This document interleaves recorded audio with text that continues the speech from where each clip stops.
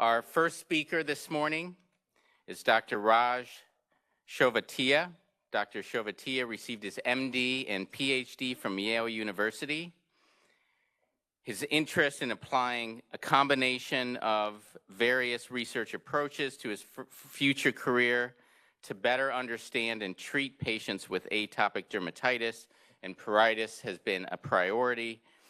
He has been recognized with a number of awards, including the Everett C. Fox MD Award from the American Academy of Dermatology, the Imric Sarkany Memorial Award, the Albert M. Kligman SID Fellowship Award, Rising Derm Stars Award, Resident with Distinction Award, and Goldberg Family Charitable Trust Award. He is extensively published and has received many accolades, and he is going to talk to us this morning about an update in the treatment of atopic dermatitis. Dr. Shovatia. All right, well, long time no see for those of you that saw me in the other room, but let's kick this off. And this is actually a bit of a different talk than I've done recently because, so much has been happening in the world of atopic dermatitis, and I feel like it's really hard to keep up with treatment 1, treatment 2, treatment 3, and sometimes these talks get to be just a lot of data. And so I'm going to try to do something a little different for you guys and maybe try to contextualize some of the drugs you do know and some of what's coming under the lens of remission. This concept that's becoming very, very big in atopic dermatitis, but one that still is quite nebulous for all of us in terms of what exactly it means. Here's my disclosures for a lot of work that I do in the space. And these are objectives for our discussion here today. So in general, aside from really trying to establish some definitions and what I mean when I'm talking about remission, is it possible? What is it? Can we get there with atopic dermatitis? I'm going to go over the therapies you do know and have at your disposal and maybe talk about some of the trials and analyses that you're not super familiar with because they're not necessarily something that appears on the label all the time to give us some insight in terms of whether we are closer or not to true remission in this disease. Then what I'm going to try to do is talk a little bit about some of the emerging pathways and emerging drugs that can maybe help us answer that question about truly can we have remittive effect with our therapies in atopic dermatitis. So how does this really fit into our therapeutic priorities when we have a patient coming in front of us that has atopic dermatitis? Well, with a treatment, we want something that's going to be effective. Can you have meaningful improvement on therapy? You want to have to maintain that effectiveness, right, over a longer period of time. This idea of control, which is also nebulously, can all of this stay in good position longitudinally? And then as far as remission, I don't know, maybe one way to think about remission is, can I actually change the course of disease itself? So remission's a tough thing to define, and maybe in your mind you have an idea of, I know exactly what it is, but when someone really applies the screws and tells you to talk about it, it's actually not so easy to elucidate. And, whether you're thinking about long-term control, disease modification, remission, they might all refer to the same thing. They may not. This ends up being a pretty controversial point in rooms of atopic dermatitis nerds in terms of what exactly this means. But the idea is a much more straightforward in some of our irreversible disease states, right? So if you have neurodegeneration or inflammatory bowel disease or rheumatologic disease, remission actually has pretty well spelled out ideas. Essentially, preventing irreversible tissue damage. If you can slow down or stop the progression of disease, you have achieved some type of remission. The question is, where does this leave us in atopic dermatitis, where you can have a successful outcome that results in complete disease clearance and normal disease-free tissue state? And part of the problem is that we just haven't had the historical therapeutic tools to really be able to answer that question of whether or not that's something that's even possible, let alone something that we can define too. So what are some of the different ways we can think about remission? Well, there's a lot. So if you're using a medication, can remission happen off drug or can it be on drug? If you're going to be on drug, do you still have to use it frequently, infrequently, or intermittently? Is adjunct therapy allowed or not allowed if something truly has remission? What about restarting therapy like 2 years from now, or is it a one and done thing? As far as disease activity, is it reduced disease activity? Is it minimal disease activity? Or is it no disease activity that really fits into this idea of remission? And what is it specifically? The symptoms, the signs, quality of life impairment? How about the duration of effects? Does remission happen when something changes the course for weeks, for months, for years? Is it a forever thing? And even from a pathomechanistic standpoint, could it be something that's transient with, let's say, T cells in your skin? Is it semi-permanent? Does it have to be a physical change in the overall memory T cell compartment? Are you talking about central immune system or peripheral immune system? It gets to be really complicated when you list it out. And so I think the one thing that we probably all agree on is the most stringent definition for remission. If you could have someone that is treated and then be off drug, no adjunctive therapies, no need to restart therapy, absent signs and symptoms of disease forever with permanent changes to pathophysiology, that I think we can hopefully agree is an example of remission. But the question is there a little more wiggle room in that definition? So maybe a bigger question is, do we even have a chance to get there with atopic dermatitis? The natural course of disease is interesting, well characterized. This atopic march we talk about, early onset and persistent disease leads to IgE sensitization, a lot of these comorbidities that happen over time. And so we've always wondered, is it really intervention before you have disease that changes the course of disease? Is it early on in the course? Or is it maybe all the way at the end? Can you modify it if you've already had all this stuff happen?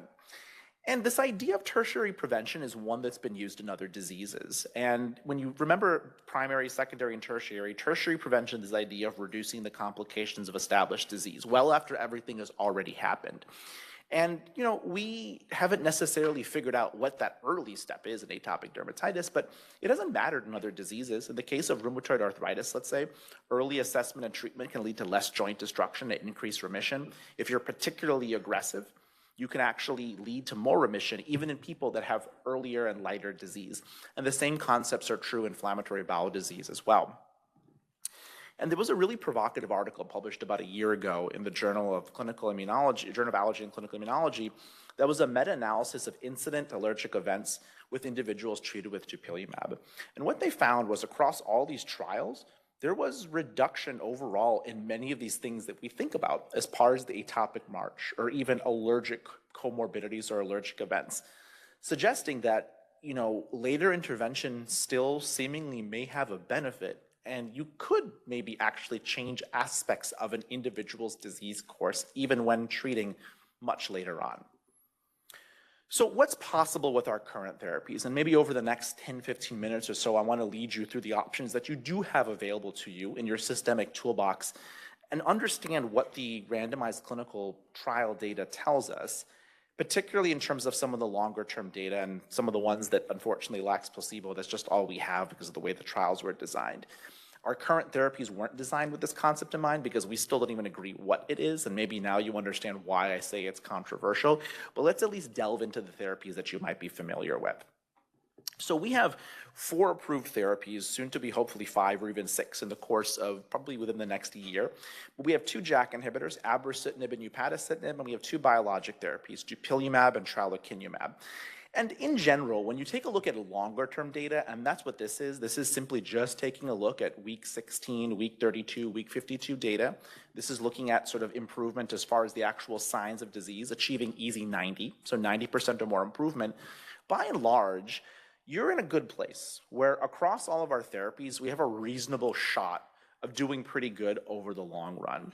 And of course, remember, there's differences as far as the trials go in terms of inclusion, baseline disease severity, et cetera. So it's not easy to compare.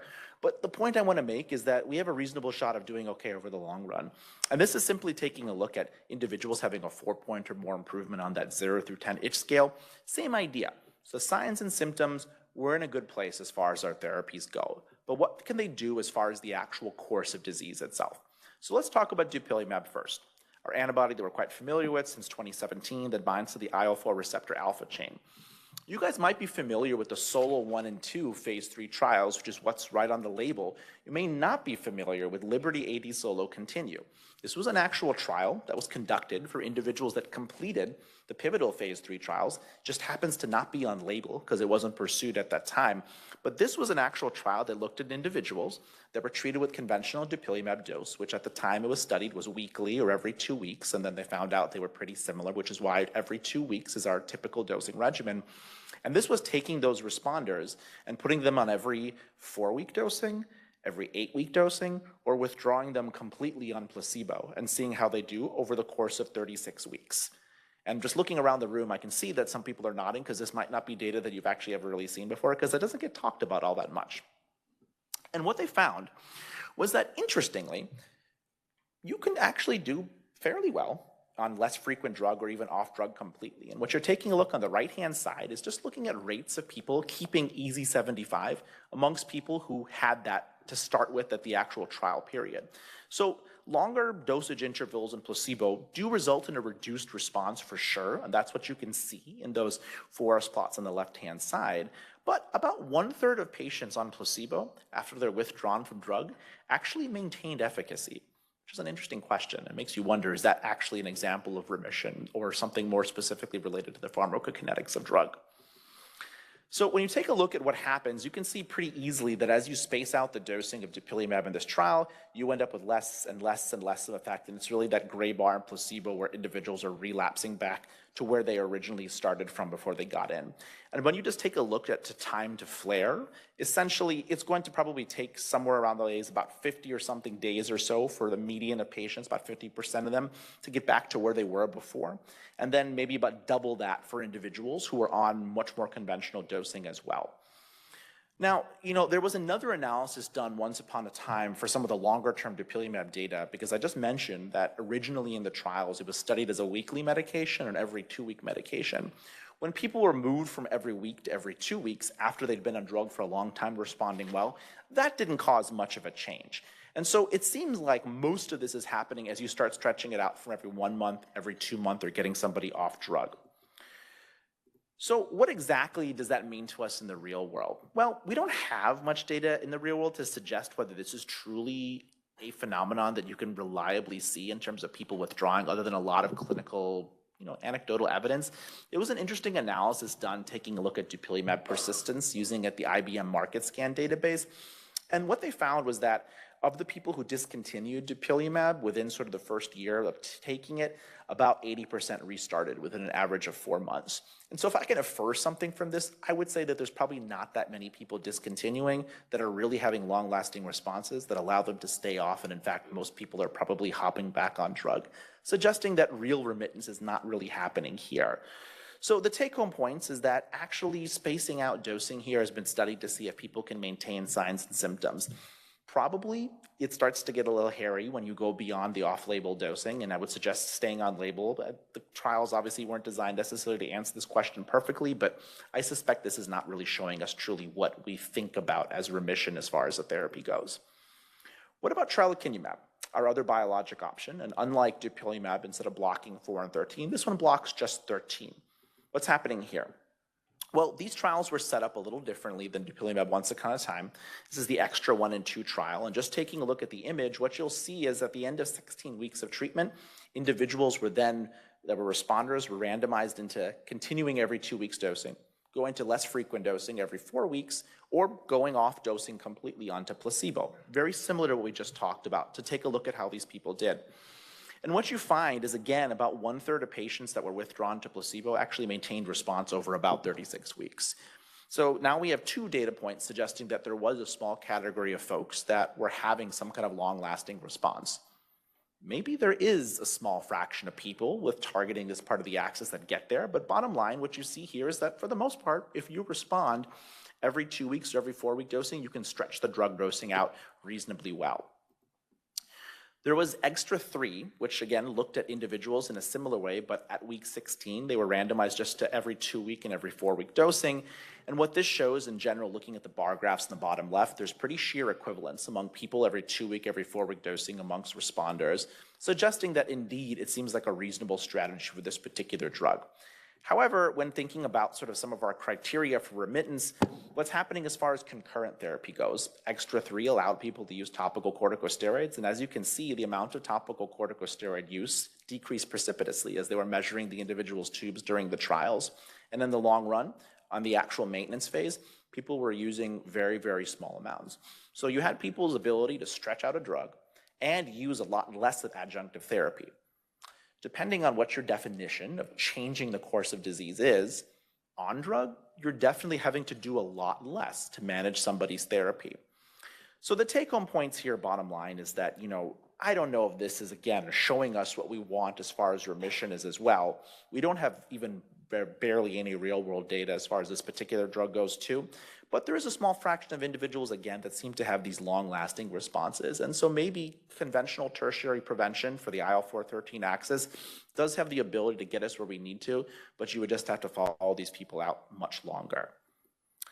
What about our JAK inhibitors, oral molecules, fast on, fast off? Can we get here with a JAK1 inhibitor? In the case of abrocitinib, this was looked at in a phase 2 trial once upon a time where individuals were just taken off drug and then followed for 4 weeks. You can see all these curves sloping upwards, suggesting that pretty quickly, individuals are losing their improvement as far as their actual EASI improvement, as well as their NRS itch improvement as well, suggesting that you're going to have quick recurrence. So I get the feeling this is probably not going to be a therapy that fits in our definition of changing the course of disease, particularly off therapy. There's a trial that we never talk about in the US, and part of that is because in the case of JAK inhibitors, the lowest dose is what the recommended starting dose is. Jade regimen was a study that started people on the highest dose of JAK inhibitors for the course of 12 weeks, and then allowed them to go to a lower dose or stop therapy and see how well they did longitudinally. Had the label looked a little differently, this is probably how a lot of us would have treated initially. Start high, then go low. And that was the idea of this particular trial. Individuals were pulsed with 200 milligrams the first 12 weeks. About 2/3 of people were considered responders. And then they were placed into this longer term period where they could be on the high dose, the low dose, and no drug altogether, and were looked at to see whether they had a disease flare. And so that's what you're seeing in the case of this Kaplan-Meier curve here. The probability of flaring was quite low if you maintained 200 milligrams of abrocitinib. You started to flare a bit more if you went down to 100 milligrams, but you are most definitely going to flare on placebo. And the median time to flare actually was about 28 days when you discontinued drug. So it was pretty rapid over the course of a few weeks. Now, the good news is that individuals can be pretty quickly recaptured if they do flare as you get to lower dose and placebo, suggesting again that this therapy does have fast on, fast off. But I think by our definition, aside from this showing that higher dosing probably works better, and you can get people on lower dosing, most patients who discontinue despite a good response are going to flare. And so there's probably minimal opportunity to be off drug here. This is probably not going to be an example of disease remission, particularly off drug, and this is one that people will have to continuously be on in order to maintain their responses. It's a pretty similar story with upadacitinib, our other JAK inhibitor, and this was really only examined in a phase 2b trial, which was recently published in the last 6 months, even though it predates the phase 3 trials. And the idea here was across 3 different doses of upadacitinib, what's happening when individuals are treated for the course of 16 weeks, and then discontinued off of drug or maintained on drug. And what you'll see is a big difference between the gray lines and the colored lines across all of these categories, showing that very quickly individuals were losing their response as well when they were off drug. And when you take a look at the actual loss of response, how fast it's going to happen, it's pretty quickly. So you can see here within about 4 to 6 days, individuals were losing their itch response. And I think that's been my experience in the real world too. And so it's another piece of evidence to suggest that particularly with JAK inhibitors, we know that they have a very fast on-off, and that has to do with their pharmacokinetics. It's going to be one that probably isn't giving you long-lasting changes as well. But similarly, the good news is that you are able to recapture at a pretty high rate. So again, probably minimal opportunity to really be off drug for any considerable length of time here too. So I want to touch on lebrikizumab, which is not approved yet, but is poised to be approved by the end of the year, because this is probably one of the first examples we have of maybe what we've seen with our first 2 biologics is pointing us in a direction that suggests to us that there is the ability to have a longer-term change in disease course with our therapies. So for those of you not super familiar with lebrikizumab, this is an IL-13 blocker. It's a high affinity with a slow off rate. And much of this data has been presented over the past few years. Lebrikizumab was poised to be approved last year, but was hit with a complete response letter related to manufacturing issues and nothing about drug efficacy and safety. And so hopefully it's on track, has been refiled for an approval later this year. So another option in our atopic dermatitis toolbox. And the Advocate 1 and 2 were the monotherapy trials, where after 16 weeks, individuals, again, you're sort of seeing a trend in these trial designs, were given the opportunity to stay on every 2-week dosing, go down to every 4-week dosing, and then withdrawn completely to placebo as well. Now, an important point to make is that intermittent topical corticosteroids, despite this being a monotherapy trial, were allowed in the longer term phase of data. So about 10 to 12% of individuals were using topical corticosteroid. This is a bit of detail that's sometimes lost in the way that this data gets presented. So just keep in mind that for some of the longer term maintenance data I'll show you, there's a little bit of background topical corticosteroid. And that seems in our trials to make a difference in terms of people achieving the best types of long-term responses, which is what we just saw with the tralokinumab data, which allowed topical corticosteroids. The dupilumab data I showed you was strictly monotherapy with no topical corticosteroids.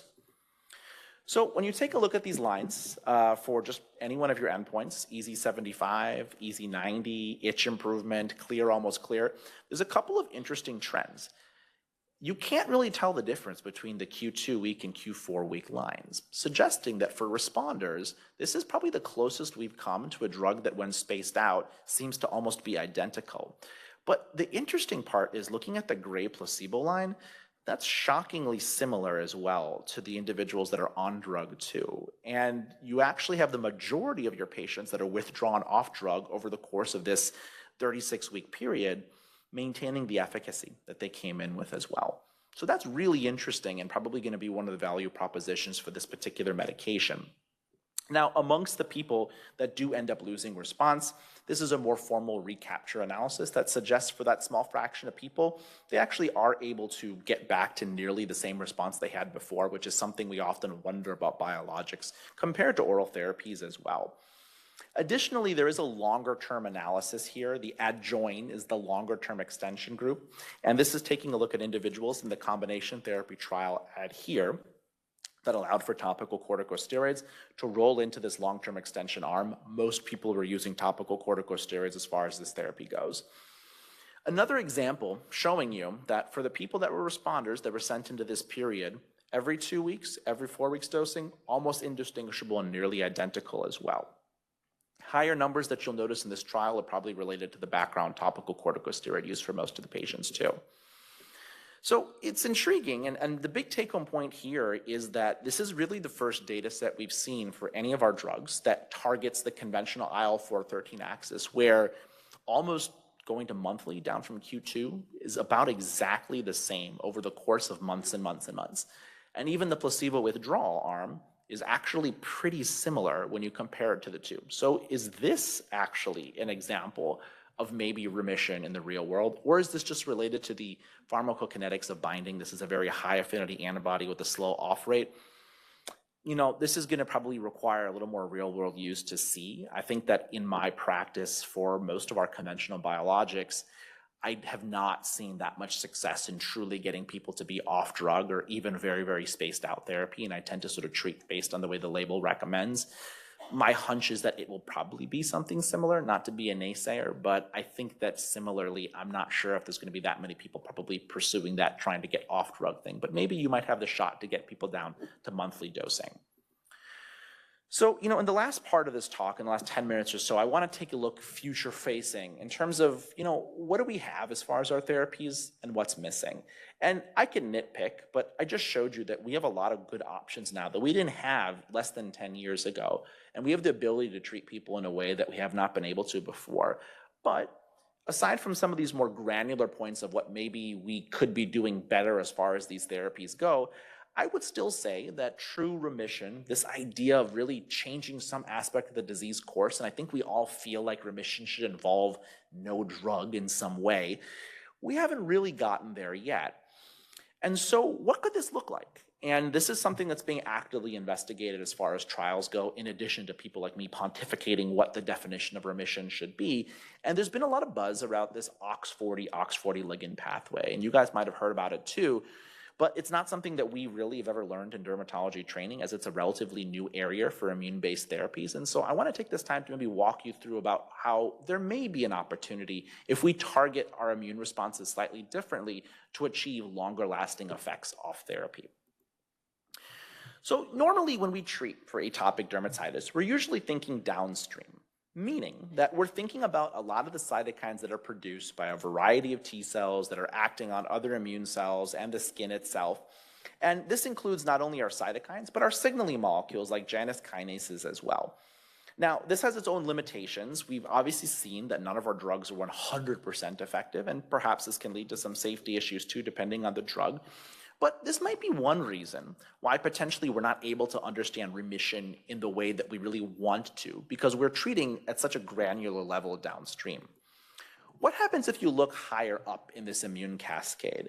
Meaning that, is this going to be a better strategy if you're thinking about the actual T cell mediated process before it really goes into these different buckets? And, there's evidence against this. We've looked at a lot of the early cytokines that are produced directly by keratinocytes in the earliest phases of diseases like TSLP, IL-33, the IL-1 family. They haven't been particularly good, and they've largely failed as far as our trials go. And it might be because they are relevant very early on in disease and we're just catching it too late. But maybe if you looked upstream at the antigen-presenting cell T-cell interaction before you have all these different subsets producing cytokines, this might be a way to broadly target the heterogeneity of disease that we think about. And that's where the OX40 ligand interaction comes from. So there's this idea that you have a lot of your downstream stuff happening. You have your earliest events about things transposing through the epidermis, causing a variety of early cytokine release, eventually activating antigen-presenting cells. And the OX40 ligand interaction is occurring when the antigen-presenting cell meets the actual naive T cell itself. OX40 ligand is expressed on activated antigen-presenting cells. OX40 as a receptor is expressed on activated T cells. And following the initial phase of antigen presentation and co-stimulation, this interaction occurs inducibly to cause everything from activation, proliferation, and differentiation signals as well. And there's two drugs being investigated in this regard, one that is in phase 3, one just moved to phase 3, amlitelimab, which is a non-depleting anti-OX40 ligand antibody, and then rocatinlimab, which is a depleting anti-OX40 antibody. So each taking a different approach. One, the antigen-presenting cell, the ligand, one, the receptor.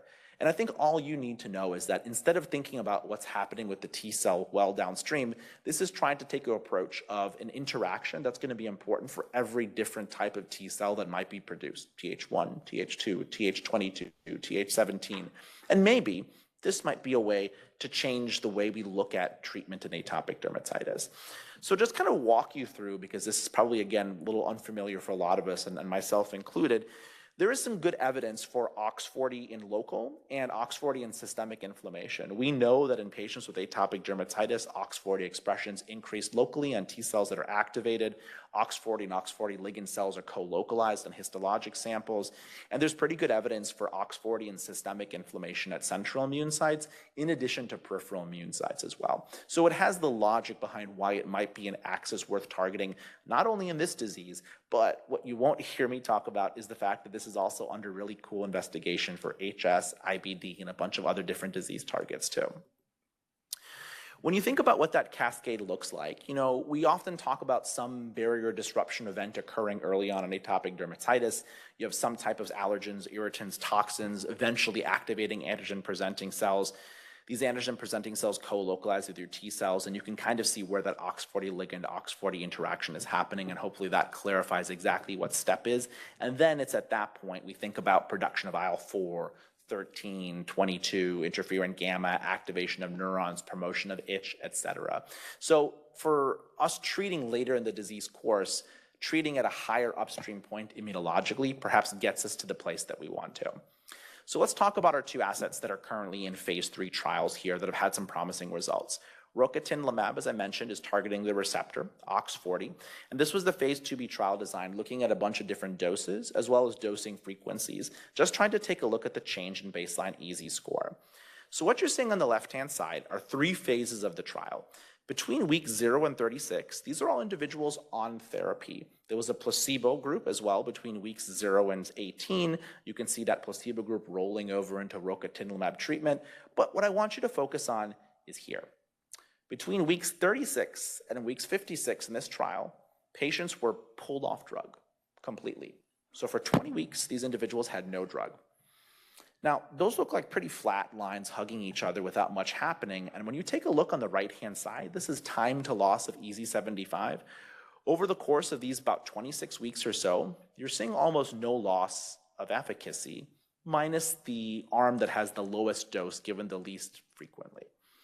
And so for context, this was really exciting when this data was first presented about a year and a half ago, because this wasn't something we'd really seen much across a range of doses for complete withdrawal for individuals in any phase as far as therapy goes. Now, it's important to note that this is phase 2b. There's going to be questions hopefully answered in phase 3. There have been some safety issues, not major ones, but chills, pyrexia, nausea that were seen in measurable rates in the phase 2b data, suggesting maybe this has something to do with the mechanism. But this is actually pretty cool and pretty exciting in the sense that these individuals seem to have some longer lasting change. And it seems like this particular OX40 ligand interaction is legit, because this is looking at the OX40 ligand targeting now, again, on the antigen presenting cell with amlitelimab. This was a phase 2b that was presented over pieces, including most recently at AAD for the longer-term maintenance data just a few months ago. For context, at the primary endpoint, yeah, this looks like a conventional biologic. People had a reasonable amount of improvement in their EASI score. It doesn't appear to be superior from our other options in that sense. But again, similarly, when you take a look across all doses, pooling it together, you end up with curves that look quite similar and individuals maintaining almost all their response, whether they're on drug, on placebo, no matter use of whether liberal or very restrictive type of analysis too. What's more is when you actually look at drug concentration, the drug is completely out of the system during this long phase between weeks 24 and weeks 52, where people are still having long-lasting responses, suggesting that it probably has nothing to do with the actual drug being in the system itself. That's pretty exciting and maybe another piece of evidence of something that we're actually seeing. This is not a one and done. There's a lot of other targets that are looking at different ways to think about the course of disease and remission. You have drugs looking at IL-2, PD-1, BTLA, and CCR4, all different receptors that are important for immunologic checkpoints or upstream or Tregs, all of which have some pretty interesting data in phase 1 and phase 2. So there's a lot more in this story. My last slide. I think that it's cool to think about the drugs we have in a different lens, and maybe it might give you guys a little hope that in fact we are closer than you think to a day where we can really change the course of disease.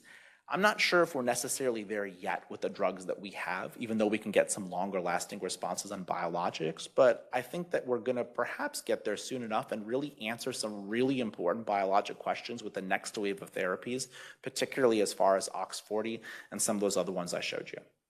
Thanks very much. We have time for a few questions for Dr. Chovatiya. If anyone has questions. Very nice and informative presentation.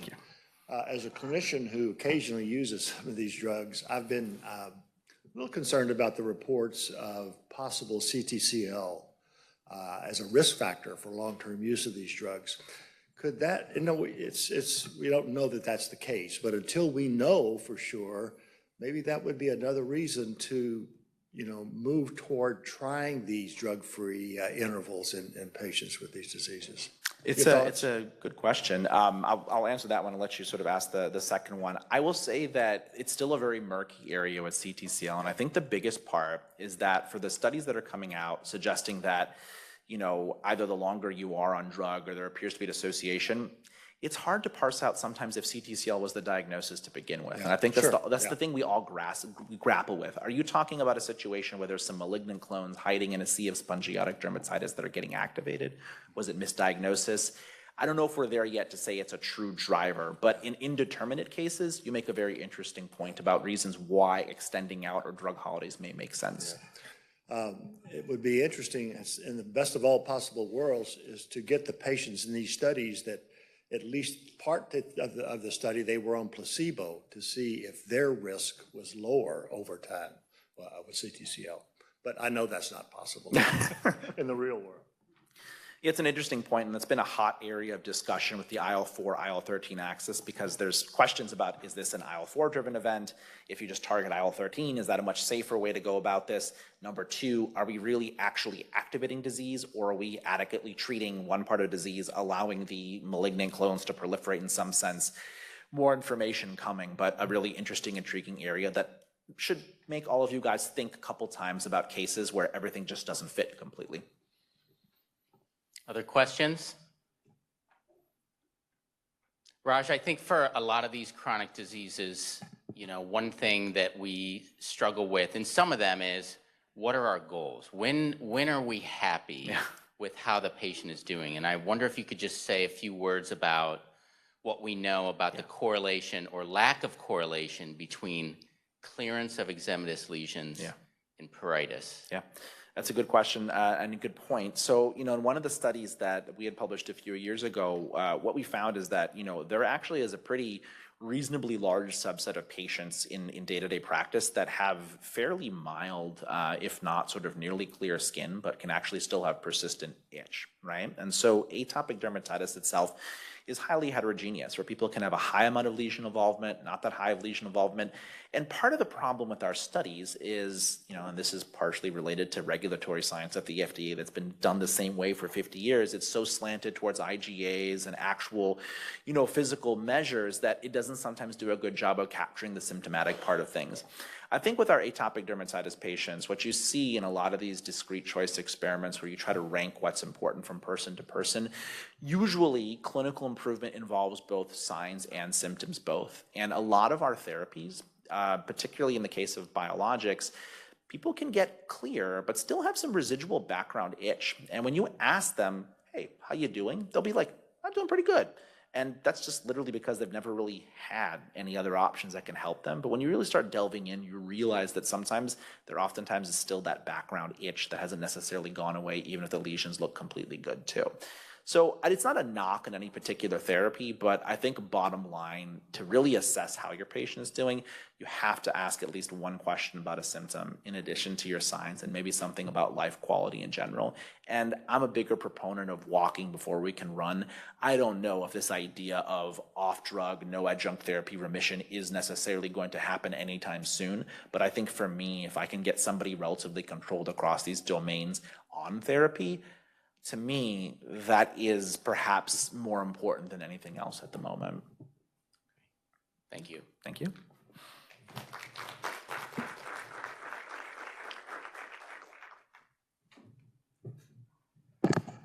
It's a pleasure to present Dr. Melissa Piliong as our next presenter. Dr. Piliong was appointed to staff at the Cleveland Clinic in 2006. She completed her dermatology residency and dermatopathology fellowship. She is very active in research and clinical trials in the inflammatory alopecias. She's director of our dermatopathology fellowship, and as of January 1, 2024, is our newly appointed chair of our Department of Dermatology. And she's going to talk to us today about an update in the treatment of inflammatory alopecias. Dr. Piliong.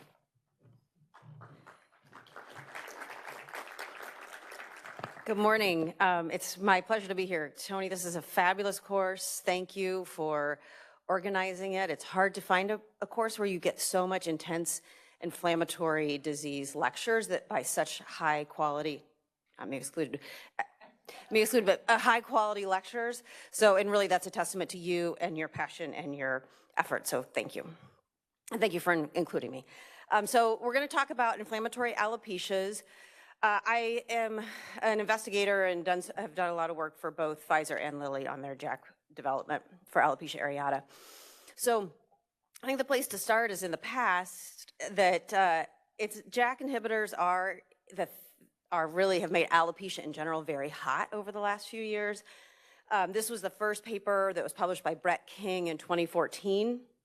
He was a young man who had alopecia areata for years and also had psoriasis, so they got him tofacitinib under the psoriasis indication, and he very quickly grew all his hair back. When this hit the lay press, and it was picked up heavily by the lay press, probably many of you remember that, we had over 300 calls to our office with patients demanding to be seen, demanding to get the medication.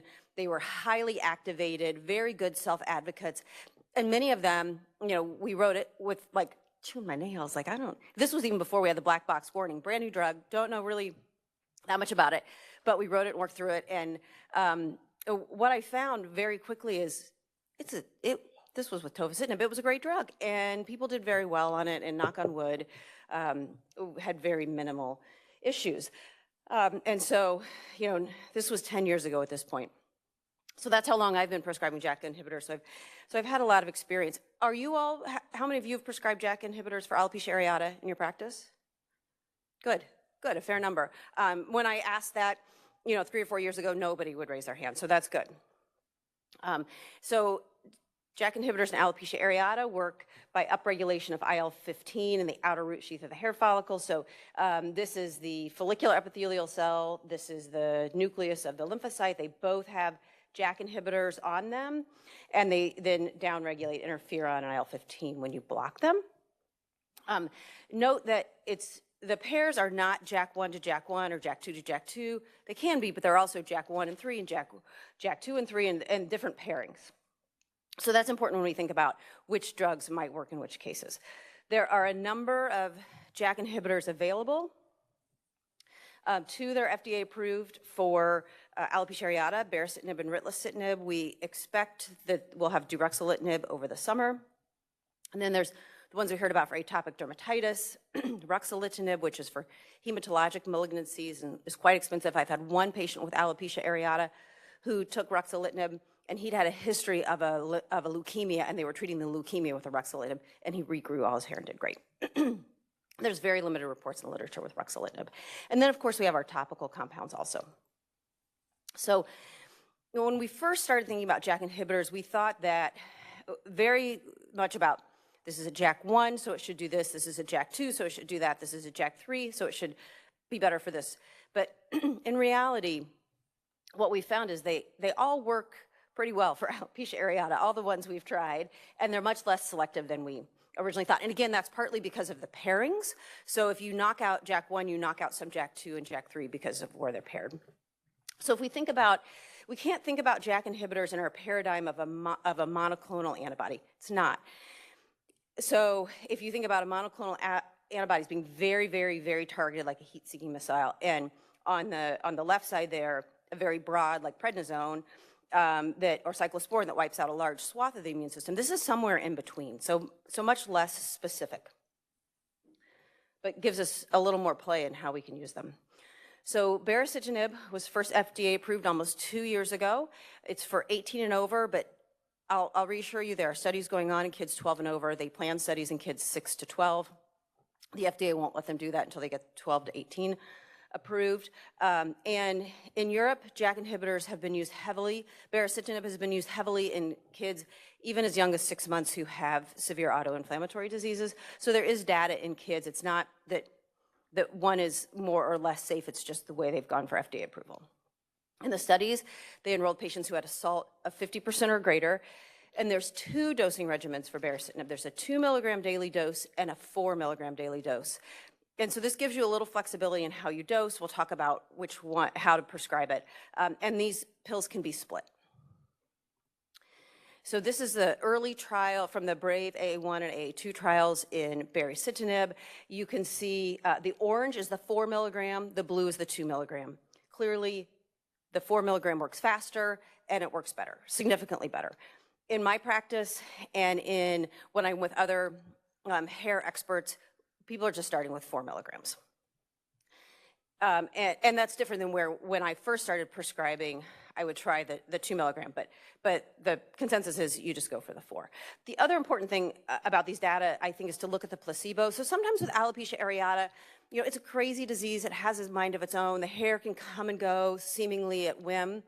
And if we look here at the placebo, we can see that very few patients regrow without treatment. So to think that you're going to wait 6 months and see if they're going to regrow probably just decreases the chances that they will survive. They will respond, not survive. Sorry.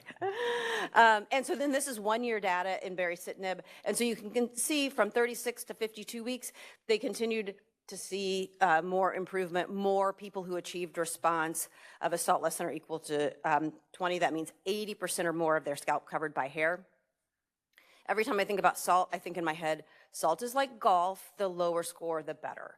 So if you get confused by SALT, think it's like golf, the lower the better. And then also eyebrow and eyelash response was also very similar to scalp hair response, with on the 4 milligram, about a third of patients or more responding. Okay, ritlecitinib was FDA approved almost a year ago, so just last summer. This is approved for kids 12 and over. It's a 50 milligram once daily dosing, and that pill can't be split. It's a JAK3 inhibitor, but also a TEC inhibitor. And TEC is a new molecule for us. I think I've been at Pfizer meetings where they try to explain, I think it's still being determined exactly what role it plays in treating alopecia areata, but I think there's a significant evidence to say that it plays a real role. It's not just the JAK3 in ritlecitinib that's effective, but it affects autoantigen and autoantibody development. And if we look at the data from the patients who were in the ritlecitinib trial, again, you can see placebo, 1.6% of patients regrew. So very unlikely that your patients are going to regrow if you don't treat them. And these were patients who had a SALT score of greater than 50, meaning they'd lost 50% or more of their scalp hair. At 24 weeks, so at 6 months, about a quarter of patients have responded, and it gets closer to 45% by 48 weeks. So I use this data when I counsel patients about, and when I'm starting them on a JAK inhibitor. Everybody wants a magic wand. They think they're going to fight for this pill. They're finally going to get it, and all their hair is going to come back very quickly. The reality is it's a much longer process, and I'm going to show you an example of this in a minute. But I tell them that response rates almost double between 6 and 12 months. So even if you're not responding at 6 months, be patient. If they're getting a little peach fuzz, you reassure them and try to keep them going, because they have a much better chance if they just hang in there a little bit longer. And then I mentioned ruxolitinib has been through phase 2-3 trials. They studied an 8 milligram twice daily dosing and a 12 milligram twice daily dosing. The 12 milligram had a safety signal with clots, so it was that portion of the trial was halted. So it will likely be the 8 milligram BID dosing that will be approved. And SALT, about a third of patients achieved SALT 20. So there's some people say it's going to be a little better than what we have. I don't know that yet. I think we need some real world data and experience to see. But it is twice daily versus once daily dosing. We know that makes life a little harder. So here's a patient of mine. This is one of the first patients that I put on tofacitinib. He had a very nice, very quick response, and it's been lasting. He will come to see me about once a year when he needs his medication renewed. And I always put him in for a follow-up, and he always cancels it. But when his medication needs to be renewed, I say, you have to see me before I'll renew it, and then he's in there the next week. But he's very happy with his response and has done extremely well. This is another woman who developed alopecia universalis when she was like 14, 15 years old, and really wanted a JAK, but we couldn't get it approved for her till she turned 18. So when she was wearing a wig for all that time, finally she gets it approved, but she wouldn't let me take a picture of her when she had no hair. So the first picture I have is at month 4. So she went from no hair, starting to grow a little bit of hair, but not a lot, still wearing her wig. Month 10, again, she's got good growth, but these patients get very anxious about putting their wig away, because number one, they don't want to all of a sudden appear with short hair and then have it the alopecia recur, and then they have to go back to their wig. Like, they can say they got their hair cut, but then it's really hard to explain why now you're back to the long hair. And I think this picture is helpful because she's at 80%. She's at a SALT less than or equal to 20, right? More than 80% of her scalp is covered by hair there. But where's her one patch? It's right in the front. This is the one area where a SALT less than or equal to 20 doesn't really give you the cosmetic results you want.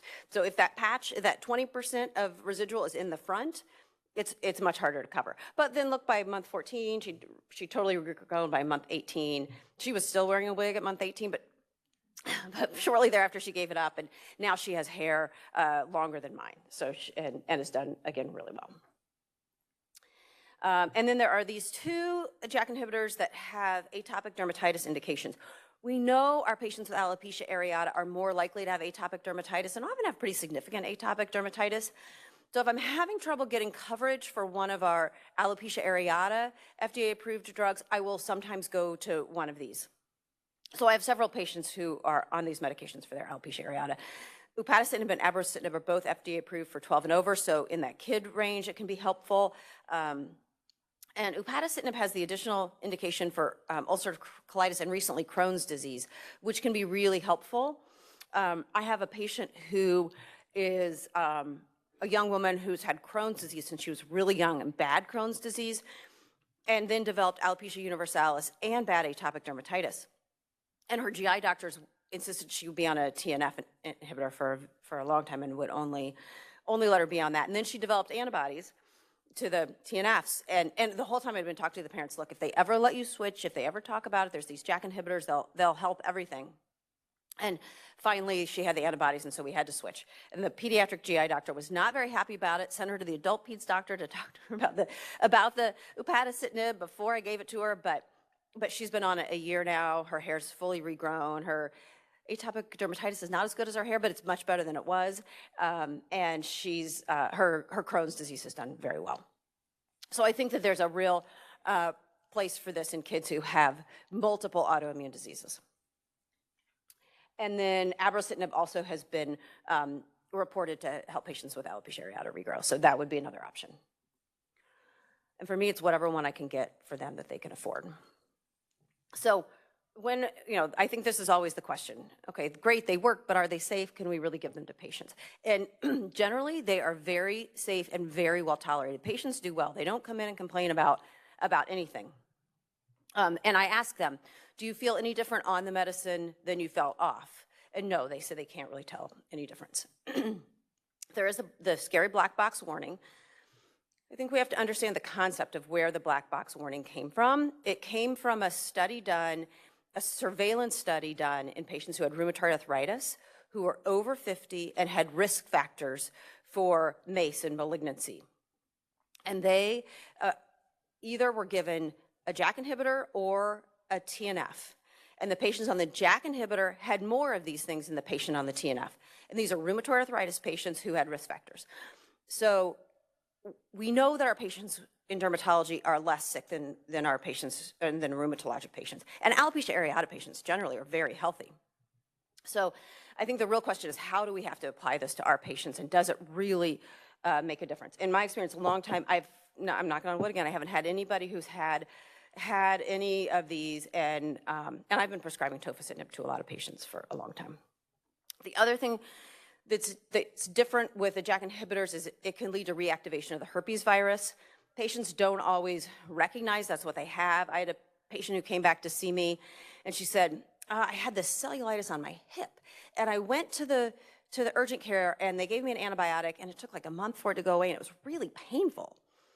Do you have a picture? Yeah, I have a picture. And it was clearly she'd had a herpes outbreak.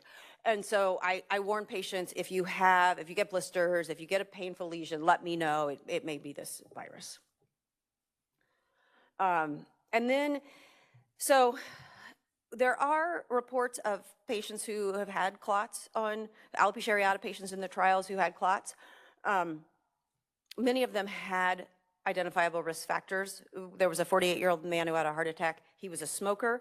He was obese. He had type 2 diabetes. And they revascularized him, and he went right back in the study. So this was an international trial. Clearly, this patient must have been enrolled outside of the U.S. I don't think he would have gotten enrolled in the trial in the U.S. And many of the patients who had clots had COVID and were, there weren't that many, but like 4 or 5, but 1 or 2 of them had COVID and were on ventilators and then had pulmonary embolism, just so you think about it that way. But I think this is probably the most helpful data to me when I think about what is the risk to my patients when I prescribe these medications. And this is looking at the incidence rates of these adverse events of special interest for baricitinib and published background rates in patients who have alopecia areata. So the green is the range in patients with alopecia areata. The orange is the patients on baricitinib extrapolated from the trial. And you can see that in every one, the risk is at the low end of that green bar, right? The orange is far to the left, and sometimes it's even outside of the green bar, like lower than what we would expect for somebody who has alopecia areata.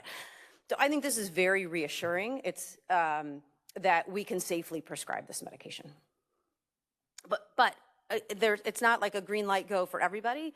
There's certain ones where you have to have a yellow light, we got to talk a little more, and then there's certain ones where it's a red light and it's like no go. So anybody with a history of malignancy other than NMSC is, for me, I'm going to say a orangey light, like generally a red light. I have one patient who's a 24 or 25-year-old woman who had thyroid cancer, and they think that she's cured, and her her oncologist feels comfortable with her taking a JAK. She doesn't really feel comfortable, so we did dupilumab to begin with. I did DPCP, and now she's on dupilumab. But she may go on a JAK inhibitor at some point. That's a specific scenario where you might. But if somebody has a history of melanoma or breast carcinoma or lung carcinoma, you're not going to prescribe to those patients. Patients who have multiple risk factors. So if the patient is older, they smoke, or they're obese, or they have diabetes, those are kind of yellow lights. We're going to have a very nuanced conversation about this. Your risk is more if you have these. And like smokers, I really would not prescribe it to a smoker. I've had patients, I tell them they have to quit smoking. I'll be happy to give it to you when you quit smoking. But I do have older patients. I have a patient in her mid-70s who takes first tofacitinib, and now she's on baricitinib, who's done really well. But she's a super healthy 75-year-old. She's a yoga instructor. She exercises all the time. She's very fit. She doesn't have any risk factors besides her age. And the other yellow light is, I think a red light would be patients who have a history of a blood clot. So that's probably somebody you don't want to give to. But a yellow light would be people who have a family history of blood clots. There, I would send them to their PCP to work up to see if they have any kind of hereditary clotting issue, or to genetics or to vascular medicine or wherever you're going to send them. So for lab monitoring, it's pretty easy actually for these. Baricitinib, you check at 3 months, and you check CBC with DIF, a CMP, and a lipid panel. And for ritlecitinib, you check at 1 month, and you don't have to check a lipid panel for ritlecitinib. So if you have somebody, that just makes it a lot easier, I think, if you're not having to check lipid panels. And then how long after that is at your discretion as the physician. I will check at 3 months or 1 month, and then again at 3 months. If they're okay and they're young and healthy, then I might go to 6 months and then kind of stretch it out. And you want to do a baseline screening for a remote hep panel and a TB quant. The other thing I would add that I'm doing more of now is an RPR in adults who have rapid onset of alopecia areata for the first time. I recently had a case that I was involved as the pathologist of a patient who had what clinically looked like alopecia areata. The biopsy looked like alopecia areata. She had syphilis. So in somebody, not somebody who's had alopecia areata for 20 years, but somebody who's had, has a newer onset, like in 6 to 12 months, I would check it just to be sure. My microbiology colleagues in pathology tell me that to check syphilis on everybody. They find it everywhere. And so now I want to go through some questions that I hope are helpful to you in the exam room when you're sitting with a patient and they're asking you questions. Because these are the questions they ask me. Will I keep my hair? So we have data that's pretty good. We have a lot of data, actually, that's pretty good that shows there's no, if you regrow, you'll keep it.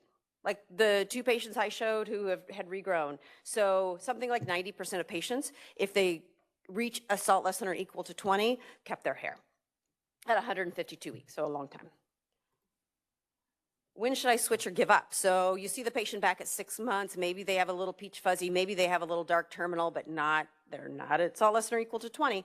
I try to be reassuring, remind them that that it takes time to get a response. And I try to get them to 6 to 12 months at least. I worry about at 6 months, you're not responding to one, you switch to the other, and then you don't respond to the other, and then where do you go? I think if we give them a little more time, they'll respond. The other thing that can happen is you switch at 6 months, and then all of a sudden they respond to the second one, and you think it's the second one, but it may just be the effect of the JAK inhibitor over time. And this is interesting data from showing that there are like 3 response interval times for patients with alopecia areata. So there's the early responders who grow early at like less than 12 weeks. They start getting dark terminal hair. It's like that very first patient that was reported. And then they have a better response rate at 1 year, like 70% on 2 and 78% on 4 milligrams. So they get a quick and fast response rate. Then there's a group that responds a little bit slower, like between 16 and 36 weeks. They still at 52 weeks get to 40% or 51% at the 4 milligram. And those lines they look like they're going to continue to go up. I would expect they would continue to go up if you keep going. You could maybe get more responders. And then there's a group that are late onset responders, so 36 weeks or more when they first start to respond. So having people wait, you can pick up a lot more responders if people are patient. This is the common one. When can I stop taking JAK inhibitors? So Alopecia areata is a chronic disease. It relapses and remits, but it's not going away. Its JAK inhibitors suppress the immune system, but they aren't curative. All studies show that patients lose their hair after 3 to 4 months. And alopecia areata is different than a dermatitis like atopic dermatitis or psoriasis, where you've got a red patch that might be on your knee or your elbow or your belly that you can easily hide, and you put steroids on it, topical steroids on it, it'll go away pretty quickly.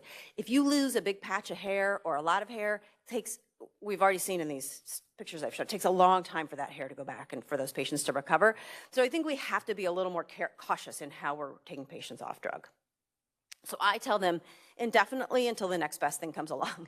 And hair's hot. There's a lot of research going on in alopecia areata. There's going to be more drugs coming.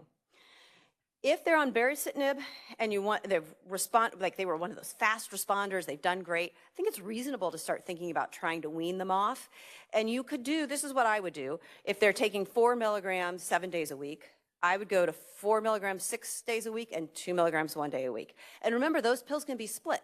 So you don't have to give them a second prescription. They can just split the one they've got and do that for 4 to 6 weeks, and then you can go down one more half the pill and just slowly work them down. That way, if they start to notice shedding, you can bump it back up a little bit. You can recover them much quicker. And ritlecitinib only has 1 dose available, so it's a little harder to wean in that way. So here's a patient of mine, did great at month 6, like she was a fast responder, and then she lost the drug because of insurance coverage. 1 month later, she has no hair. So this is what I think we can tell patients to expect. 1 month is pretty quick. Sometimes they can hold it for 3 or 4 months before they respond. And I have one patient who was on TOFA, lost coverage because and didn't come back for a while because he had all his hair, and then came back and we're trying to get him drug again. And he's kept probably 80% of the hair he regrew. He still looks quite good. He looks like he has a full head of hair. He's just a little thin everywhere. So there are probably some patients that we can talk about that in. This is from the ruxolitinib trial that was done at Columbia. They had 12 patients. The National Alopecia Areata Foundation funded it and bought the drug for these patients. But you can see they stop at 24. By week 40, they're back to AU. This patient stopped at week 49. By week 76, they had lost it all.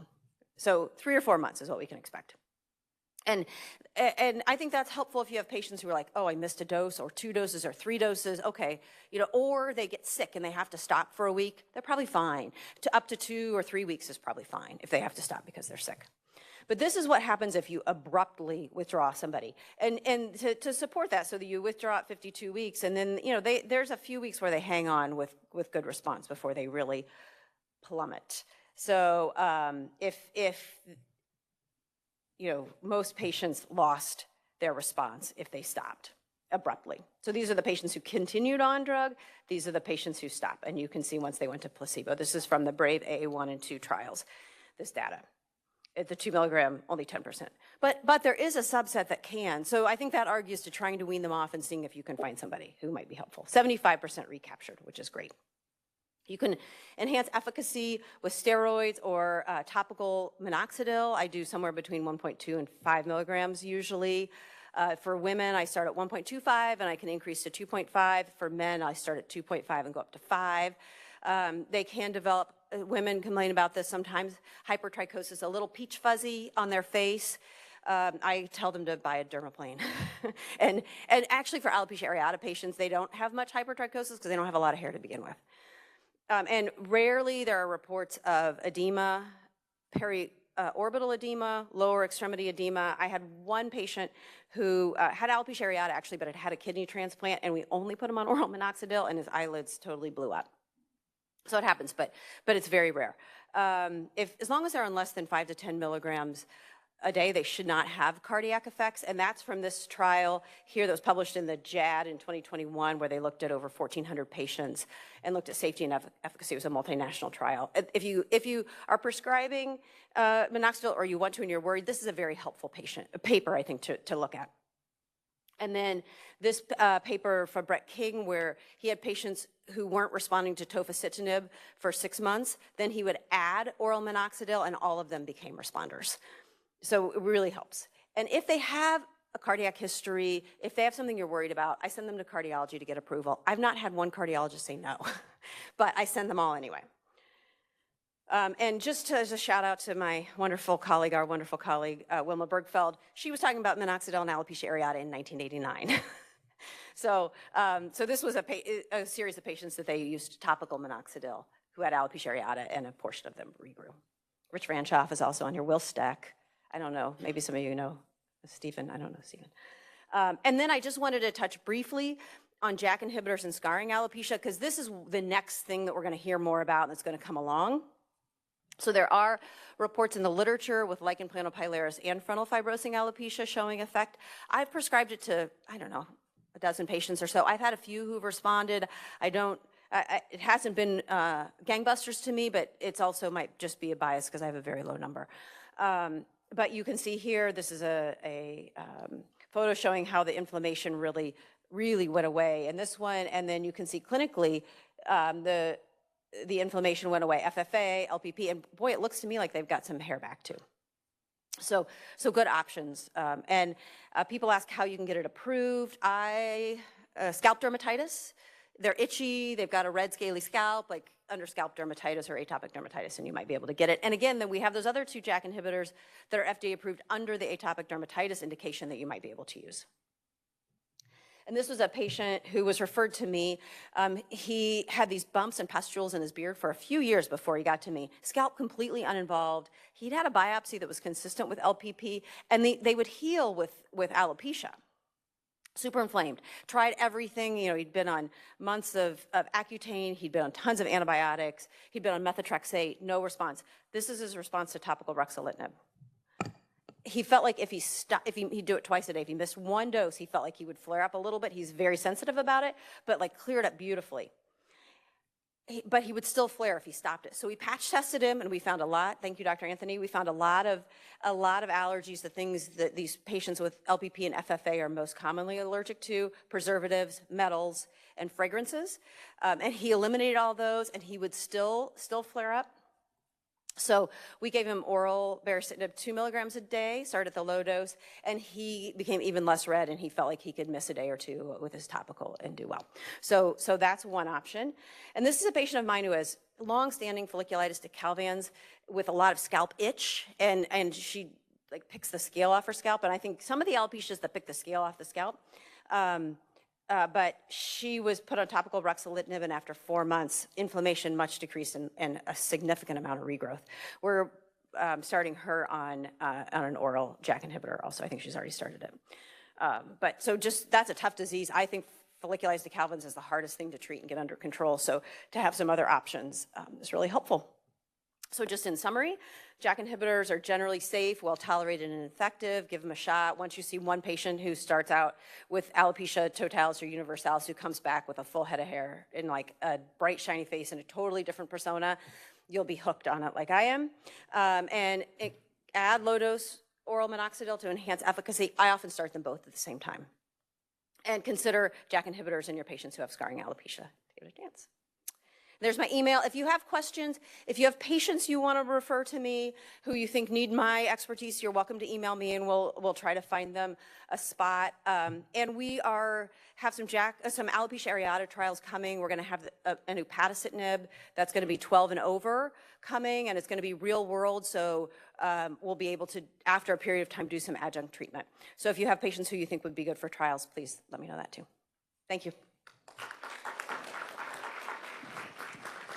Questions for Dr. Piliang? Amit? Hi, Amit. Here. How are you? Nice to see you. Here, Amit. I've come to appreciate that sometimes response just takes a long time, Yeah. and really encouraging patients to stick with therapy Yeah. is important. And you know, I guess just in my anecdotal experience, I think one of the predictors of a delayed response is how long you've had the disease. Yeah.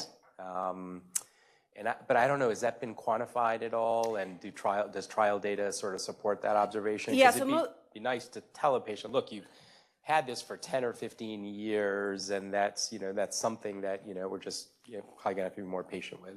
Yeah, so the trials limited it to 7 years or less for the episode, not their alopecia areata. So if they had patchy alopecia as a 5-year-old, and they regrew, and then they developed alopecia totalis as a 25-year-old, and now they're 27, so it's been 2 years. That's a 2-year episode, not a 20-year episode.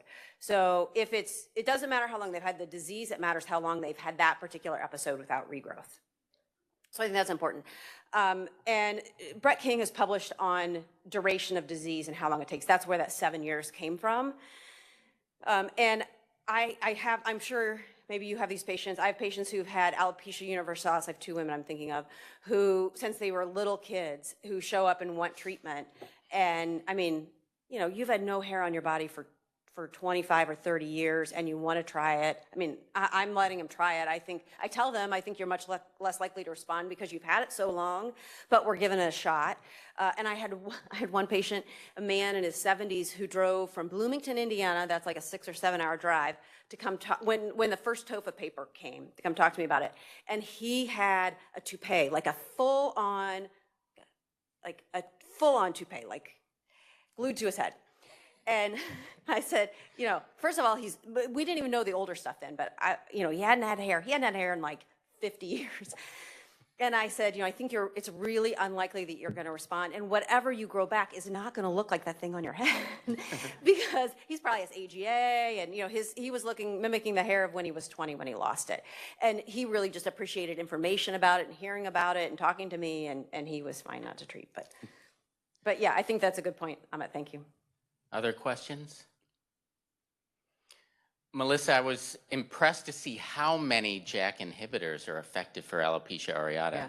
So I'm just wondering, in your practice, if you have a patient on one JAK inhibitor, they fail it, when you choose the next one, do you pay any attention to the selectivity, JAK1 versus JAK2, or do you think it's fair to just whatever the insurance will approve, you just go with it, try a different one, because you know, there's enough differences just in the chemistry that's fine. That's and I try if they have alopecia areata and I can get it, I do the FDA approved ones first. Okay. And I don't know if I've had anybody that then I've gone to one of the atopic dermatitis. I've gone the other way for sure. And with the TOFA patients, you know, that's a JAK1/3, so I've tried to do more ritlecitinib because that's a JAK1. As I have a lot of patients who have a full head of hair from TOFA, who then the patient assistance program for tofacitinib for alopecia areata has stopped, and they've been slowly getting letters that they're not covered anymore, so they're going to have to either pay out of pocket for this very expensive drug, or they're going to have to switch. And we have one that switched that we can get them for a reasonable price. So I've had a fair number that have switched from TOFA to either Berry or ritlecitinib, who've done well in that with the switch. But you know, I think you just keep trying. But I also think if they don't respond to one, they're going to be much less likely to respond to another one. And I think patients who have bad alopecia areata, so 95% or more hair loss, they've lost body hair, they probably have a slightly different disease than the person who has patchy AA, where they have one patch and then they regrow, and then maybe 5 years later they get another patch, and you don't do anything and they regrow. Like, those are probably not exactly the same disease. Great. Time will tell. We'll figure that out. Thank you. Yeah. Thanks, everybody.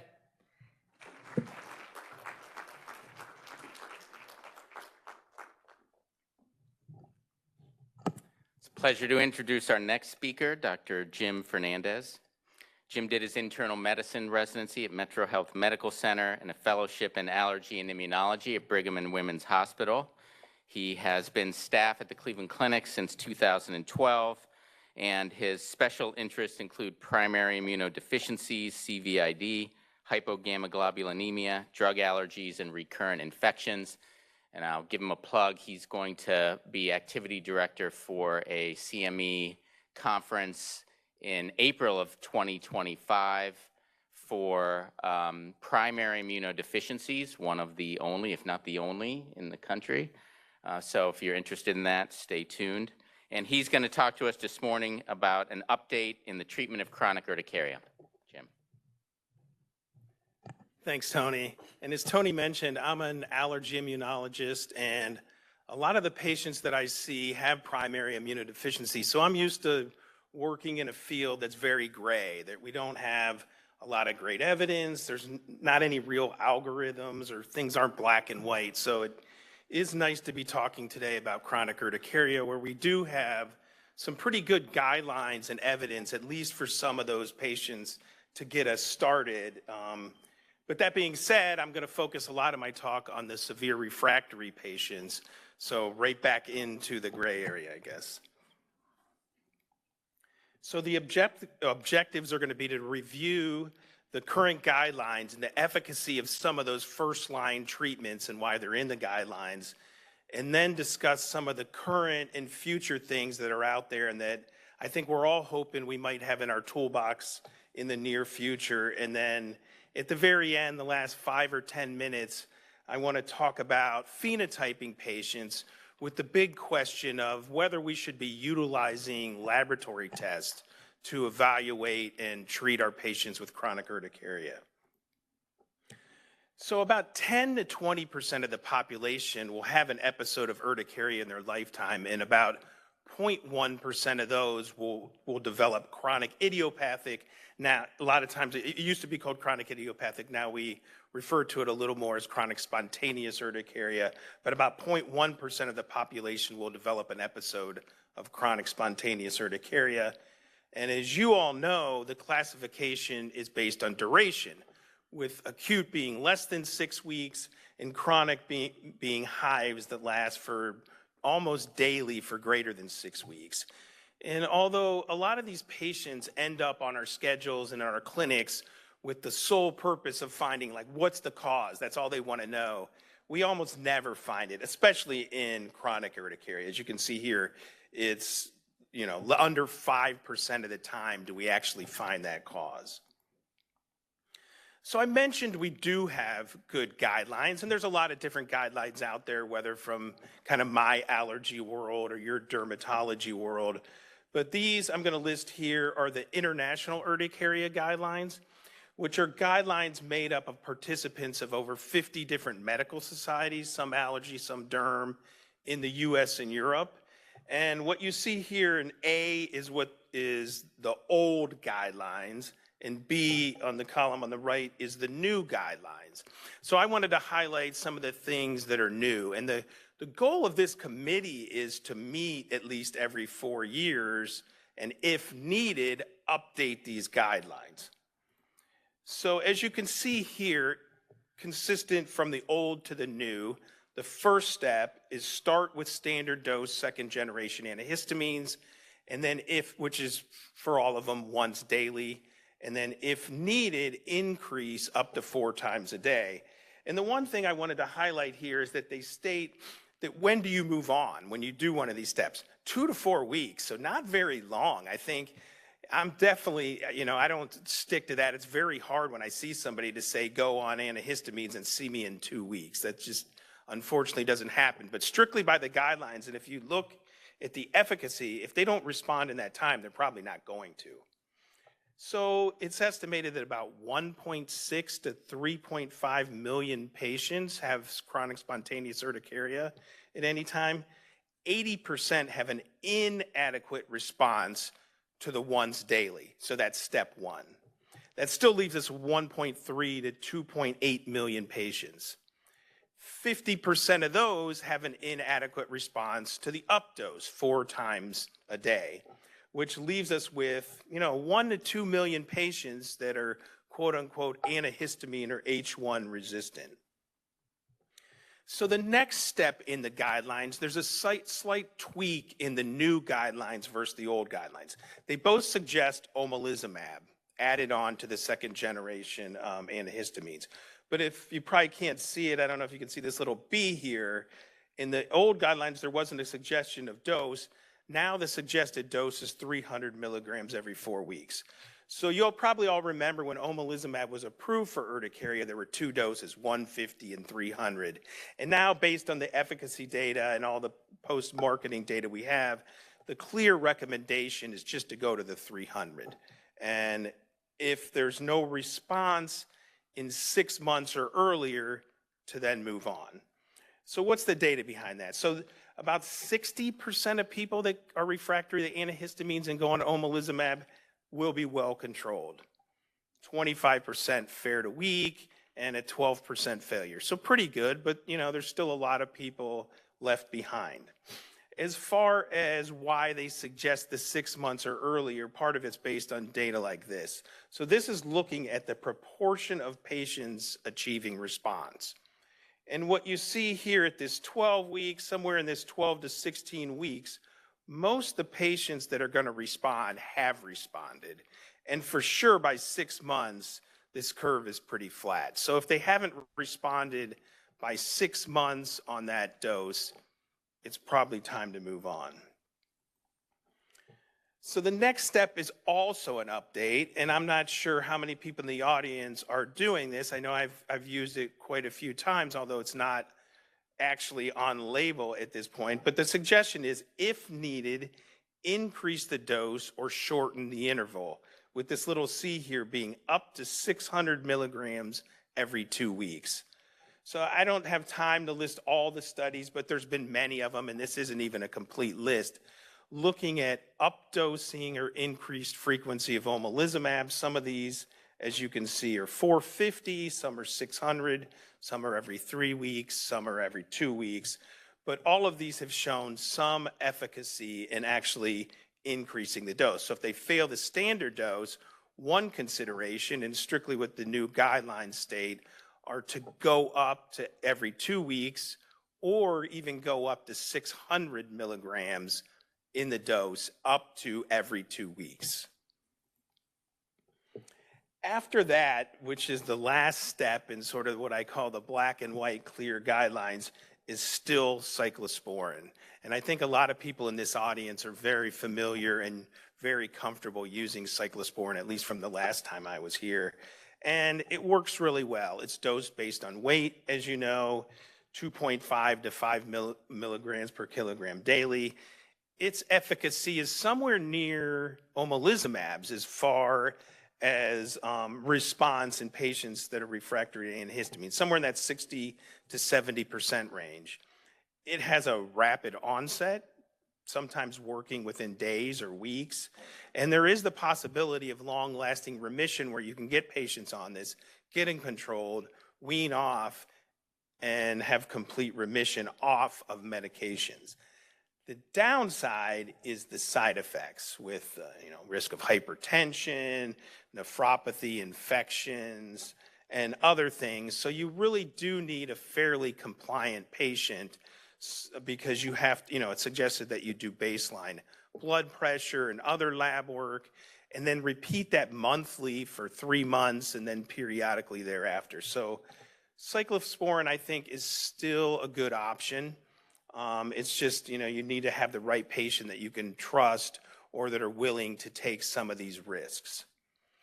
After that is where we're in that gray area I talked about, and where I'm going to talk about some of the new things and some of your options. So what do you do once you're past this clear evidence-based algorithm?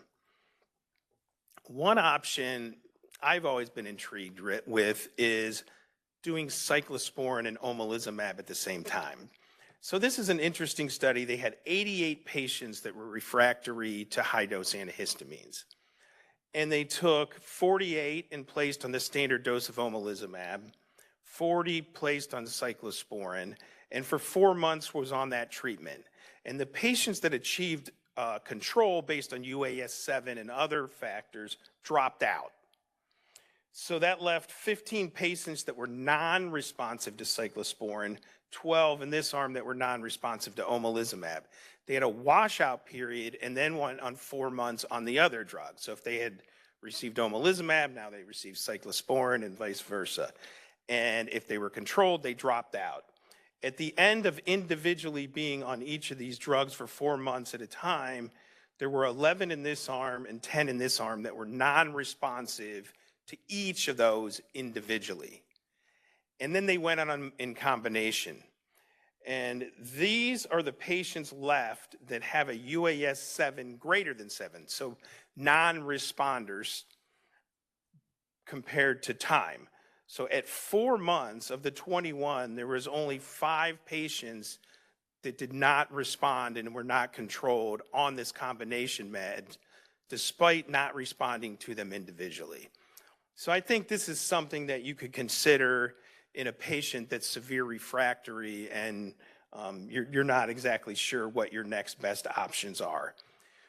What are those options? Well, there's a lot of things, a lot of us, at least I have, and I'm getting old, so maybe some people in this audience have always had omalizumab and some of the other things, but that we used to use prior to some of these newer treatments.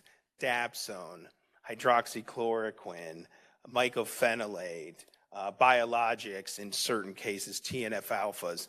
And you can even find case reports for IVIG, plasmapheresis, almost anything. And there's mixed results on all of these. Some of them have more risk than others, but you can definitely find failures. And there's clearly no universal consensus on what the next best step is.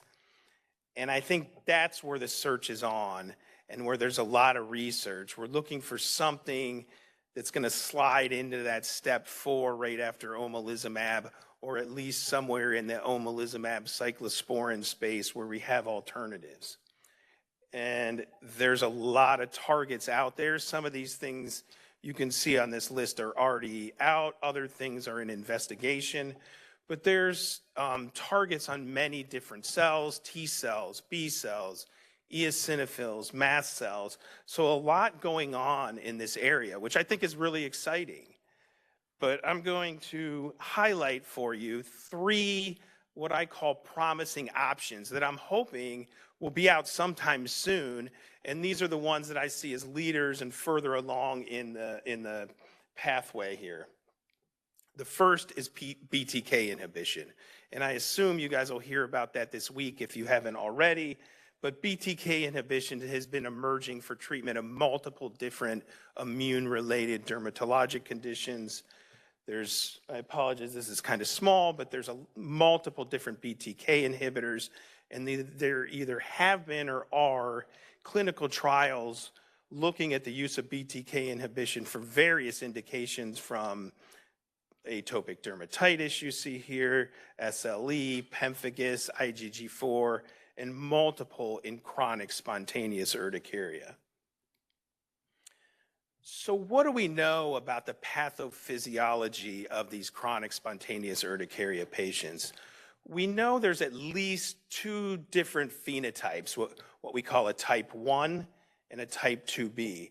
So the type 1 are IgE-mediated autoallergic mechanisms, and the type 2B are IgG-mediated autoimmunity mechanisms. And we know that BTK's involved in multiple different pathways that lead to the degranulation of mast cells, which would interfere in the type 1 patients. And we also know that it's involved in the production of those IgG autoantibodies, therefore potentially interrupting the type 2B pathway. And when we take all patients, at least as far as the way we understand the pathophysiology now, all patients with chronic spontaneous urticaria, we know there's some that have a type 1 mechanism, some that have the type 2B, some patients that seem to be a mix and have some type 1 and type 2B, and then some that we haven't uncovered, that I say don't have neither. And BTK inhibition has the potential of possibly affecting 3 of these 4 subgroups. So remibrutinib underwent a phase 3 Remix 1 and Remix 2 studies. And these were global, multi-center, randomized, double-blind phase 3 trials looking at the efficacy, safety, and tolerability of remibrutinib versus placebo in patients that were refractory to antihistamines. And their primary endpoint was UAS7 at week 12, and then there was some secondary endpoints with itch and hive scores. So the design was that these were adult patients. They all had chronic spontaneous urticaria for greater than 6 months, and as I mentioned, refractory to second-generation antihistamines. They were randomized in a 2-to-1 ratio blindly into the remibrutinib 25 milligrams BID or a placebo arm. And then after 24 weeks, they went into an open label study and they all received the remibrutinib. But when you look at what the primary endpoint was, which was change in UAS7 from baseline at week 12, you see here that there was a significant improvement in the treatment arm in both of these studies and reproducible. When you look at the change over time, it's a pretty quick onset of action with a fairly good response even at a week. And by a month to 6 weeks, it's almost the full onset of action. So it works pretty quick, and it was seen in both studies. As far as safety goes, when you look at infections, serious infections, and adverse events leading to discontinuation or disruption, they were very similar, less in the remibrutinib group versus the placebo group. So I think this is something that I'm hoping that we have in our toolbox in the near future. It has the potential to treat, both this type 1 and type 2B patients. So I'm hoping this is something we're going to hear about soon. The second target I want to talk about is targeting the Th2 pathway. So we know that IL-4 and IL-13 contribute to Th2 immune responses through its effects on T cell differentiation and IgE class switching. And when we look at IL-4 and IL-13 in the serum of patients with chronic spontaneous urticaria, they're elevated. And when we look at skin biopsies in patients with chronic spontaneous urticaria, they have increased expression of IL-4 at the mRNA level. So as we've talked about many times today already, dupilumab inhibits IL-4 and IL-13 through the IL-4 alpha receptor. And dupilumab underwent 3 studies. I list 2 here, the Cupid A and the Cupid B.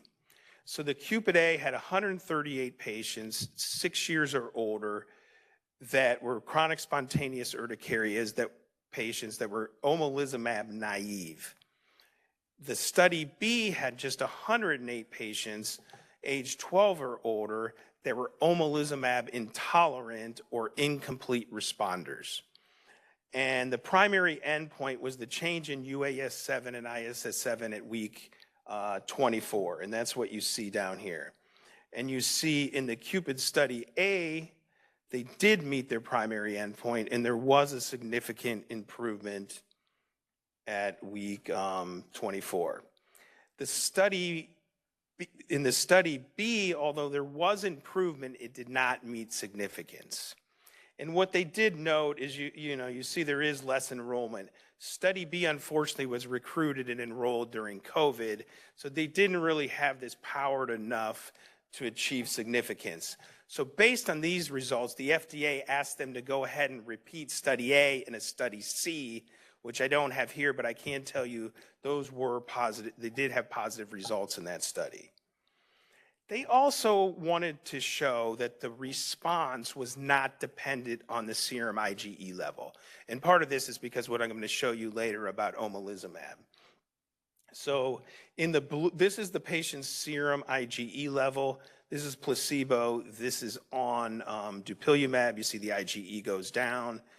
And then they separated patients by IgE level less than 100 or greater than 100 to see if there was a difference in percent response to dupilumab. And that's what you see down here in the ISS7, UAS7, and HSS7. These are less than 100 on the left and greater than 100 on the right in each of these. And you see there's fairly similar response. As far as the change over time, not quite as fast as the remibrutinib response, but by 6 months, you have the full effect. As far as safety goes, we have a lot of data already for dupilumab, so it wasn't quite, as concerning as maybe a new medication, but in this select population of chronic spontaneous urticaria patients, skin adverse effects, conjunctivitis, and other things were all less in the dupilumab group versus the placebo group, except for injection site reactions were a little more. So now that they've completed the study C, that's another thing I'm hopeful that maybe in the near future we'll have as a potential option to use in some of these refractory patients. The last of these 3 things I wanted to highlight was targeting the mast cell. So mast cells are involved in the pathophysiology of many of these patients. And we know that KIT receptor activation by stem cell factor, SCS, is absolutely essential and needed for mast cell maturation and function. So barzolvolimab is a humanized antibody that inhibits KIT activation by SCF. So in a cartoon version, SCF normally activates KIT, allowing for differentiation, maturation, and survival of mast cells. So barzolvolimab inhibits right here. So these were initial pilot phase 1b studies in patients with chronic inducible urticaria. So there were 10 with cold urticaria, or 11 with cold urticaria, 10 with symptomatic dermatographism. And they gave them a one-time dose of barzolvolimab IV, and then measured serum tryptase, mast cells, and provocation testing. And I think it's pretty remarkable. You see that serum tryptase went down to almost nothing. The skin mast cells dropped dramatically, and there was a huge improvement in these provocation testing.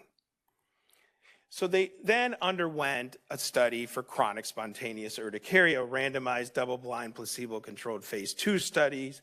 They had 200-ish patients that they put in one of 4 groups, randomized, a 75 milligram subcutaneous injection group, 150 every 4, 300 every 8, or placebo. And then they went on that for 16 weeks and then went into a 36-week treatment arm where they either, if they weren't on the 150 or 300 milligram dose, they were randomized into one of those two. But their primary endpoint was change in UAS7 after weeks 12. And that's what you see here in the red box. This is the mean change from placebo in UAS7 at week 12.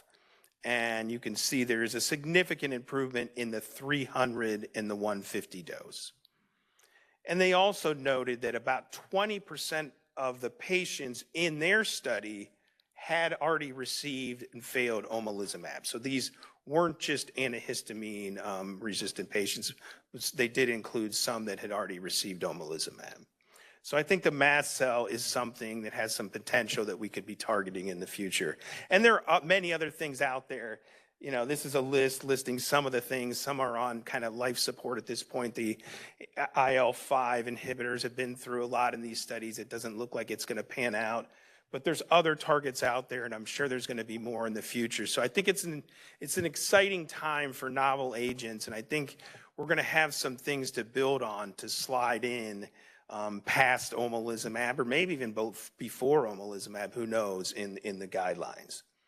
So in the last 6 minutes I have here, I just wanted to talk about phenotyping in these patients. And with the big question, at least in my mind, is should we be routinely ordering labs in patients that have chronic spontaneous urticaria?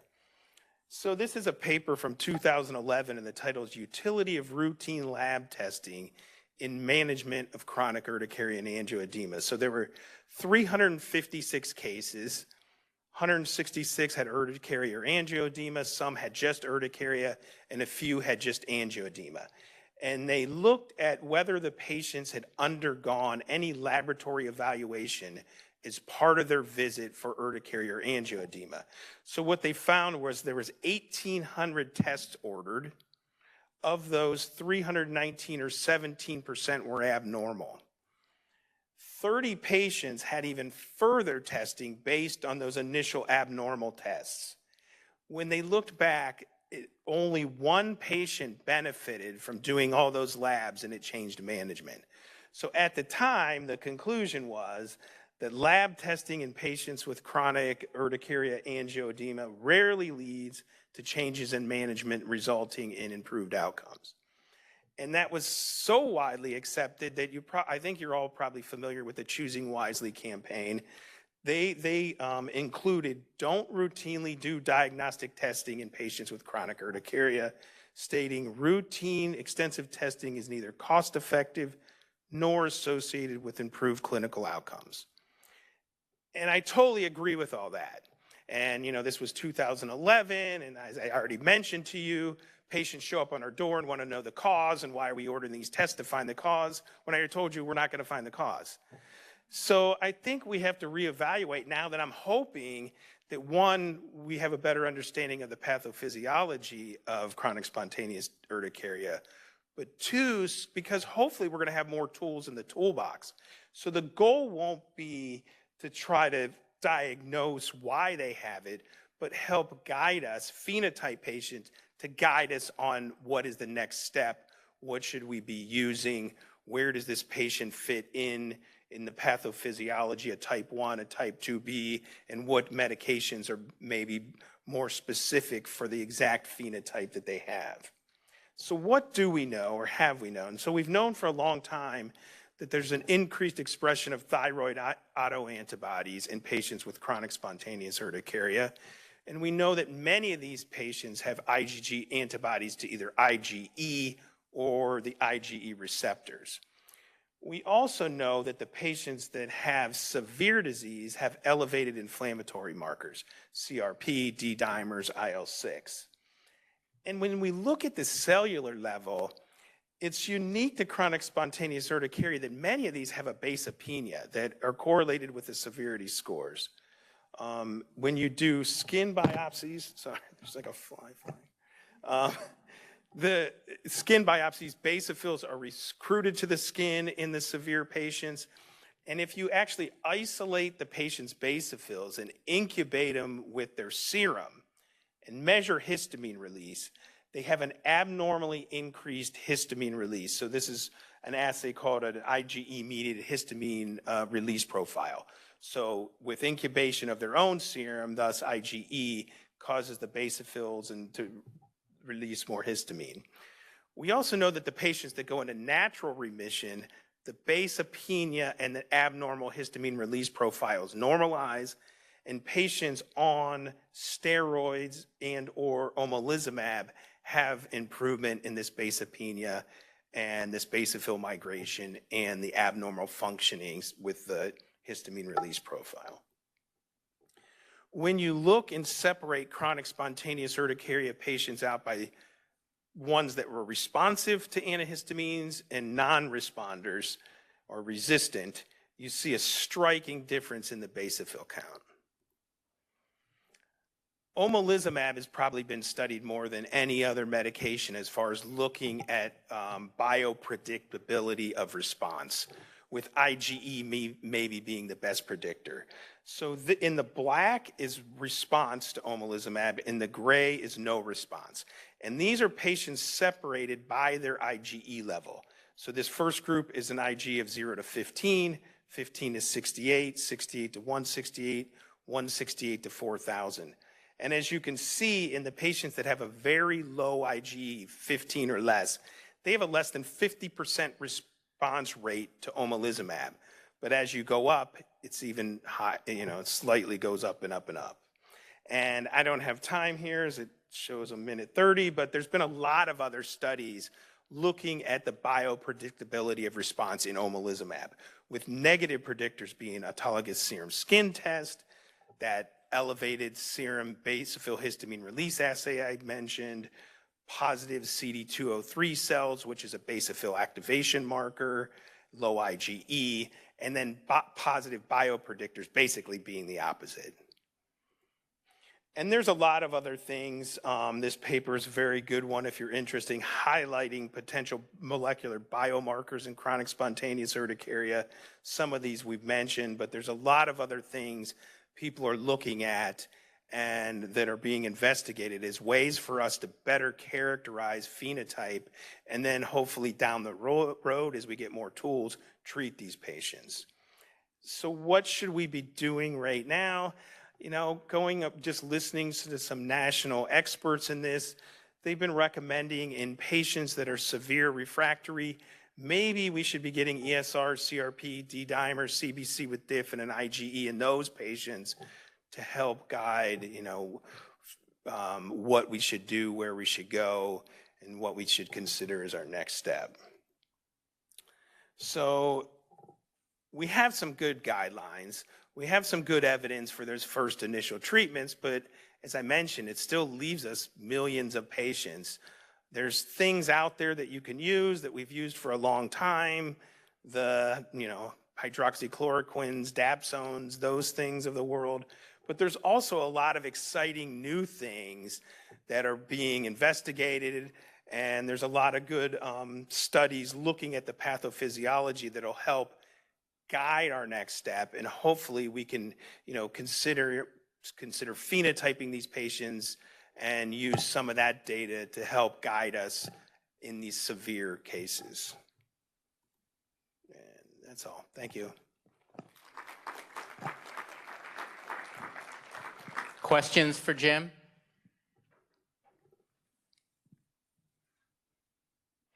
Jim, I think one of the reasons why omalizumab hasn't been utilized as much in dermatology as it probably should have been is because people are afraid of the side effects, especially initially, this anaphylaxis. So I was just wondering if you could give us what's sort of the current thoughts about that, and how do you handle? I think that was, in the original trials, there was 3 out of 8,000 people, and they were all within one of their first 3 doses. This was on monthly doses, and within 2 hours of getting the injection.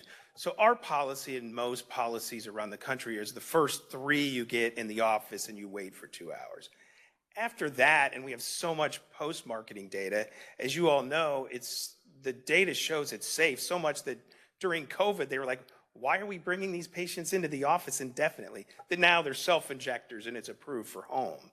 So, we just, knock on wood, I've never seen or heard of a patient anaphylaxing at the Cleveland Clinic, and we have thousands of patients well before even the urticaria indication for asthma and now other things. So I think, although, we take it seriously, they all get an EpiPen, 90% of our patients self-inject at home, and I don't think it's a problem. And I understand the concern, and especially as I'm sitting here say, just do 600 every 2 weeks. Like, if you're not comfortable doing 300 once a month, you're Eric Chernak, not going to do 600 every 2 weeks. But when you look at the data, I know from doing a similar talk here 2 years ago, I think the audience was much more comfortable with cyclosporin than omalizumab, and at least from where I said, omalizumab is way safer. But makes sense. Do you know if any of these novel treatments that are being studied, BTK inhibitors, dupilumab, are any of those, at least in the studies that have been done so far, associated with anaphylaxis? I didn't see that. Okay. And dupilumab, obviously we have data for other things, but no, there was not in the. No. Okay. Rick? Treatment with antihistamines.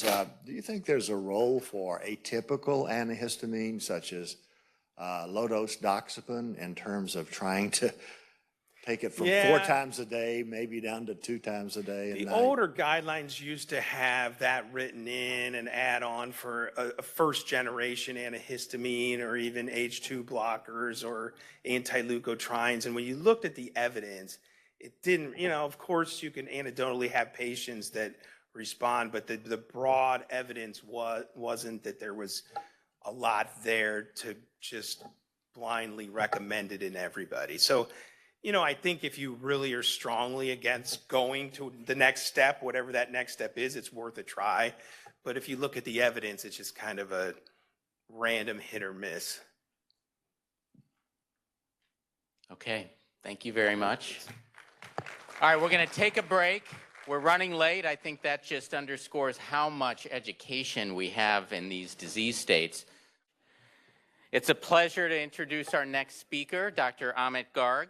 Dr. Garg is a professor and a founding chair at the Department of Dermatology at the Donald and Barbara Zucker School of Medicine at Hofstra Northwell. He's a professor in the Center of Health Innovation and Outcomes Research at the Feinstein Institutes for Medical Research. And at present, he serves as the training director for the residency program in dermatology. Dr. Garg has held many leadership roles throughout his career, including at the American Academy of Dermatology, the American Board of Dermatology, the Association of Professors of Dermatology, Medical Dermatology Society, the NPF, and most recently the Hidradenitis Suppurativa Foundation, among others. He is internationally recognized for his research and his interests include identification of comorbidities using big data and the development of disease and outcome measures in hidradenitis suppurativa and psoriasis. I could probably spend the entire time he's here to lecture going over his other accolades, but I want to make sure we give him time to lecture. And he's going to talk to us today about an update in the treatment of hidradenitis suppurativa. Amit, thanks for being here. I am very happy to say that I'm retired after 15 years of program administration. So it was a labor of love, but you know, I'm happy to sort of try other things.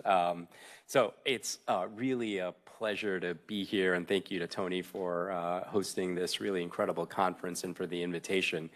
I've been talking about hidradenitis, I don't know, for maybe 10 years, and it was not that long ago that I literally could hear my own echo in the room when we would talk about it. And it is truly like a pleasure to see our community's engagement in this disease over the past few years in particular, because our patients very much need it.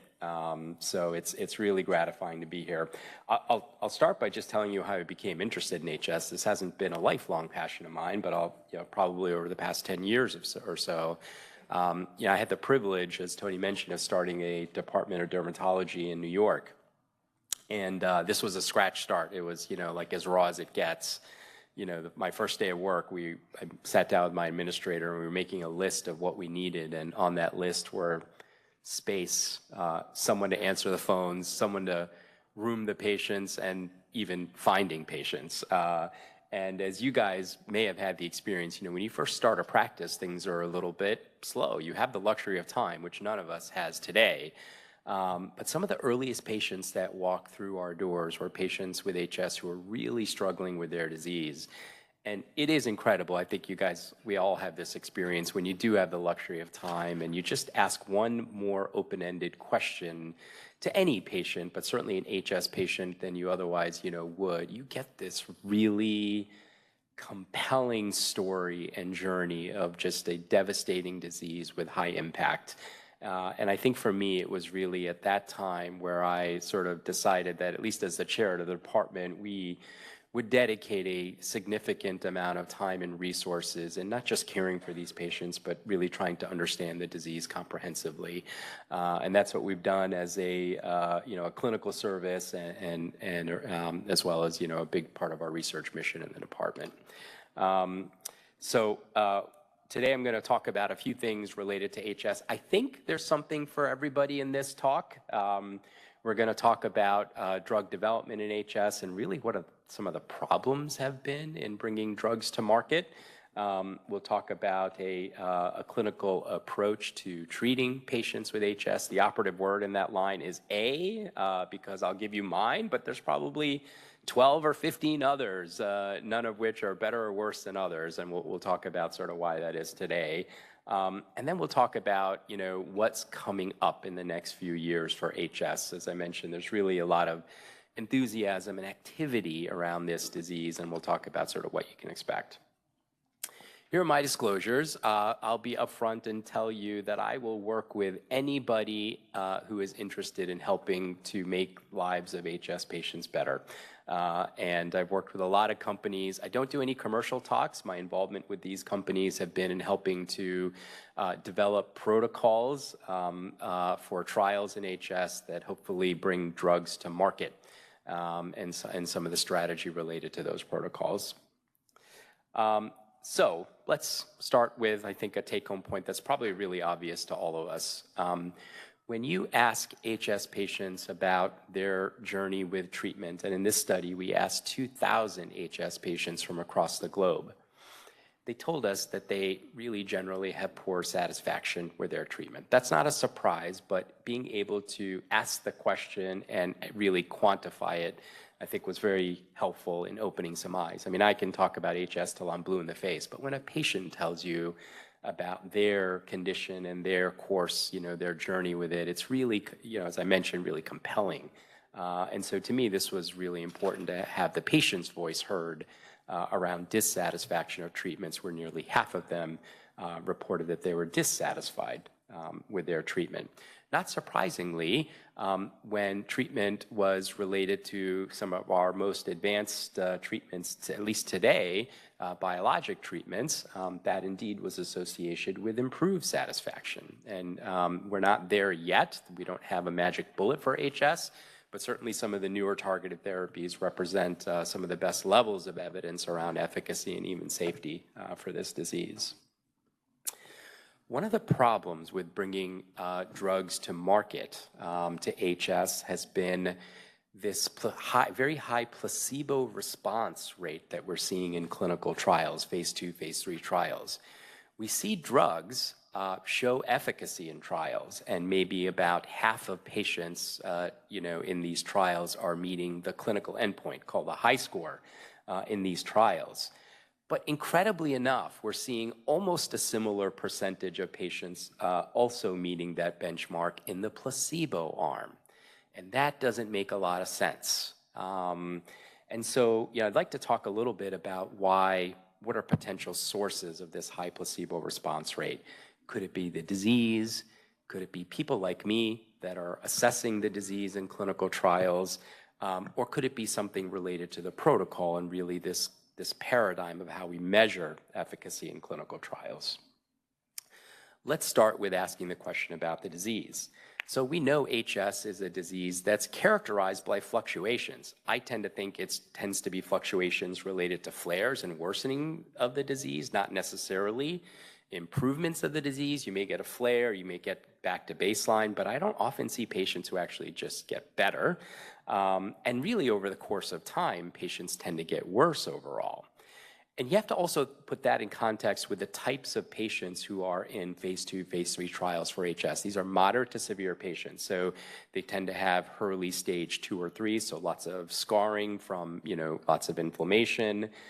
They have at least 5 lesions to get into the trial, but typically somewhere around 8 to 10.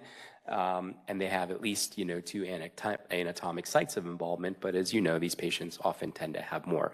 So these are like pretty severe patients. So, it begs the question, how is it that 30 to 50% of patients in placebo arms, patients with moderate to severe disease, are getting at least 50% better, which is the benchmark you have to meet, over the course of 4 months spontaneously? That seems very far-fetched to all of you who take care of these patients.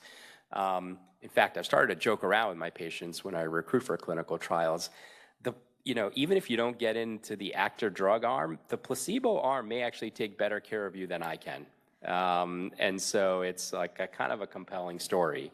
So personally, I don't think it's the disease. I don't see it in clinical practice, this kind of improvement. There's got to be something else accounting for that high placebo response rate. Well, what about the people who are involved in taking the measurements in clinical trials? HS is unique in dermatology for a lot of reasons, but when you think about really successful drug development programs in these other disease states for psoriasis, for eczema, vitiligo, alopecia areata, even prurigo, it's one lesion. Plaque psoriasis has one lesion. Areata essentially has one lesion. Vitiligo, right, one lesion. These are all very monomorphic. That's very different from something like HS, where heterogeneity in presentation is very typical. What are the lesions we measure in HS trials? Well, just on a very high level, abscesses, nodules, and tunnels. So three times the number of lesions. But even those 3 lesions have variations which we need to identify. Abscesses can be draining, non-draining. Nodules can be inflammatory and non-inflammatory. Tunnels can be draining and non-draining.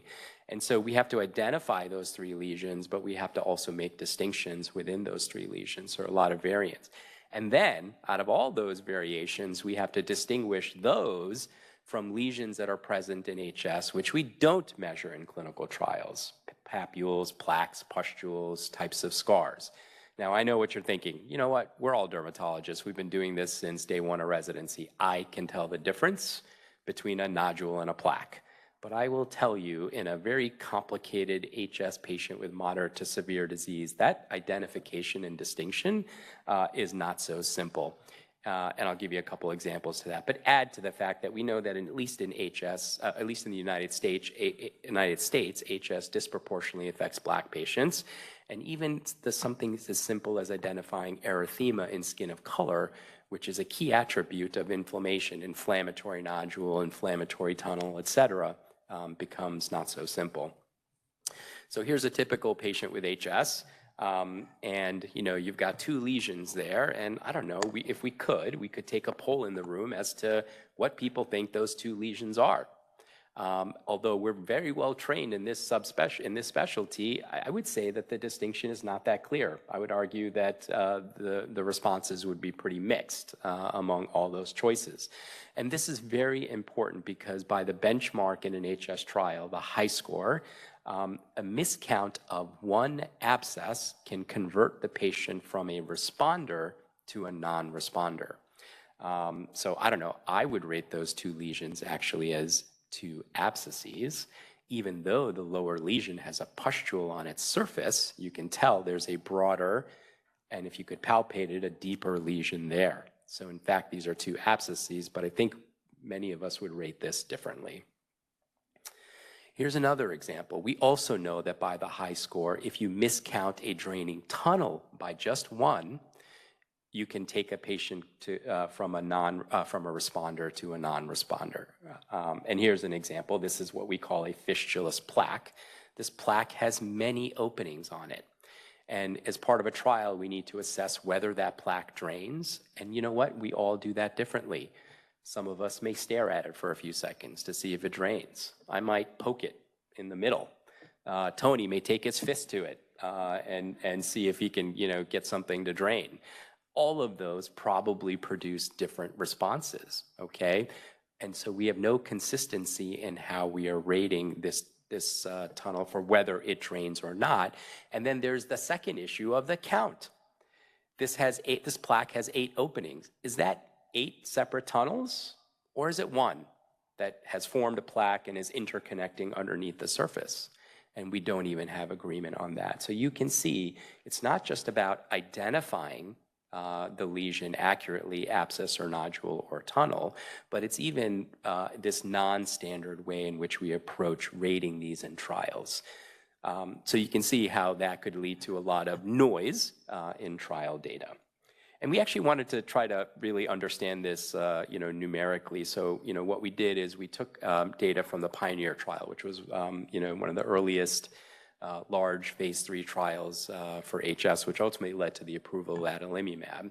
And what we wanted to do is look at ratings within individual investigators at 2 time points when the disease is not expected to change very much.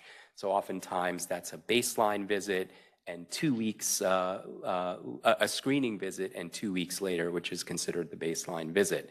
And just see, when a patient's disease status is not expected to change, how do I do in rating between those 2 visits? Are my ratings reliable between those 2 visits? And the data is actually very elucidating. And there's a lot of information here. I'm going to just give you just something very simple to look at. Let's just take that first all column. And what we see here, these are standard errors of measurement. So this is how much I may be off between those 2 visits, 2 weeks apart, when the disease status is not expected to change, right? So if I take an abscess and nodule count, I may be off by up to 4, a count of 4. But more importantly, let's take abscess and tunnel, because we know if we miscount by just 1, according to the high score, that patient's response changes status from response to non-response. And what we can see here is my error rate is more than 1 in both those instances, for abscess and for fistula. Okay, so what this data shows is I'm not very good at reliably counting the disease in the same way on 2 occasions when the disease status should be the same. Now, what about if we look at this for higher lesion counts? And, if you've seen some of these patients who get into trials, again, they have 10, 12 lesions across many areas. And when we look at this just by high lesion counts, we see that error in measurement actually gets even greater across the board, and even greater for abscesses and fistulas. So it suggests then that, we're not doing a very good job as humans. Okay, we're not machines, we're not ultrasound sort of, my eyes don't have ultrasound focus. I'm just human, but as a human, I'm not very good at doing this reliably. What about the measure? So we mentioned HiSCR a little bit. That is today the benchmark that the FDA prefers for evaluating efficacy. And HiSCR is defined as a 50% improvement in the abscess and nodule count relative to baseline. But in addition to that, the patient cannot increase by 1 abscess or fistula relative to baseline. It seems like a pretty reasonable construct, right? We're measuring abscesses and nodules. I don't like that it misses tunnels in the response, because patients tell us that tunnels are a really bothersome lesion. But I think it's more about what the HiSCR requires us to do as humans, which makes it a very difficult measure to use, because it just described how we're not very good at identifying lesions. We're not very good at standardizing the way we measure them. And in fact, my error rate in evaluating them is pretty high. There's a group of us who are working on really trying to improve how we measure efficacy in clinical trials, with the goal of bringing more drugs to approval, to practice, to patients. So this group is called Historic, and one of the measures we're working on is a very simple way of measuring the disease, a global assessment. You can see here, this is a 6-point scale, a global score within sort of the way the FDA likes to measure efficacy in dermatology. But what's really important here is it doesn't require the investigator to have to identify and distinguish between types of nodules, types of tunnels, and abscesses. And that takes away a lot of the error in what we see in trials. If you're interested in this type of work, which is developing what's called core sets, or development of measures for clinical trials, but also for practice, I welcome an opportunity to sort of describe more of what we do and get you involved. We have a group called C3, which does this really across the globe with a lot of stakeholders.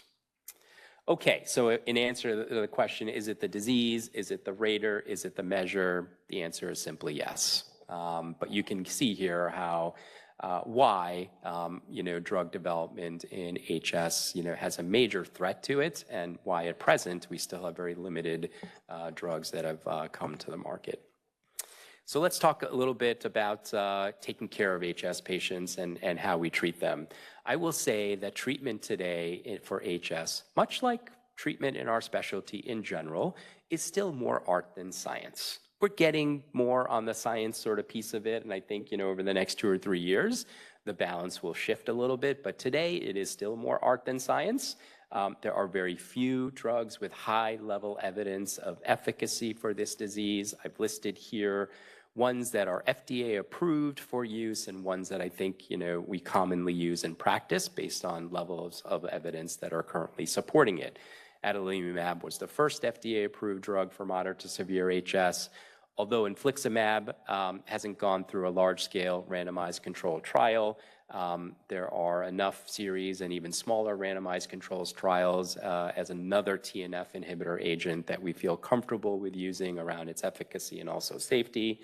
There are 2 IL-17 inhibitors, one that's already approved, secukinumab, and the other bimekizumab, which we believe should be getting approval sometime in this year, probably at the very end of this year. Let me tell you about 2 concepts for me that are very useful in thinking about how to approach treating patients with HS. One is called flipping the therapeutic ladder. This was something I first heard about in medical school, and I'll sort of describe a little bit about what it means. And the other is a treatment toolbox. So flipping the ladder, so typically what we'll do is we'll use therapies that are more conservative, more safe, and trading off potential efficacy, right? We want safety for patients first, knowing that there may be a trade-off in efficacy. Those treatments don't really work in HS. There are several of those. Most of the topicals, I would say even oral antibiotics, right? We know that they're safe, but their ability to really change disease course or modify disease course in HS are low. Then we have, on the higher rungs of the ladder, let's say the biologic therapies. We know the efficacy is greater. We've got, good large-scale RCTs to show that. And we worry about safety, but I will say, at least for the biologics now, we've got a really good track record of over at least a couple of decades of using these medications, not just for HS, but for other indications rather safely. You've heard about them today. Flipping the ladder means we're using the more aggressive therapies, the more effective therapies earlier. And, the idea is there you maybe trade off safety, but I would argue with the biologics, if you're using them for the right patients in the right way, monitoring them appropriately, they're also very safe. This is a disease that is progressive in course, okay? You're not going to take your cutaneous lupus patient who's got lots of, potential for disfigurement. You're not going to take your hair loss patient who's got really severe progressive scarring alopecia and treat them with just topical medicines, because ultimately their course is progressive, disfiguring, and debilitating. That's the same way you should think about HS. We want to use the best therapies as early as we can, because we know what the course of that disease is. So that's flipping the ladder. The toolbox. So for me, I don't know, last weekend I did a little home project with my son. We were building a desk and we took out our toolbox. And there are many tools in that toolbox, and they're being used not necessarily sequentially, but sometimes 2 or 3 at a time. I got a wrench in my hand, my son's got a screwdriver in his hand, and I've got a hammer in the other hand. Okay, and that's the way we need to think about HS. You've got several tools in the toolbox. There really is no need to use them sequentially. In fact, we should be using tools together, ideally ones that have different sort of mechanisms of action, so we're addressing the disease in a few different ways, but we're using the tools together to get the job done, okay? And that's sort of my analogy for the toolbox. So just some data to support these. So flipping the therapeutic ladder, we did a study looking at penetration of TNF inhibitors for HS patients. And we were very surprised. So we think that they're, walking around, they're probably, among HS patients, 40 to 60% of them have moderate to severe disease. That means there should be a lot of use, okay, of the best therapies that we have to date, in a large proportion of patients. But what we found is that only 2% of patients with HS had a biologic prescribed to them in the United States. That's nuts. Now, it got a little bit better when we looked at, just among dermatologists, but I would say even 6% is probably a little bit low if we think that half of patients with HS have moderate to severe disease, okay? So this study was done a few years ago, and I think things are improving then, but it tells us that we need to be using the best therapies earlier on in the course of disease. Now, the toolbox. So I'll tell you what's in my toolbox, and this is just one toolbox, okay? You buy a different toolbox, you might get a different set of tools. I have as my only topical benzoyl peroxide. HS patients have a lot to do, a lot to worry about, just in terms of drainage and having to change dressings and change clothing multiple times in the day. You don't need to give them 4 topicals to also use. It's too stressful, and there's no evidence that it changes anything, okay? I like benzoyl peroxide because it's cheap, it's easy to get, it's anti-inflammatory, it's antimicrobial, it keeps the area clean, it loosens up plugs and hair follicles. That's really it, okay? So when you're prescribing Hibiclins, benzoyl peroxide, clindamycin gel, some other topical antibiotic, just be mindful that the more you give an HS patient to do, the more stressful it is on an already stressful situation. I do like to use a lot of spironolactone in women. I feel like it's as effective as doxycycline is for HS. And I don't need to use a high dose. My typical dosing is about 100 milligrams a day. We haven't found that, like sometimes in acne, if you bump up the dose, that somehow the efficacy is better, at least not in HS. I think we also observe, you can't use spironolactone. You could try spironolactone in men, but they might get mad, because they get gynecomastia, so generally we avoid it. We can use finasteride in men, but for some reason, I feel like finasteride in men does not work as well as spironolactone in women. Now, it may be because men have different, often will have different phenotype, distribution of anatomic locations, et cetera, but finasteride in men just tends not to work as well as spironolactone does in women. There are various antibiotic strategies, obviously, the tetracyclines, but you'll read about rifampin, fluoroquinolone, metronidazole, all kinds of like combinations. I would say overall that the evidence isn't there to really support their efficacy. We know doxycycline sort of works, and I think for patients who are hesitant to advance therapy or at least just getting started with systemic therapy, it's a good place to start. I'll often combine doxycycline and spironolactone in women. I'll talk about rescue regimens in a minute. And then, there are the biologics, which I briefly discussed, and I'll show you some more data on, and I'll touch upon the relevance of procedures. So what about rescue therapies? HS patients flare. They flare unpredictably. They call your office and ask for an appointment. If there's anybody you can try to fit into your very busy schedule, I would argue that it's this patient.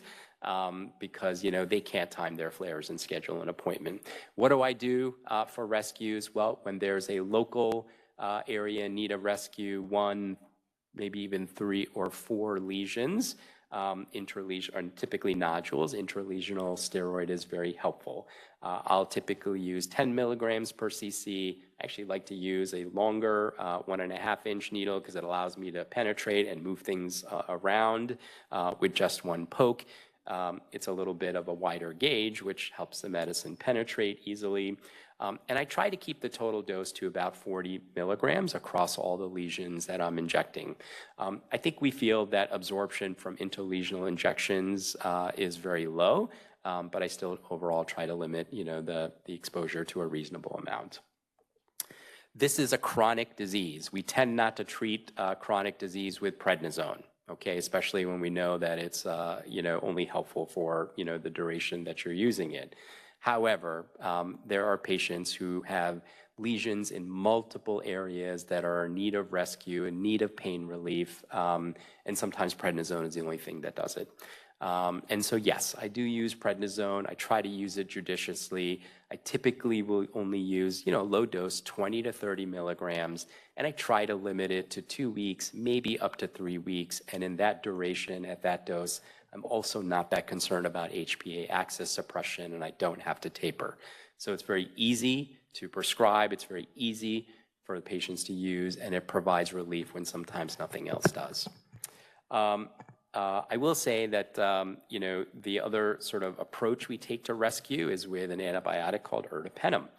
Ertapenem, unbeknownst to any of us yet, somehow is seemingly the most effective, reliably effective drug for HS that we have. Like, I can't reliably predict who's going to respond to a biologic.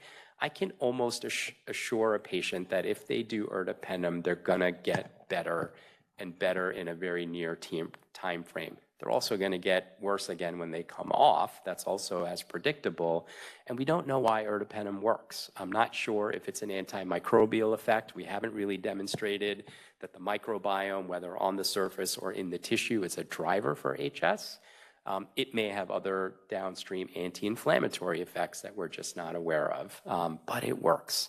And so for patients that are just really severe, need rescue, ertapenem is also a longer option than prednisone. Prednisone is a couple weeks. Ertapenem, there are studies using it for up to 16 weeks. Now, your ID colleagues probably are going to get very upset when you do that, but there's more and more data supporting its use. But of course, we all need to be stewards of bacteria, microbiome resistance. Procedures, we were taught that it should be a last resort, but I will tell you, procedures should be used alongside medical therapy in HS. Whether it's injections, whether it's IND, whether it's a D-roof procedure, which is simple to do and can be done at the bedside. Seems like it's a big deal, but it truly isn't. I would encourage you to look at a couple of videos on YouTube. It is simple to do, and it's the one thing that helps stop the drainage of tunnels when medical therapy doesn't. But certainly looking at excisions, whether it's in office, whether it's in the OR, CO2 excisions, which is happening more and more, and laser hair therapy more for early stage patients. I'm like almost out of time, so I'm really going to quickly give you just high points. Adalimumab seems to work in about half of patients that try it. And if patients respond, they tend to respond over the long term. I tell patients that we're going to give it a good 4 months to see if it works, really for any therapy, and not just this biologic, but all biologics. And let's hold judgment until then. But there's good evidence that if it works for patients, the response seems to be maintained. We don't have any large-scale RCTs, but there's enough evidence for us to use infliximab for patients. The nice thing is we can titrate the dose based on the efficacy, the potency we want, as well as the weight of the patient. Typically, we are dosing at 7.5 to 10 mg per kg every 4 weeks. That's an escalated regimen from a psoriasis regimen, but that's the regimen that seems to work better. Secukinumab, this is phase 3 results where, again, about half the patients met the endpoint at 16 weeks. And interestingly enough, those who stay on drug tend to continue to improve over time all the way out to a year. So if you get a response at 16 weeks, you might even continue to do better over the course of treatment duration. This is bimekizumab. Again, about half of the patients met the endpoint. And same story, if you continue on therapy, you tend to get a little bit better with time. What I like about the data for bimekizumab is they also really rigorously evaluated depth of response. So instead of HiSCR 50, looking at HiSCR 75, where you get a 75% improvement in the lesions. And you can see here a lot of patients are meeting that endpoint and continuing to improve along that endpoint over time. Okay, and then just very briefly, let me give you a glimpse of what you can expect over the next few years. And I'm not going to sort of go over all these therapies, but really just for you to understand sort of what classes are being evaluated and where they are sort of along the pipeline. Beyond infliximab and adalimumab for biologics, there's not much happening in the TNF space, but we'll talk about TNF in another way. IL-17 is probably where most of the activity is to date in HS. I told you about secukinumab and bimekizumab, and these are other IL-17s that are in phase 2 or 3 in drug development. The IL-23 story tended not to pan out for HS, which is too bad because it seems to be a pretty good drug for Crohn's disease, and many patients with HS will have Crohn's disease. But in larger phase trials, IL-23 seemed not to be efficacious for HS. And similarly for IL-12/23, it hasn't been studied in a large-scale trial, but there's enough evidence to say that basically it's mixed, anecdotal. IL-36 is a novel sort of indication, or not yet indicated, but being studied for HS. Spesolimab and imsidolimab are undergoing trials, and we're hopeful that they'll come to market. There's several IL-1 molecules being evaluated. JAKs, I think, are met with a lot of enthusiasm for HS as they are in other diseases. A couple of the trials, in particular, porvasitinib, showed really great efficacy in phase 2, and we're hoping that pans out in phase 3. And then there are a whole host of other small molecule inhibitors, including OX40 ligands that we talked about a little bit earlier that modulate TNF, but also other sort of T-cell activities. If I had to guess, I would say that HS might be the first dermatologic disease in which more than one target of therapy is indicated as a standard of care. I don't think there's going to be any one cytokine that knocks out this disease, and I'm not even sure that kinases that affect the immune pathways more broadly alone will be enough. I actually think this is going to be a combination, and we should embrace that. Okay, there's precedent for combination targeted therapy in many other debilitating disease states. Cancer, rheumatoid arthritis, psoriatic arthritis, IBD. Why should HS be any different? We as dermatologists, are a little bit uncomfortable with that concept. It's not something we do commonly, But here, lo and behold, we have a disease that is not so dissimilar in its impact and its course as many of these other non-dermatologic diseases. And I think we have to start to get a little bit more comfortable with this potential concept. Of course, we want the evidence to support it. I think that'll come. But I would say this is probably going to be the first disease where, as a standard of care, we manage these patients with more than one target. So that's a whirlwind tour. Thank you for your attention. And if we have time, I'm happy to take any questions. Thank you. Thank you, Amit. Questions for Dr. Garg? Yes, I've also had that experience where a lot of the patients that I see with HS either are undertreated or not treated at all, and you just happen to find it because they have other issues. And I just wonder, do most programs like the Cleveland Clinic have maybe a place where they can actually be treated? Because I feel like this is like an underrepresented group that's being kind of left behind. Do they have that, or is there some thought about that? Yeah, I'll give you my thoughts on that concept in general. Let Tony take that answer. I think based on what we know about HS now in totality, we know that the disease and symptom burden is high, but we also know that these patients have lots of other comorbid problems, right? That's been a lot of our data over the past 7 or 10 years. If there's any dermatologic disease which really requires coordinated care, primary care, cardiology, endocrinology, obstetrics, psychiatry, or psychology, it's this. And I think one of the benefits of academic medical centers is it's easier, I should say, to coordinate care. So I think having HS patients cared for in that type of model is just more practically operational. Having said that, there's not enough of us that can take care of all these patients. We need the support of all of our workforce in dermatology. And so I think it behooves us to, if you're seeing a lot of these patients, really kind of establish those other connections, whether it's in the community or at a place like the clinic where that coordination can be met.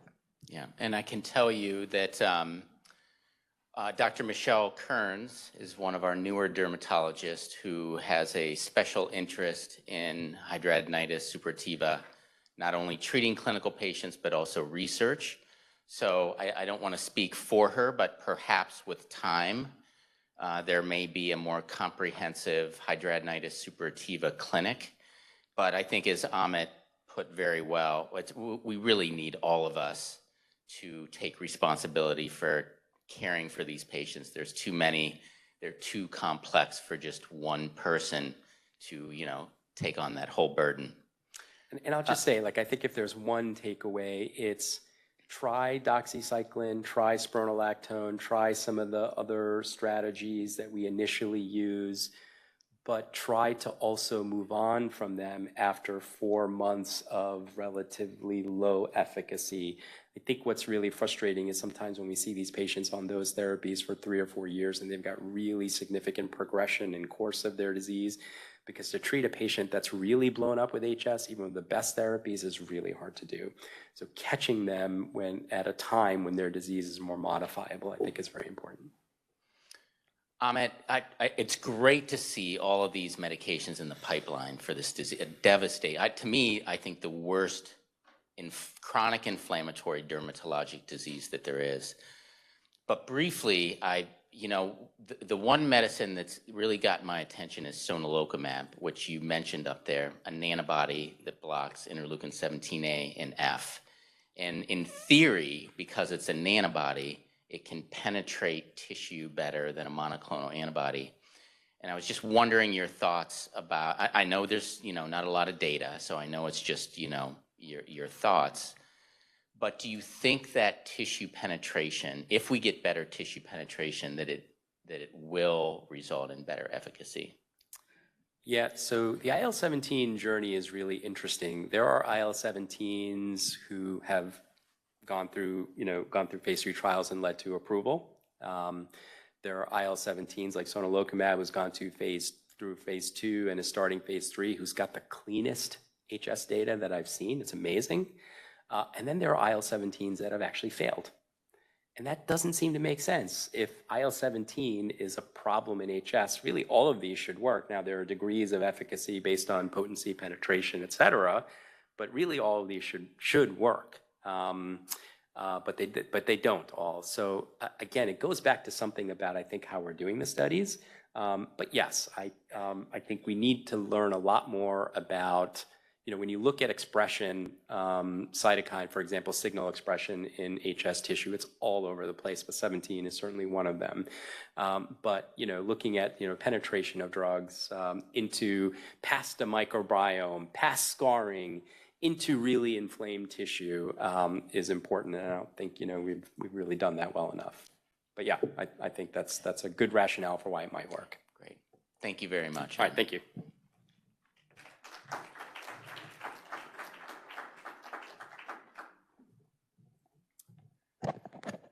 Well, I think in the world of dermatology, our next speaker needs no introduction. I think everyone in the room knows him. Dr. Dirk Elston is professor and chairman of the Department of Dermatology and Dermatologic Surgery at the Medical University of South Carolina in Charleston. He is the current editor-in-chief of the Journal of the American Academy of Dermatology, and I think has probably served in every major leadership position within the world of dermatology over his career, including as president of the American Academy of Dermatology and the American Society of Dermatology. He's author of over 400 peer-reviewed publications, is one of 3 authors of Andrew's Diseases of the Skin, and we're always very happy to call him one of our own at the Cleveland Clinic as he completed a dermatopathology fellowship under none other than Dr. Wilma Bergfeld. And I asked Dirk to give us a presentation today titled Present State and Future of Medical Dermatology, Insights from 10 Years as Editor-in-Chief of the JAD and as AAD President, and he graciously accepted. So Dirk, thank you for being here. Thanks so much. So if we're going to talk about our present and future, we got to talk about our past, right? So the earliest writings about skin disease go back to ancient Egypt on papyrus, right? And then Italy, before the time of the Renaissance. But that was at a time where people were still doing leeches and bloodletting, right? So modern dermatology really in the 1800s, and it was in Paris, and from there spread to Germany, Britain, and the US. The L'Hôpital Saint-Louis in Paris was really where modern dermatology was born. And in Europe, I mean, really to this day, there's still a strong association between dermatology and venereology.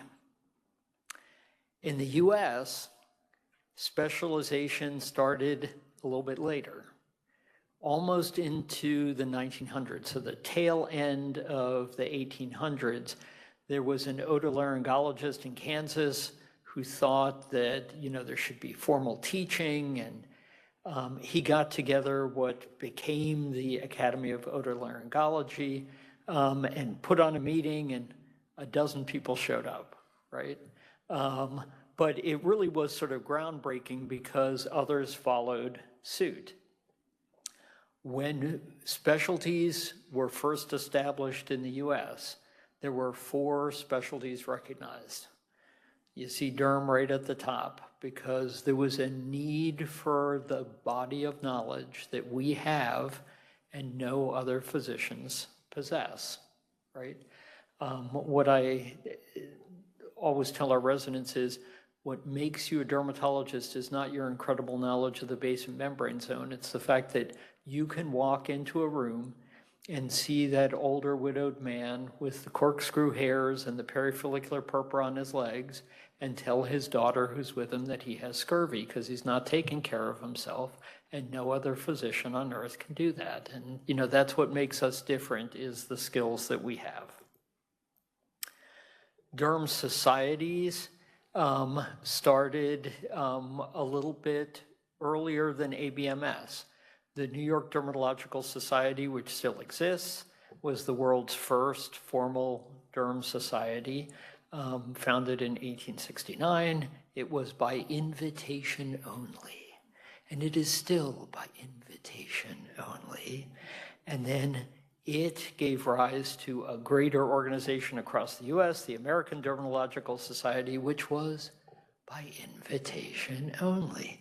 So in the Bronx, they started a society where any derm was welcome, right? That is now the Derm Society of Greater New York, which is the largest regional derm society in the US.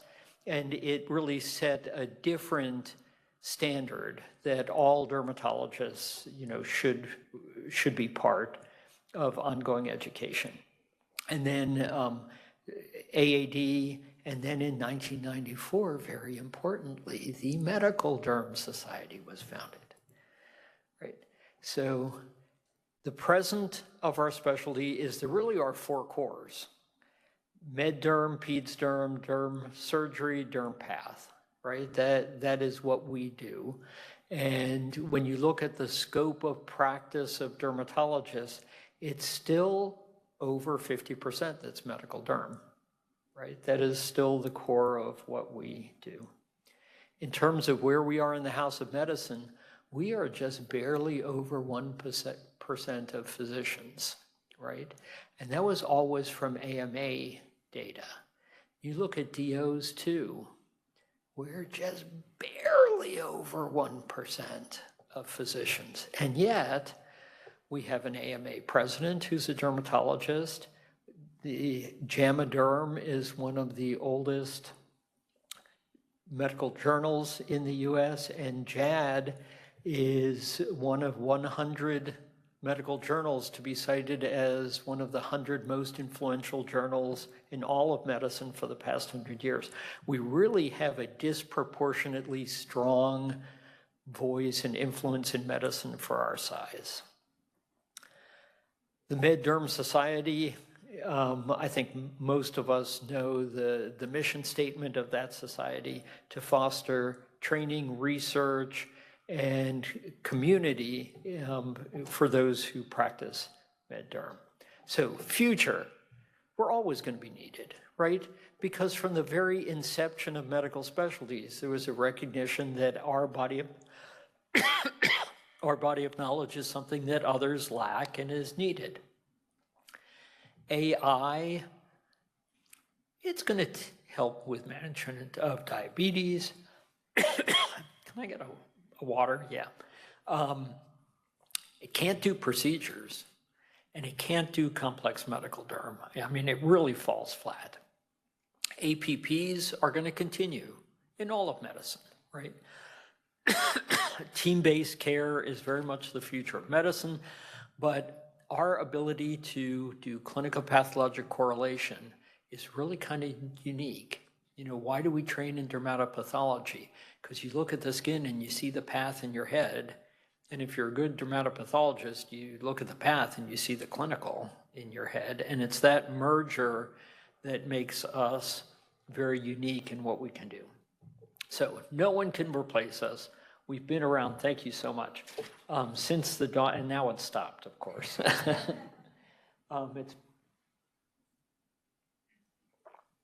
We've been around since medical specialties have been around, but you gotta pay the bills to keep the lights on. Okay, show of hands. How many of you are routinely coding G2211? I see a fair number, and that's good because the reimbursement pie is fixed. Anytime they add a new code, all other codes go down in value. And in fact, if you look at overall compensation to physicians in the United States, compensation for physicians has gone down every year since 2001 when adjusted for inflation, right?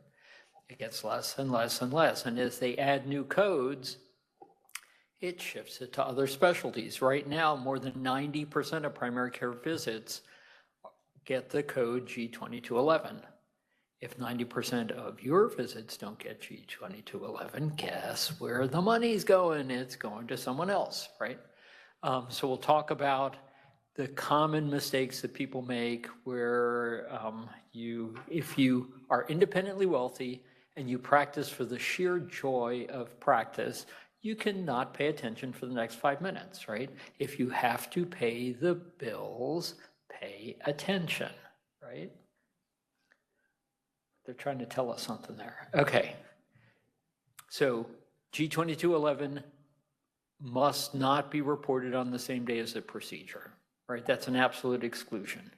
But it can be used by specialists as well as by generalists. The attestation at the bottom is recommended verbiage. Go ahead and snap a photo with your smartphone, right? Because you want to use that or very similar verbiage. We're going to get into verbiage for other things too that are sort of key for surviving audits, right? So any patient you see who doesn't need a procedure on that date of service, but you are going to need to continue seeing them for longitudinal care, qualifies for G2211. And that is a lot of our MedDerm visits, right? Okay, let's talk about 59. 59 overrides CCI edits, correct coding initiative edits, that would assume otherwise that the procedures are bundled, that one's part of the other. So what mistakes does everybody make? Well, a shave versus a tangential biopsy. When you do a shave, your intent was removal. Example, funny looking mole, yeah, take it off with a blade, right? And there's any dermis at all remaining at the base, that's a shave, right? Tangential biopsy, your intent is to sample a portion of a lesion for diagnosis. When you have an AK and a tangential biopsy, the AK takes the 5/9. If it's a shave and an AK, it's the shave that takes the 5/9. It's the other way around. And there's one other thing that you need to know. So 17003 in yellow at the bottom, that's an add-on code. Since the dawn of CPT, add-on codes never, ever, ever, ever get a 5/9, except when paired with tangential punch or incisional biopsy, because the coder made a mistake and CMS says, tough luck, you're going to live with it, right? You only need to know about this if you want your claim to be paid, right? So if you do a tangential punch or incisional and you have frozen more than one AK on the same date of service, that's the only time that the add-on code 17003 gets a 5/9, must have a 5/9. Yes, it must have a 5/9, or your claim doesn't get paid. Or what happens more commonly is they do partial payment of your claim, which happens extremely commonly. And as long as something was paid, your office manager just says, okay, that claim was paid, and you're leaving a lot of money on the table, right? Which you need to keep the lights on. So make sure that you're coding accurately and correctly. And remember, with shave versus tangential biopsy, it flips which one gets the AK. Shave gets the 5/9 when paired with AK. When paired with tangential, it's the AK that gets the 5/9, right? Okay, let's talk about medical coding, which is what everyone doing medical derm must do, right? Most of our visits with the new coding rules that went into effect are levels 4 and 5. Things to remember: to establish the level of service, you need 2 of 3 columns. Why are we only showing 2 columns? Because 90% of the time, these are the 2 that are going to apply, right? It talks about 2 or more stable chronic problems or 1 worsening problem. What it doesn't ever say on those charts you see is the clarification from CPT Assistant that any problem that is improved but not at target, so it needs continuing therapy, qualifies under risk as level 4. but you need to use that verbiage, improved but not at target, and you're continuing therapy. On the risk side, a simple refill, if you say continue doxycycline, that's level 3 under risk.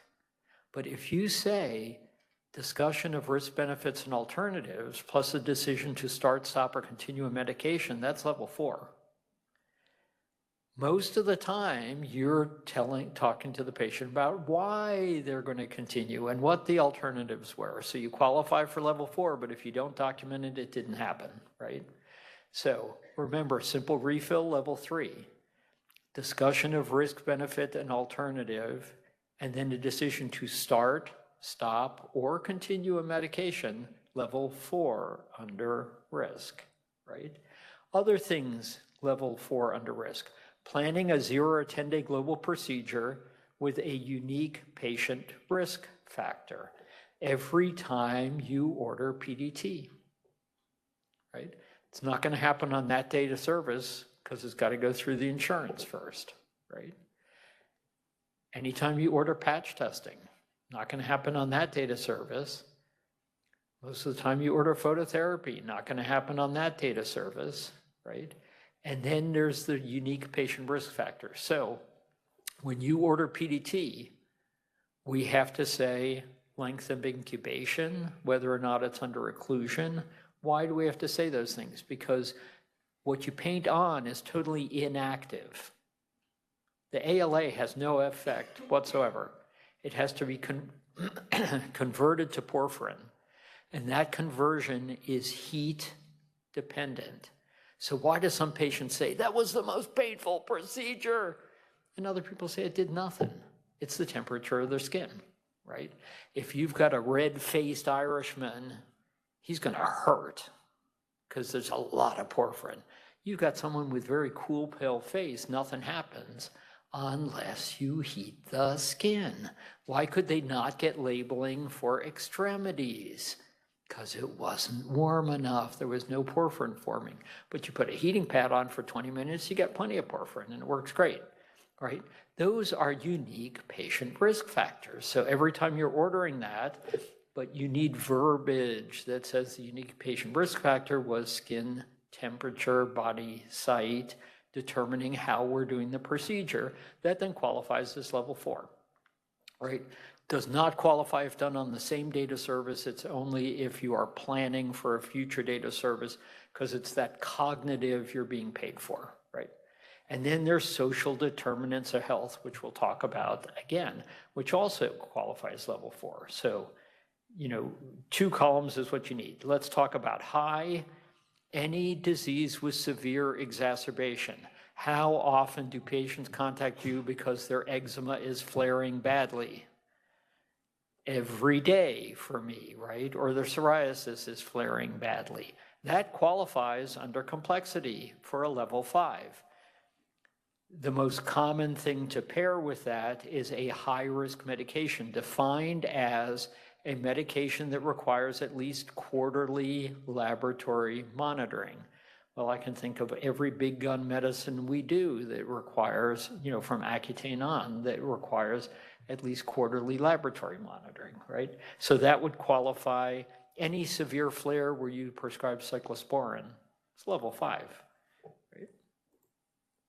So social determinants of health is how we live, work, have transportation, what we eat, how we afford our medicines, all of those things. Is it relevant to every visit? No, but is it often relevant? Well, I've got to talk to you about GoodRx and other ways to get your medicine. That's social determinant of health, right? If we have to talk about transportation to your visit, or if you just retired and you're playing golf and you're a skin cancer patient, there's a very relevant social determinant of health that we have to address, and that's also level 4 under risk, right? So remember these things, and remember that the decision for the 0-day global is bundled if on the same date as the procedure. It only counts if you're planning for a future date of service. That goes back years, and in 2021 was restated by CMS that if it's on the same date of service, the decision is just bundled as part of the procedure payment, right? Okay, so we tend to ignore that middle data column, but don't ignore it, because if you didn't prescribe a medicine, which would be level 4 risk, or social determinant of health, which would be level 4, then sometimes that data column is really important. So minimal is level 2, right? Any 3 of these things, you had to, one of 2 categories here. So all you have to do is order a test, interpret a test, look at any medical record, or talk to the patient's daughter, attendant, whoever's bringing them in. And that already qualifies as level 3 under data, right? So what's a unique test? Something that has a CPT code. So a CMP is not 18 tests, it is 1 test. A CBC is 1 test, right? Okay. Level 4, ordering any of these 3 of these things. So you order 3 labs, interpret 3 labs, look at 3 records, talk to an independent historian, any of those things that add up to 3, you're at level 4, or there are 2 other categories. One is clinical pathologic correlation. The biopsy said consistent with lupus, but the patient has dermatomyositis clinically. You just did clinical pathologic correlation. That's level 4, right? You didn't have to read the biopsy report, but we do clinical pathologic correlation every day, right? The biopsy came back AK to the base, and it's really indurated, and you say, that looks like a squame. That's level 4, right? Or anytime you pick up a phone or message another physician to discuss management. That's not just copying the note to them, but anytime you discuss management with another physician, that's level 4. You do any 2 of these 3 categories, and you're at level 5 under data, right? So you ordered 3 labs, and you talk to a doc. How often does that happen? All the time. The patient has a severe flare of eczema. I'm going to start him on cyclosporin. I got to order 3 labs, and I got to let his primary care doctor know that I'm starting him on cyclosporin, right? Right there, you're at level 5 under data, right? So this is a simplified version. Get out your smartphones, take a little click on that. We have this in every room, and everyone has a little copy in their wallet because it really dumbs it down. And it has all the essentials for your levels of service, right? Because our future is not there if we're not getting paid, right? So pretty easy. Now the fun stuff, which is why we do medical term to begin with, right? And they keep turning it off. What's new in medical derm? What are the game changers in the literature? Because that really is our future, right? So we're going to talk about my picks for some of the true game changers in the recent literature. So drug hypersensitivity syndrome, DRESS. We know that the traditional criteria are garbage because it doesn't take 6 weeks on some meds, right? With antibiotics and with IV contrast, you can have very rapid onset with DRESS. And now we know that beta-lactams have the most rapid onset. That can be within days, right? Cephalosporin and vancomycin, much more severe, much higher mortality than other drugs. And although vancomycin often is renal, in this particular study, hepatic was also quite common. Right? Risk of thromboembolism. This is something that Dr. Piliang talked about earlier today, right? Patients with atopic dermatitis, they're not the same as the rheumatoid arthritis patients from whom the black box warning came, right? They have a very low risk to begin with, right? When I talk to a patient about a JAK, well, and then this medication can cause blood clots, heart attack, and stroke. You know, there's no way they want that. Do you ever take Motrin? Yeah, I take Motrin all the time for my back. Do you know that that has the same risk of heart attack and stroke as the drug we're talking about. Oh, well, that doesn't sound so bad because I do that all the time, right? Pharmacologic doses of an NSAID have exactly the same risk as a JAK, right? And that's even in the older RA population, and it's lower in many of the patients we're treating. And then one thing that I hear frequently is, well, you know, I'm afraid to use a JAK, so I'm going to use methotrexate, mycophenolate, something else. They have a higher risk of thrombosis, heart attack, and stroke than the JAKs do, right? And there's data to support that. So this is, you know, MACE, major adverse cardiac event risk. Look at methotrexate compared to abatacitinib, right? Much higher with methotrexate, and similar with mycophenolate and most of the other big gun drugs that we use, right? And, you know, this is some of the adjusted data and the ibuprofen data, if you want to take a picture of it. But basically, it makes it very easy to discuss those risks with your patients and put it in perspective. Generalized pustular psoriasis, we now have an IL-36 that is uniquely, spesolimab is uniquely effective. There are others in the pipeline. They are going to be gangbusters for HS, pyoderma gangrenosum, et cetera. So stay tuned. You know, a lot more uses for those drugs.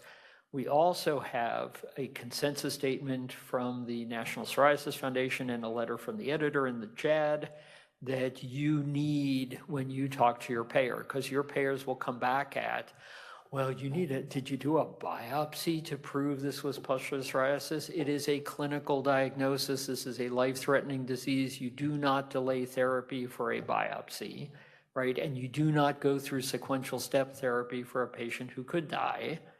And we now have, you know, anytime you present this to a payer, you know, that is your best weapon right there to get the patient what they need. Non-invasive treatments of neurofibromas, right? Patients hate their disease, right? It's disfiguring, it's demoralizing, and we see so many patients who have lots and lots of scars from all of their surgeries. Well, in this study, injecting deoxycholate, Kybella, right, into it actually did really well with low morbidity and good effectiveness. Deucravacitinib in scalp psoriasis, you know, joins apremilast as sort of a very low-risk option for what is very difficult to treat with topicals.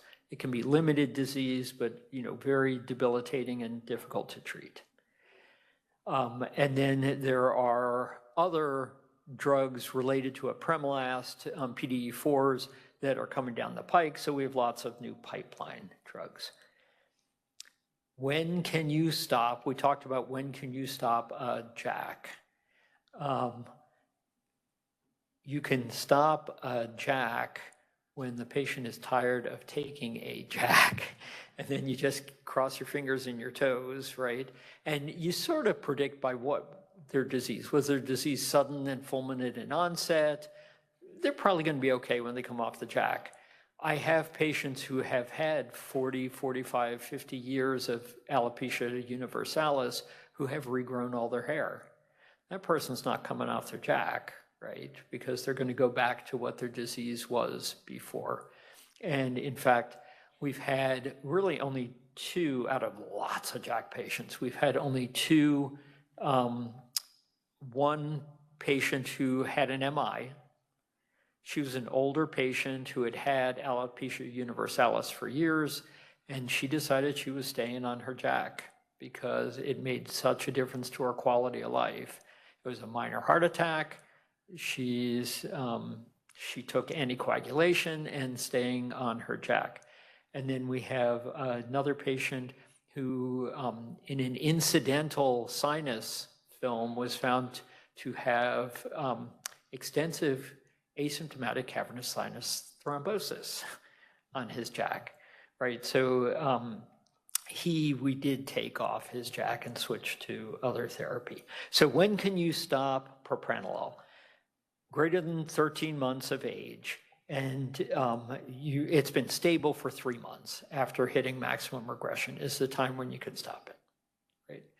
EGFRs, if you work in a medical center and now if you work in ambulatory medicine, there's so many patients on this for lung cancer and everything else, you're going to see the hand-foot reactions, the horrible paronychia, the head that is just oozing pus from the EGFR. And zinc supplementation can switch it off and can prevent it in the first place. So that is really a game changer there. We've got so many patients on dupilumab, and we know that persistent facial dermatitis is often copamidopropylbetaine or nickel allergy in those patients. And many of the refractory hand eczemas, there's contact allergy. So do you have to take them off their Dupixent in order to patch test?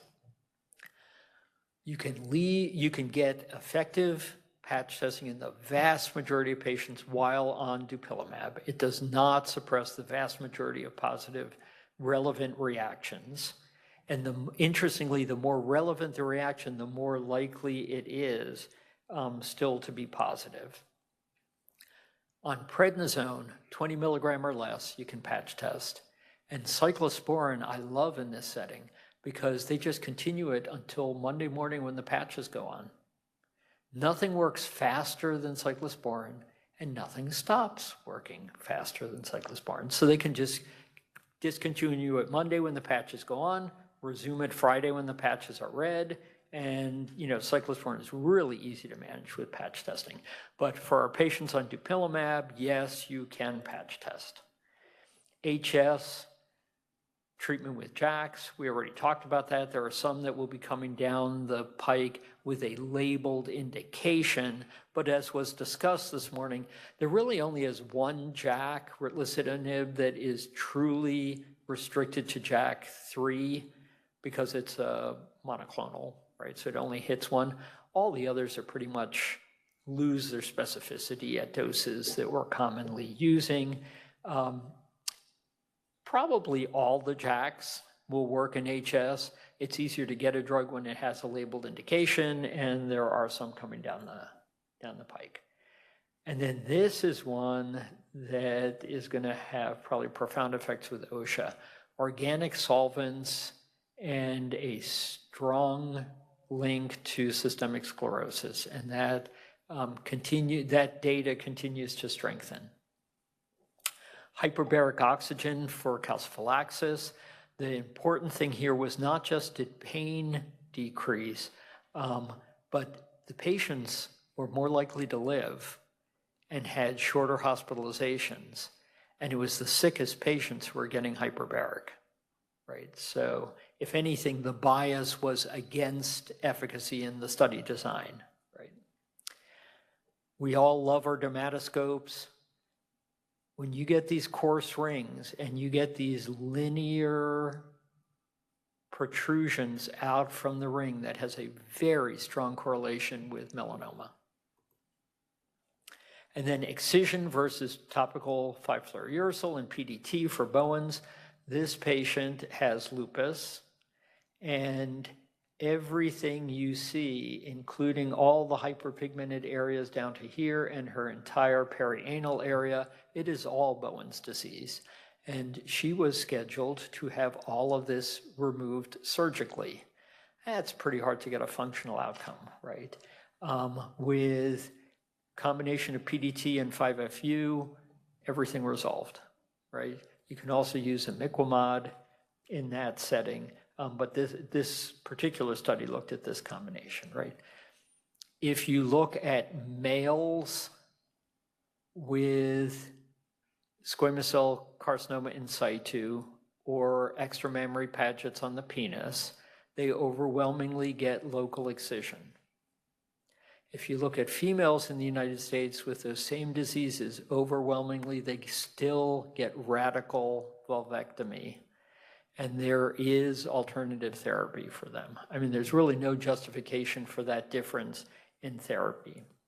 And so, PDT, the Chinese in Shanghai really have been leaders in using PDT for these indications, and it works. And it works in conjunction with some of the topicals that we use. And it also works even for severe acne and can be an alternative for isotretinoin. If you have a patient where you're thinking sarcoidosis and they don't have lung disease and it's just not making sense, you can now test that for the rubella virus. And these are both immunocompromised and also perfectly immunocompetent patients with granulomatous disease that's not sarcoidosis, and it is a chronic reaction to chronic rubellosis from the vaccine that we all got. And then new lasers, again, more physical modalities available for our acne patients. And PDT, not just for acne, but also for rosacea. This patient was refractory to most therapy. Isotretinoin, by the way, dosed once weekly to once monthly can turn off even the most severe rosacea that's not responding to anything else. Now, how do you get that through iPledge? You prescribe it daily and then adjust according to response, which is what it says on the SIG. And then the patient knows that very rapidly they adjust to once a week and then once a month, right? But otherwise the pharmacist can't dispense it because they can't dispense something that's not daily dosing, right? And then PDT, very good adjunct for that. And then surgery. Dr. Garg talked about this. I mean, this poor woman wore an entire bottle of perfume every day to try to hide the stench of her disease. And when she got up off a chair, she left a slick of pus on the chair. She had no quality of life. And with combination of biologic surgery, because you're not going to treat these patients with biologic alone, right? They need metformin, spironolactone, they need their biologic, they need drug therapy, and now ertapenem, which has to be IV. In JAD, there was a combination published of moxifloxacin together with rifampin and metronidazole. The results were almost equal to ertapenem, and it's an oral regimen that's not even that costly. And then they went on to long-term sulfa-trimethoprim, and really game-changing results. But you're not going to help this patient without combination with surgery, right? It's not that hard to do the unroofing, as was said. JAD has nice videos in the Pearl section. You can go to YouTube and see them. If you're not already doing the surgery, it's not that hard, and you really get better outcomes. Alpha-gal. I'm from the South. Allergy to barbecue strikes fear into the hearts of Southerners, right? So the amblyoma ticks are now up to the Canadian border, and it's their saliva that cross-reacts with the red meat. Why is it relevant to us? Because biologics also cross-react. So cetuximab, which is increasingly being used for head and neck cancers, cross-reacts with the tick allergen and the alpha-gal. OCT, we're going to be using it like we use our dermatoscopes. And for this patient where, you can sort of guess maybe where this morpheoform basal cell ends, but the patient was a poor surgical risk and was treated with superficial radiation, and then you need imaging to see was it really killed, and OCT works really well for that. And then bimekizumab, new player on the block. No biologic achieves skin clearance equivalent to bimekizumab. It is superior to all other biologics in its ability to achieve PASI 100. So what's the order? So in terms of skin clearance alone, bimekizumab, best skin clearance currently. Brodalumab right after it. Too bad about that black box warning, right? But very few patients actually have depression. Bimekizumab, you do have to counsel about depression, but you don't have the same REMS that you need for brodalumab, right? And then risankizumab is right after those in terms of skin clearance, and then all other biologics follow after that. Remember, 17s are fast, 23s are slow, so you will see a million studies that show this 17 was better at 12 weeks than this 23. Well, of course it was, because 23s are slow, right? And you have to build patient expectation that on a 23, they don't achieve their maximal efficacy till a year and a half, right? But they're just getting better and better and better. Whereas a 17 by 12 weeks, that's about what you're gonna get, right? 17s are the best for axial disease, so always ask axial, right? Are your joints hurting you? No, they're fine. How about your back and hips? They're killing me, right? Back and hip and inflammatory arthritis, you are stiffer in the morning, and it takes you more than half an hour to loosen up. That correlates with progressive joint disease. And if it's axial, ustekinumab does not work reliably, methotrexate does not reliably, 23s really aren't that good. TNFs are okay, but 17s are best for axial arthritis. Remember, 23s are slow, but achieve great efficacy, especially risankizumab for skin. TNFs, good for axial disease, reasonably fast. They got some baggage, weight gain more than any other biologic. TB did not myelinating heart failure. If your patient has hepatitis, and hepatitis far more common than tuberculosis to test positive, right?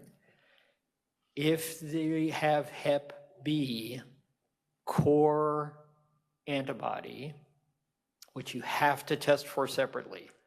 So about 10 years ago, the College of Gastroenterology recommended that they take the core IgG out of the hepatitis panel, because that was, at the time they thought, natural immunity. You've had the disease and you're immune. 500 Americans died in the subsequent year, mainly from rituximab and TNFs, with massive hepatic necrosis. And their website changed. It no longer says natural immunity. It now says you carry the disease and you can have catastrophic reactivation. But it's still not back in the hepatitis panel. So you have to order the total core antibodies separately. If anything tests positive for Hep B, if you're going to use a TNF, they must be treated concurrently for the Hep B.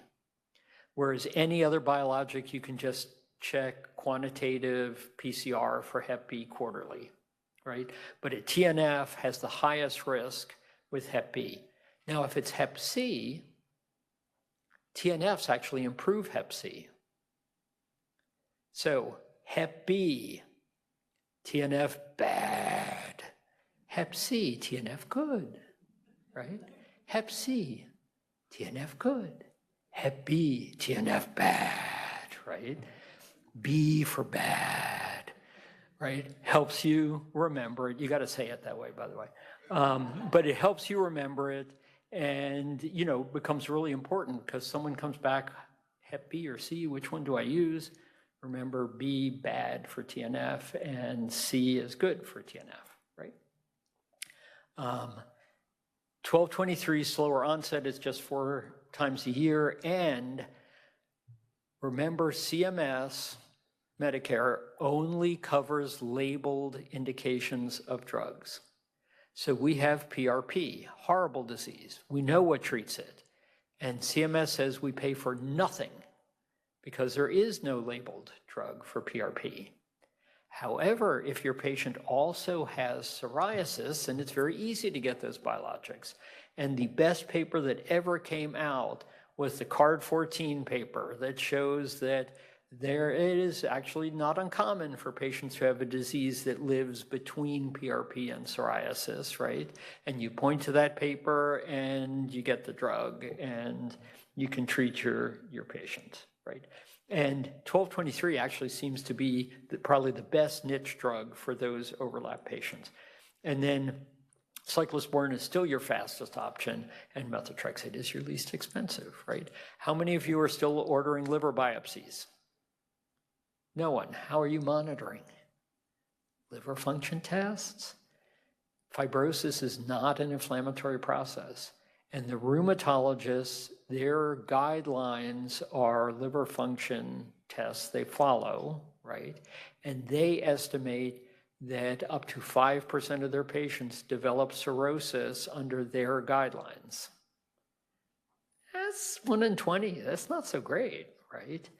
Procollagen 3 terminal peptide has been done now for 30 years in Europe, and they have 30 years of data that nobody develops cirrhosis if you follow it. And it also has the benefit, it's looking not just at hepatic fibrosis, but lung, which is probably your greatest risk of dying with methotrexate, right? And as long as it's in the normal range, I have very good friends who are rheumatologists who said, yeah, we don't use it because they tell us that if you've got rheumatoid arthritis, it's going to be elevated anyway. Psoriatic arthritis, it's going to be elevated anyway. Not my patients. They got normal baselines. And if they have a normal baseline, then you can follow it very easily. And when you get the report, it tells you exactly what to do, when to reduce your dose, when to stop the drug, when you're fine and you continue. So it's really easy. And it costs the same as a CBC. It has to go to Manchester, England. That's where the cost comes in, right? So what we do is we send it for the entire state of South Carolina, and 4 times a year we put it in 1 box on dry ice and we ship it over. And it brings the cost down to exactly what a CBC costs in our lab, right? And so it's not that hard to arrange. You can do it through your local derm society, and just it's an easy way to monitor your methotrexate patients. Okay, skin clearance and atopic dermatitis.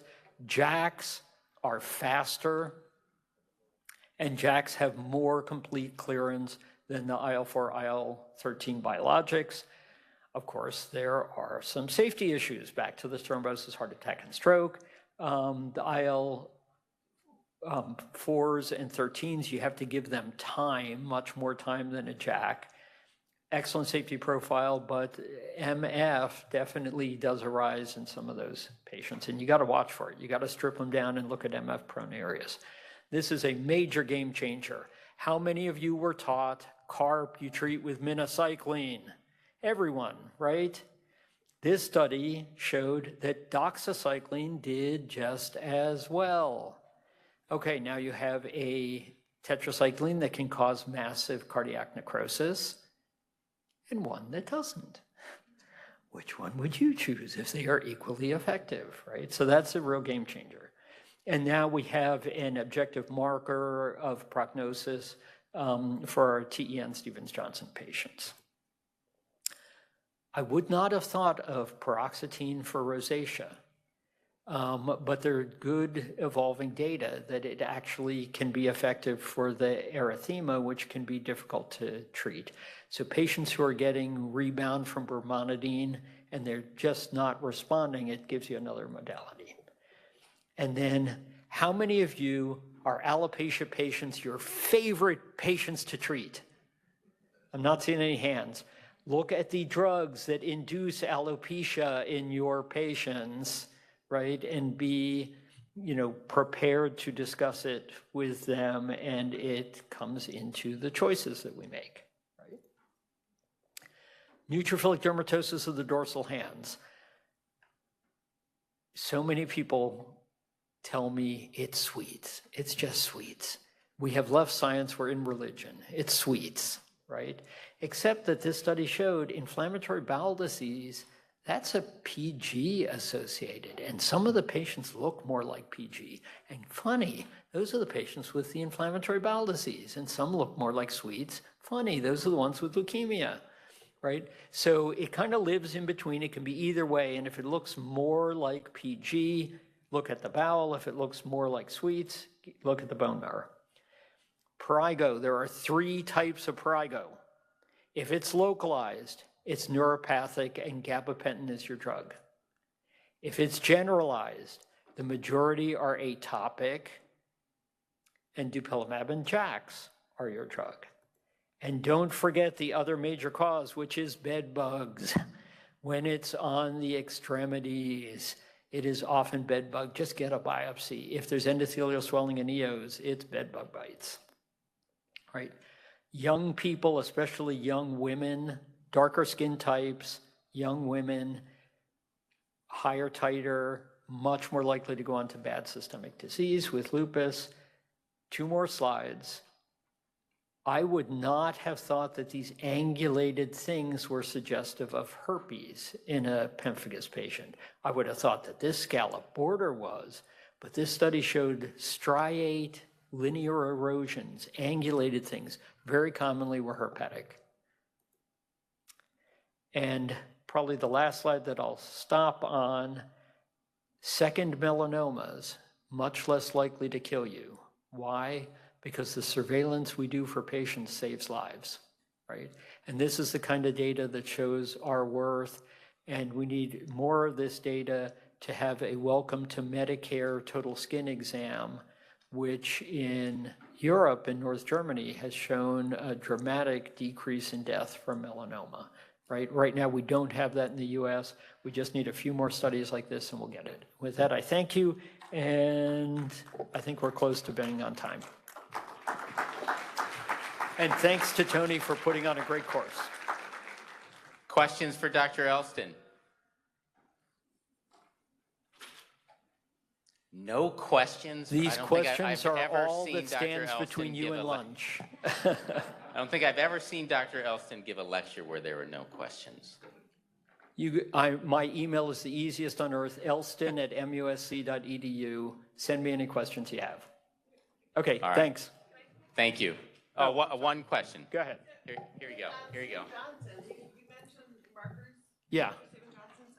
Can you just expand on that a little bit? Yeah, so it's a prognostic marker. So you want to know. The question is, you mentioned markers for Stevens-Johnson syndrome. Yes. Thank you. We should repeat the question. So there's this APO4 that's now an objective marker. All the studies that are out there compare outcomes to historical data, and they're really not that good. And the score 10 is really not that good in predicting mortality. This marker is much, much better at predicting who's going to live, who's going to die, who's going to get really sick, and driving appropriate therapy. And you can order it now. You can get it through Mayo. Mayo and ARUP both do it. It's a send out. Okay? Okay, thanks everyone. Thank you. I'd like to get started with the afternoon just to do our best to keep us on time throughout the rest of the day. And over the next hour, what we're going to focus on are updates in psoriatic disease. And, generally when I plan this course, I try really hard to get speakers who are either outside of, who aren't me, I guess. Because I think, certainly all of our residents and locally, you hear from me in other arenas. But after 2 clinicians who I invited to give the psoriasis lecture had conflicts, I decided that I would give it. So it's a pleasure this afternoon to give you an update in psoriasis. My conflicts of interest are listed in the program for this meeting. And our learning objectives over about the next half hour are first to review briefly treat to target goals for our patients with psoriasis. And then we'll describe the current landscape of psoriasis therapies. And finally, we'll spend some time discussing what I think of as the pinnacle goals in terms of outcomes for our psoriasis patients. So let's begin by briefly reviewing treat to target goals for our psoriasis patients. In 2017, the medical board from the National Psoriasis Foundation got together and through a Delphi consensus exercise, developed treat to target goals for our patients with psoriasis. And the results were that they agreed that our goal should be for our patients with psoriasis to have no more than 1% body surface area of psoriasis on their bodies 3 months after we start them on a treatment regimen and thereafter in the maintenance phase. And just to remind you, when we think about body surface area, a patient's palm, including the thumb, roughly represents 1% of their body surface area. So after 3 months and thereafter, our ideal goal is for patients to have no more than 1 palm's worth of psoriasis on their body. However, the medical board did agree that it's reasonable to continue patients on a treatment regimen as long as they do not have more than 3% body surface area involvement or have at least a 75% improvement in body surface area. And I think you can rationalize that that's reasonable because that's in the mild disease range. And we think that most, if not all, of the systemic inflammatory component of psoriasis is resolved when we get patients with very low body surface area involvement. So we need to think about that when we talk about the current landscape of psoriasis treatments. And what do we have available to us now? Well, just within the past 2 years, there have been 2 topical medications approved to treat psoriasis that work by novel, non-steroidal mechanisms of action.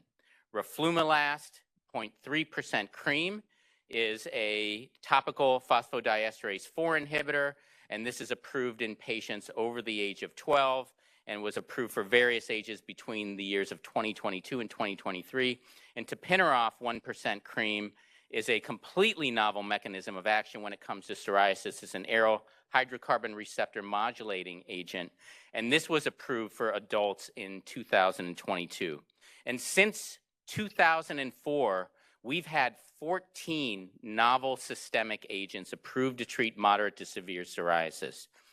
Biologics and small molecule inhibitors. These are all approved to treat adult patients, and as you know, many of them are also approved to treat patients under the age of 18 and even in children. And these medications just keep coming. The most recently approved, as you've heard earlier this morning, is bimekizumab, which was FDA approved in the United States in October, so about 8 months ago.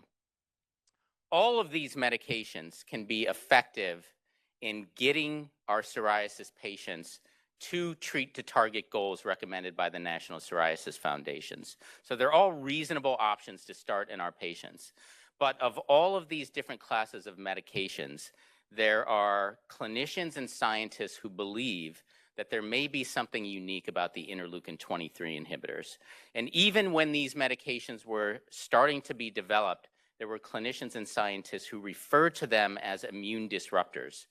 And they refer to them as immune disruptors for several reasons. First of all, it is known that interleukin-23 expression is necessary for the terminal differentiation and the survival of what we believe are the pathogenic cells in psoriasis, namely skin-resident memory Th17 cells. So by inhibiting interleukin-23, we may be able to destroy some of these long-lived pathogenic resident memory cells.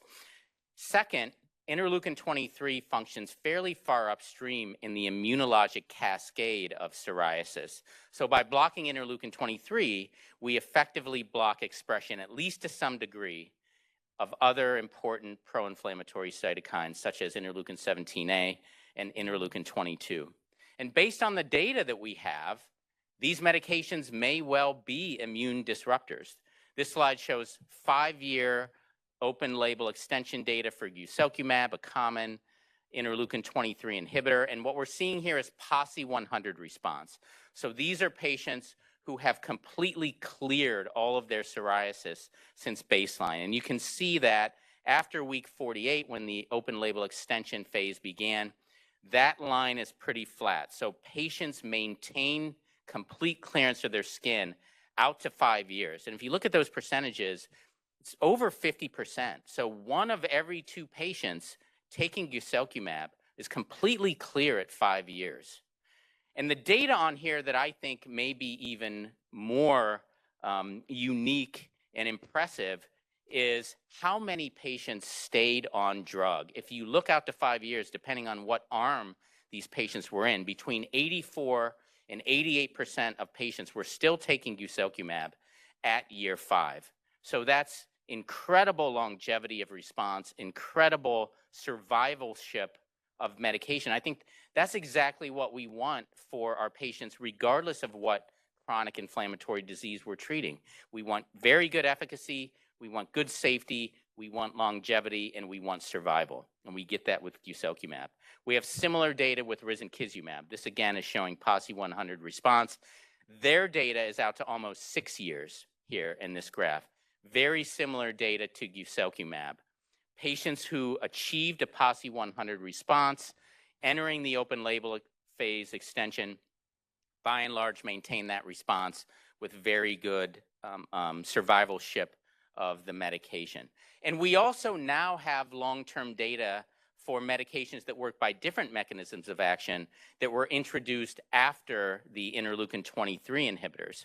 One of those is deucravacitinib. We've already heard a lot about Janus kinase inhibitors over the course of the morning. And as has been mentioned earlier, we believe that the more selective we can be in inhibiting Janus kinase family members, hopefully the better the adverse effect profile. And also, as was earlier mentioned, there really isn't a Janus kinase inhibitor that is so selective that it doesn't have any activity on the other Janus kinase family members.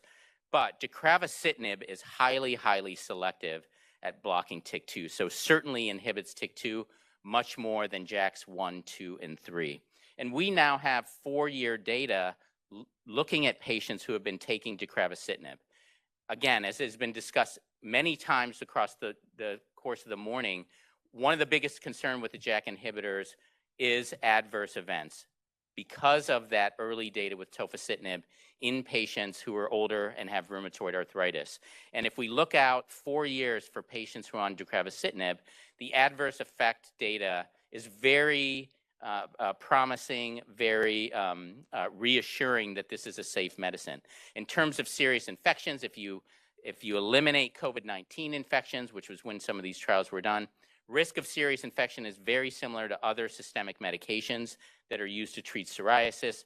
Herpes zoster infections are very low, and they're very low risk of MACE events, venous thromboemboli, and malignancies. And good efficacy data out to 4 years in terms of PASI 75 response, between about 72% and over 80% of patients maintain a PASI 75 response, depending on how the data was analyzed. And similar with PASI 90 responses, between about 47% and over 50% of patients achieved a PASI 90 response.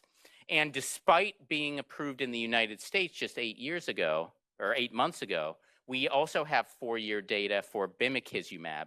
Again, outstanding longevity of response in terms of PASI 90 and PASI 100 responses, very high percentages of patients maintaining that response out to 4 years.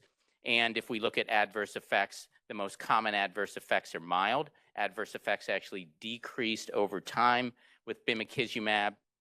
And I think the one thing we know about bimekizumab in blocking both interleukin-17A and interleukin-17F is there's concern for candidiasis. Some of these patients in the clinical trials even had esophageal candidiasis.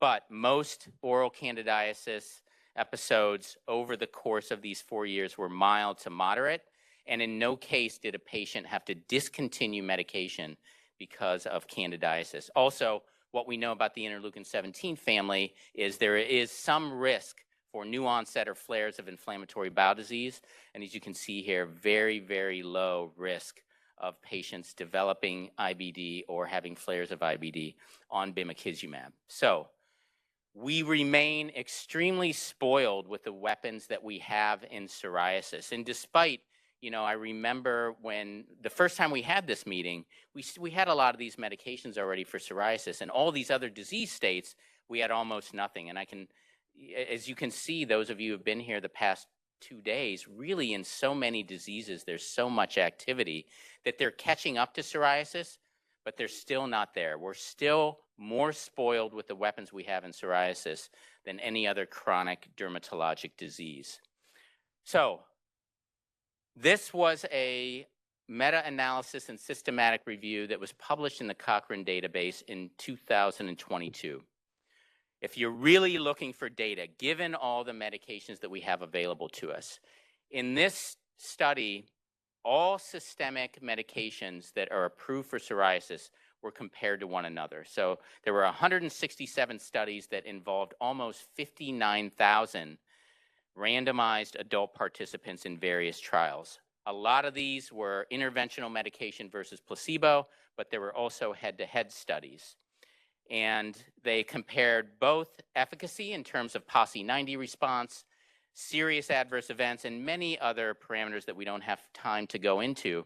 But what you can see here is that all of the classes of systemic medications that we have available are more likely to allow patients to achieve PASI 90 response compared to placebo, probably no surprise.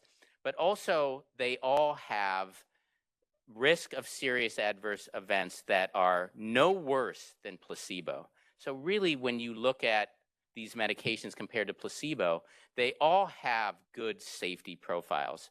When they compared individual medications to each other, there were 4 medications that rose to the top in terms of most likely allowing patients to achieve at least a PASI 90 response. Infliximab, so a TNF-alpha inhibitor, one of our oldest classes of biologics, so you shouldn't give up on that class of biologics. Risankizumab, ixekizumab, and bimekizumab. And clinical effectiveness of these medications were very similar to one another. When they looked at both efficacy and safety and tried to figure out which medications balanced both of those, 2 medications rose to the top. Risankizumab, interleukin-23 inhibitor, and bimekizumab, our newest approved biologic, which again is an interleukin-17A, interleukin-17F inhibitor. So I think this is good analysis, and you can use this data in your conversations with patients when certain questions come up. All right, so I want to spend some time talking, again, what I think of as progress in achieving the pinnacle outcomes for our patients with psoriasis. And I think we're at this point because we've been so spoiled with getting good responses and having good safety of our medications for so long. So what do I mean by pinnacles of psoriasis outcomes? Well, 3 things come to mind. Do our medications help our patients prevent future cardiovascular disease and major adverse cardiovascular events? Can any of our medications prevent the onset of psoriatic arthritis? And finally, do any of our medications really help our patients induce remissions in psoriasis, or can they even potentially cure psoriasis? So let's start with cardiovascular disease and MACE events. Do any of our medications, particularly our biologics, help us prevent cardiovascular disease in our patients? We know from several decades of research that there is a significant risk of cardiovascular disease in our patients with psoriasis, especially those with moderate to severe psoriasis. Psoriasis is an independent risk factor for having a myocardial infarction and stroke, and we know that there's about a 44% increased risk of stroke in patients with severe psoriasis. Patients with severe psoriasis are thought to have almost a 60% increased risk of cardiovascular death. And there's data to support that patients with moderate to severe psoriasis have a reduced life expectancy of about 5 years compared to patients in the general population. And that is thought to be attributed entirely to cardiovascular comorbidity associated with long-term uncontrolled psoriasis. So, can our medications help prevent cardiovascular disease and MACE events? This is a very busy table. I'm not expecting you to look at all this data. It is really to underscore that, believe it or not, there has been a lot of work in this area. And these are not just retrospective studies. Within the studies that have been performed, there are several very well-designed, prospective, randomized, double-blinded trials. In most of these trials, the primary outcome is looking for a reduced arterial vascular inflammation index as sort of a marker for future cardiovascular disease. And in none of those trials was the primary endpoint met. In one small trial looking at interleukin-12/23 inhibition, there was a significant decrease in arterial vascular inflammation at 3 months, but this did not hold up out to 1 year. And the editorials that usually accompany these studies essentially say that, look, to get a true answer to this question, we are going to need to design prospective trials that follow patients for very long periods of time and enroll a lot of patients, which is a challenge, but they may be right in terms of really getting an answer to this question. The thought that there still may be something here is partly due to the fact that in many of these studies, despite not meeting the primary endpoint, there are significant improvements in serologic markers of systemic inflammation, like decreases in C-reactive protein levels or sedimentation rates. What about psoriatic arthritis? Can we prevent onset of psoriatic arthritis in our patients with psoriasis? Well, why would we even think that? Well, you're going to hear a lot more about psoriatic arthritis in the next talk by Dr. Husney, but just to briefly remind you, psoriatic arthritis is a chronic seronegative inflammatory arthritis that affects roughly 20 to 30% of all patients with psoriasis. And importantly, the vast majority of patients who develop psoriatic arthritis, in some studies upwards of 85%, will first develop cutaneous psoriasis before they develop psoriatic arthritis. And in studies looking at the time between onset of skin disease and joint disease, again, on average, that lag time is somewhere between 3 to 12 years. So that means in a lot of our psoriasis patients, we have this window of time where we can potentially intervene and prevent the onset of psoriatic arthritis. Do any of our medications allow us to do that right now? Well, again, believe it or not, there's been work in this area. And in fact, in the January 2022 issue of the Annals of the Rheumatic Diseases, there were 3 manuscripts published, all done by different groups in different countries, including one in the United States, that retrospectively looked at data to try to answer this question.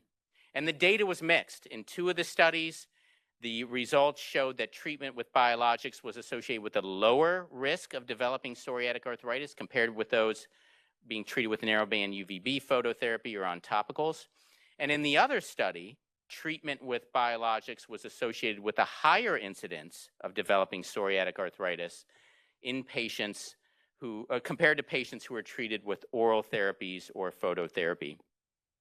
Well, like cardiovascular disease, these 3 articles were accompanied by an editorial saying, we're not going to answer this question with retrospective data.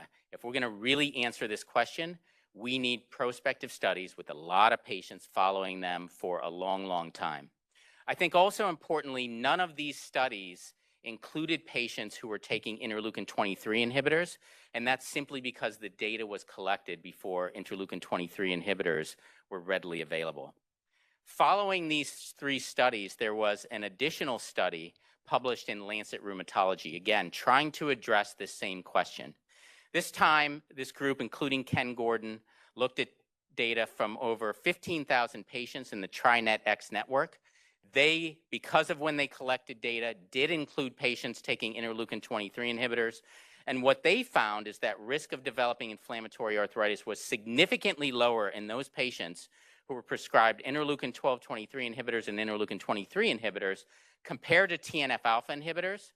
There was no significant difference when they compared patients taking interleukin-17 inhibitors to TNF-alpha inhibitors. So again, this raises the question, is there something unique about interleukin-23 inhibition, and does it really give an opportunity to prevent onset of psoriatic arthritis in some of our patients? In this manuscript, Dr. Gordon and his colleagues addressed this idea of performing a large prospective study with a lot of patients enrolled. And in so many words, essentially said, this is never going to be done. Nobody has the time to do this. Nobody has the money to do this. But they did offer an alternative. They believe that there is enough long-term data from patients enrolled in phase 3 clinical trials that if you pooled that data, you would be powered to answer this question. Now, when I see something like that from people who publish a lot, my first intuition is they have to already be doing this work. So far, I have not seen any additional publication from this group or anyone else. I can tell you there will be more about interleukin-23 inhibition and potential prevention of psoriatic arthritis coming out in the JAD, but I don't know anything about pooling data from other clinical trials, so stay tuned for that. And then finally, what about our ability to induce long-term remissions or even cures in our patients with psoriasis? Why would we even think that? And again, I think it goes back to interleukin-23 inhibition. Remember that the key pathogenic cells in psoriasis are skin-resident memory Th17 cells. These cells are very long-lived, and although our medications in general do a great job of dampening inflammation and resolving our skin plaques, they do not kill these cells. And so when our patients come off these medicines, these cells, because they're still there in the skin, are able to reinitiate the inflammatory cascade, and patients, their lesions come back. And this is also why patients typically develop their psoriasis lesions in the exact same places they had them before when they come off their medicines, because those cells are still alive. And then remember that the one thing we know about interleukin-23 is its expression is necessary for the terminal differentiation and the survival of resident memory Th17 cells. So if we inhibit interleukin-23, can we potentially kill some of these pathogenic Th17 cells and really alter the overall course of disease? The next few slides I'm going to show you are courtesy of Andy Blauvelt. He gave me permission to use these. For those of you who were here 2 years ago, you may recall Andy gave this lecture at our course. And Andy's been thinking about this idea about interleukin-23 inhibition and killing resident memory Th17 cells for a while. And this prompted him to come up with a hypothesis and develop a protocol for a clinical trial. So his hypothesis is that perhaps if we treat patients relatively early in the disease and give them high doses of interleukin-23 inhibitors, hit them hard or hit them early, that we may be able to kill these Th17 cells and alter the course of disease, induce remissions, potentially even induce cures. And he calls this strategy knockout therapy. He's using risankizumab in this trial, and to remind you, the approved dosing for risankizumab is 150 milligrams subcutaneous injection at week 0, 4, and then every 12 weeks thereafter. And here's his knockout study design. So he's enrolling adult patients who have had chronic stable plaque psoriasis for more than 6 months. These are patients with severe disease. They have at least 10% body surface area involvement. They have at least a PASI 12. And he's randomizing them to one of two arms. One arm will receive risankizumab 300 milligrams subcutaneous injections each injection, so double the indicated dose right now, or approved dose. The other arm, 600 milligrams, so quadruple the approved dose at time point 0, time point 4, 12 weeks later at week 16, and that's it. No more medicine. And then he's just going to follow them out to week 52. And he's doing lesional and non-lesional biopsies at time point 0 and at week 52. And he's going to see if there is a difference in the number of resident memory Th17 cells. Does knockout therapy help reduce the number of Th17 cells? He's enrolled 20 patients. Several of them were lost to follow-up and dropped out for other reasons. So he has 16 patients who have reached at least week 52. And here's his data. So you can see here we have PASI 75, PASI 90, PASI 100. And I want you to look at just the percentages in those red boxes. So this is at week 52. So remember, these patients have had no medication for 8 months. Almost 90% of patients still had a PASI 75 response.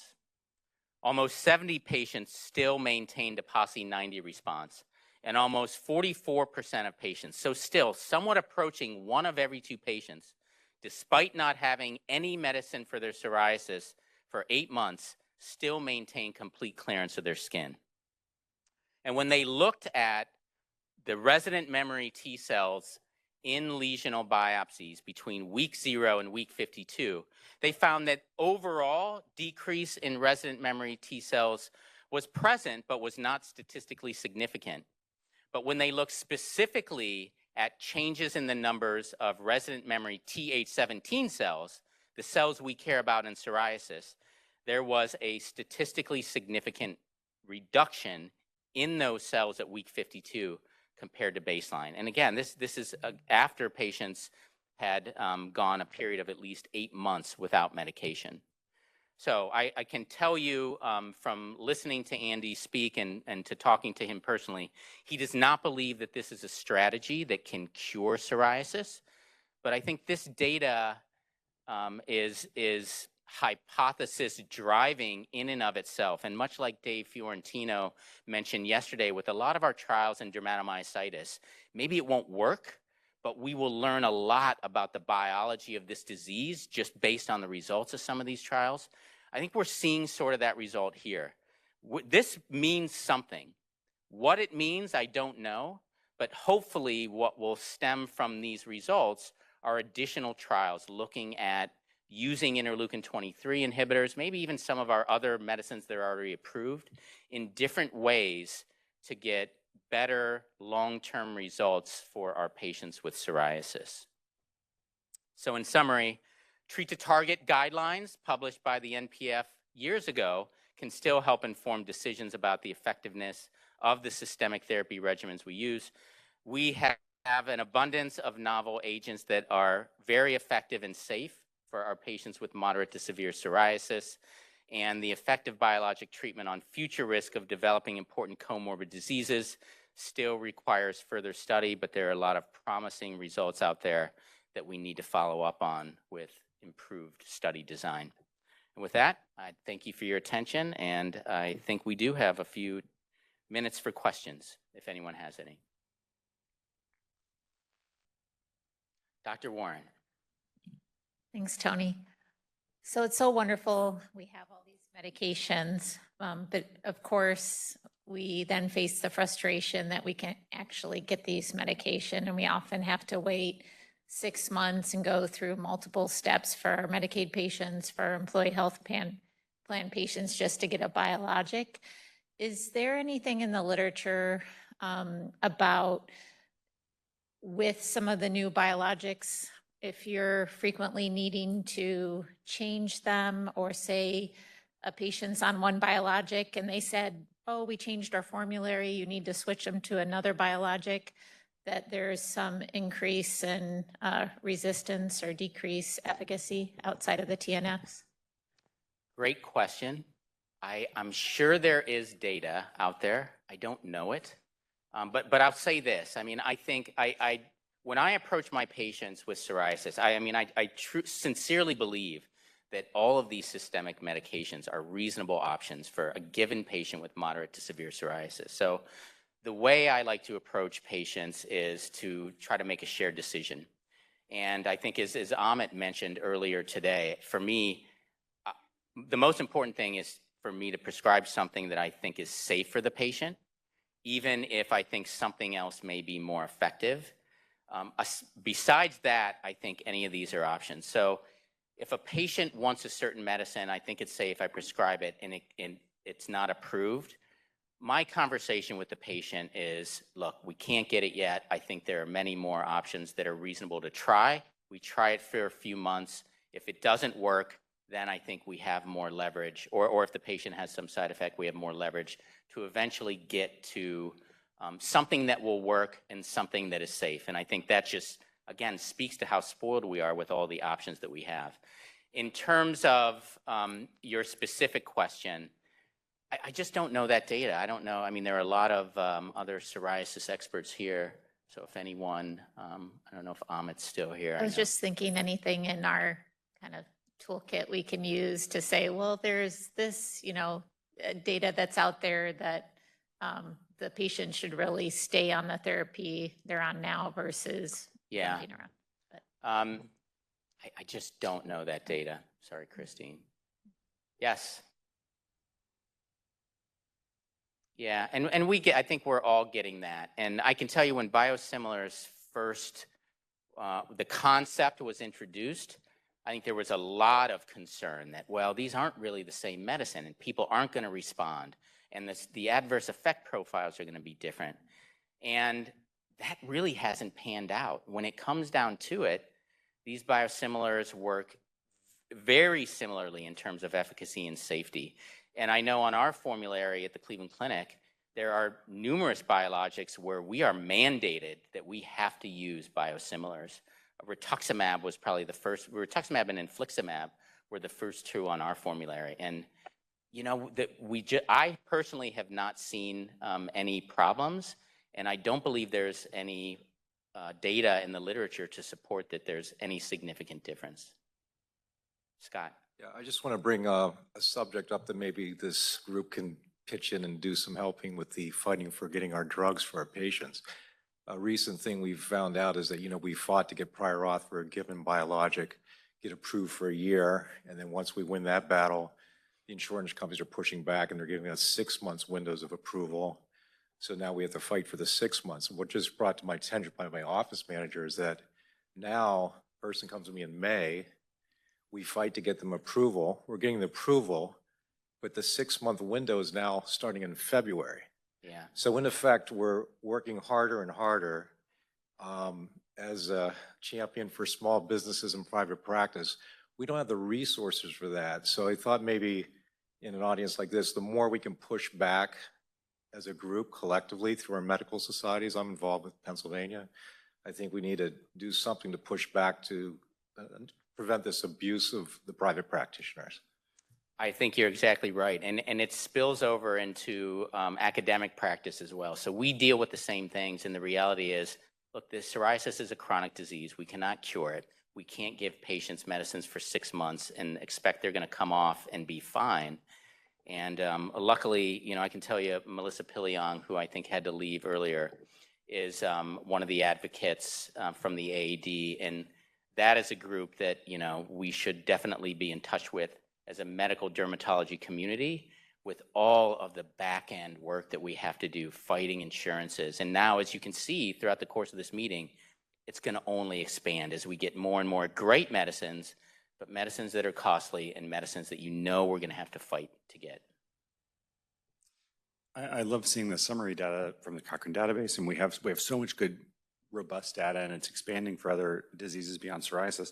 The big picture, I think, that dermatologists sometimes miss, and the AMA for that matter, is that we spend all this time talking about fighting the insurance companies and discussing with pharmaceutical companies, but what we haven't done is we haven't advocated to Congress to reverse the laws that prevent Congress from prevent Medicare from directly negotiating drug prices.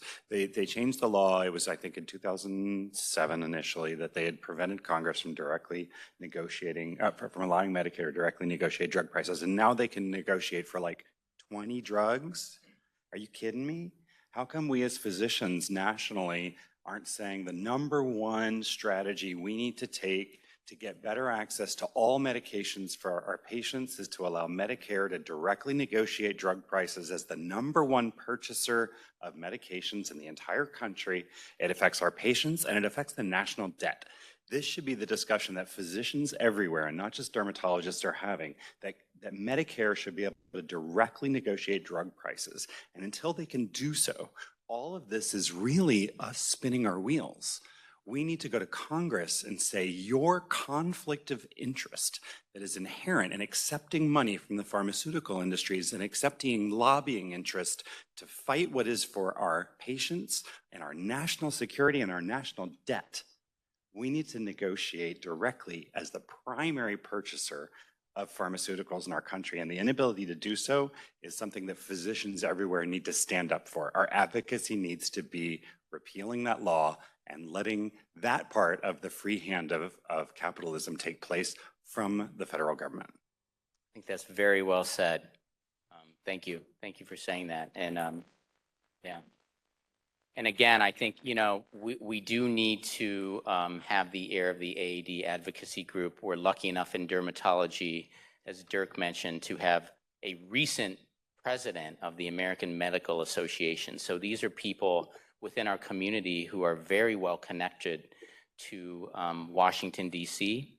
and we need them to help us with our medical dermatology issues. Okay, with that, I want to make sure I keep things moving, and I would like to introduce our next speaker, Dr. Elaine Husney. Dr. Husney is Vice Chair of Rheumatology and Director of the Arthritis and Musculoskeletal Center. She is a staff physician here at the Cleveland Clinic in the Orthopedic and Rheumatologic Institute, and she is Assistant Professor at the Cleveland Clinic Lerner College of Medicine of Case Western Reserve University. Like all of our other faculty members, I could sit up here and read you a laundry list of accolades. I will tell you that Dr. Husney is currently on the Medical and Scientific Committee for the Arthritis Foundation of the Northeastern Ohio chapter, and she's also on the medical board of the Arthritis Foundation and the National Psoriasis Foundation. And I always feel privileged to work closely with Dr. Husney in not only sharing patients individually, but also in a combined rheumatology, dermatology clinic. And she's going to talk to us about an update in psoriatic arthritis treatments. Elaine. So does this? Okay, thank you. How much time do I have here? So, okay, sounds great. Thank you so much for, it's really a pleasure to be here just looking at the derm agenda. It's, even though I'm sort of an outsider, it's really nice to be on the agenda. So I'm going to try to give a talk on psoriatic arthritis from my perspective as a rheumatologist. But before I do so, I do want to thank Tony for organizing just such a wonderful agenda for us and really hitting home on some of the topics that we deal with every day in practice and learning about new treatments. I also have the pleasure of working with him side by side in a room because we do a derm room clinic together. So many of us actually do not, you know, you might refer patients to me, but you don't really know what I do in the room because I'm in the room by myself with the patient. But Tony and I actually see the patients together. And let me tell you, his passion for education that shined through this course, he has the same passion for patient care. And his tenacity with prior auths, you would think he's a rheumatologist. I mean, he is there getting these drugs for these patients. So I just wanted to thank him for the collaboration and the camaraderie that we've had in taking care of very difficult psoriatic arthritis patients at the Cleveland Clinic. So these are some of my disclosures. And my learning objectives.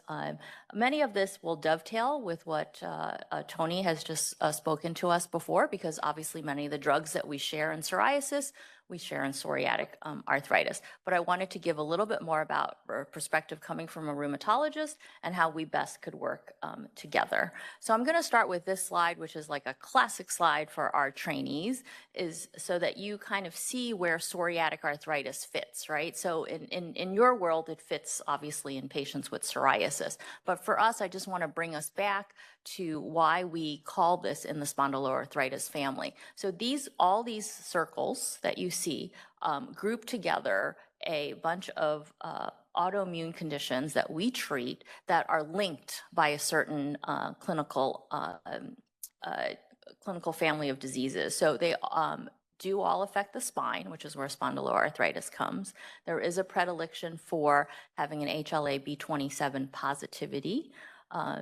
And you can see here that we have everything that runs the spectrum of undifferentiated, so something that touches here. They're all seronegative. So we don't really have in psoriatic arthritis what we have in lupus, like an ANA, or what we have in rheumatoid arthritis, like a rheumatoid factor or CCP, right? These are all bound together because they affect certain joints and because they're seronegative. And of course, today we're going to focus on psoriatic arthritis, but many of these diseases have other features, as you can see around the circle. So I think Tony has really highlighted that psoriasis and psoriatic arthritis can affect many, many different systems in addition to the skin and joints. So this is just a picture to kind of remind us of all the different presentations that could be possible. And then I just wanted to highlight a nice sort of cartoon diagram to bring us back to the specific mechanisms that are affecting spondyloarthritis. So here what you see in the big circle is you see the interplay of the adaptive immune system as well as the innate immune system.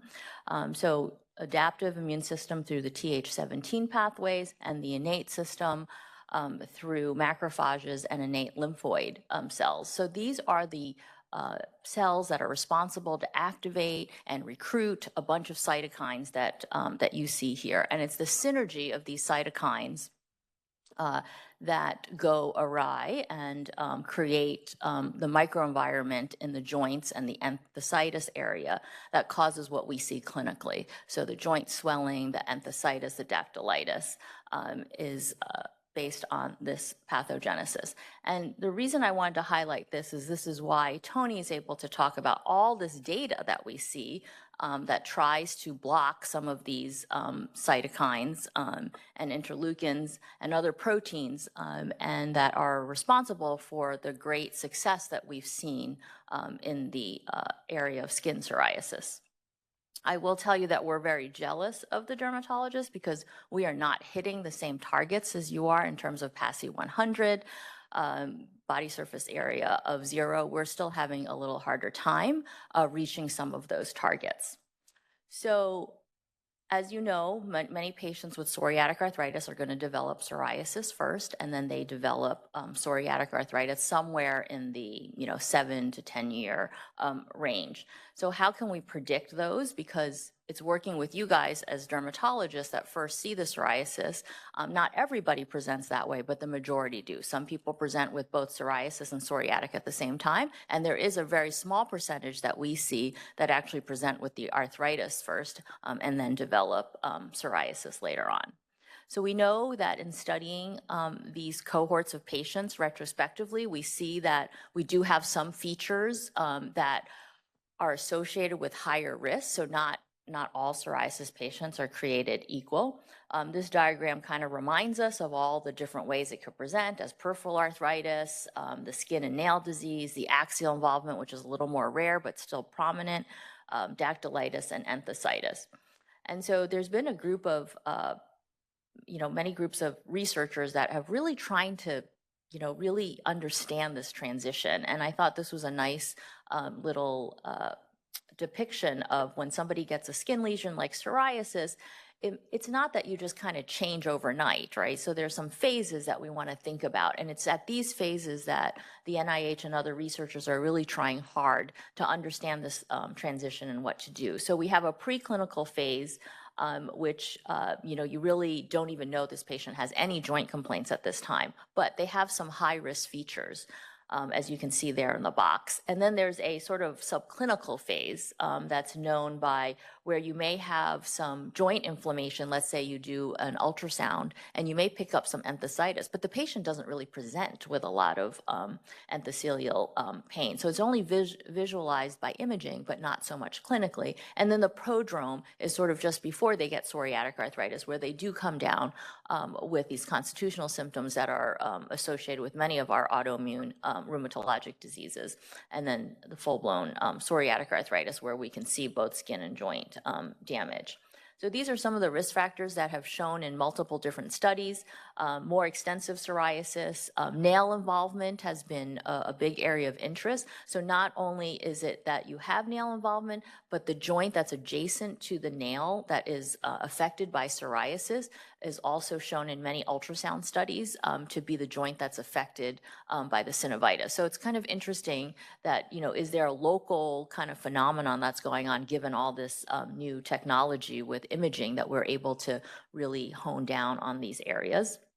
And then we know that patients with elevated BMI are seen as an increased risk, and then multiple sort of environmental and lifestyle factors that have also been associated. So in looking at this transition, we have a study by one of my, started out as one of our fellows, Shashank, who's now on staff with us, looked at our biorepository. So this is simply just patients that we've been following in our practice for over 10, 12 years. And we tried to look at patients that presented with psoriasis and then transitioned to psoriatic arthritis and tried to look back and say, okay, what features do we see in our current database that might help us pick out those patients that are going to get psoriatic arthritis.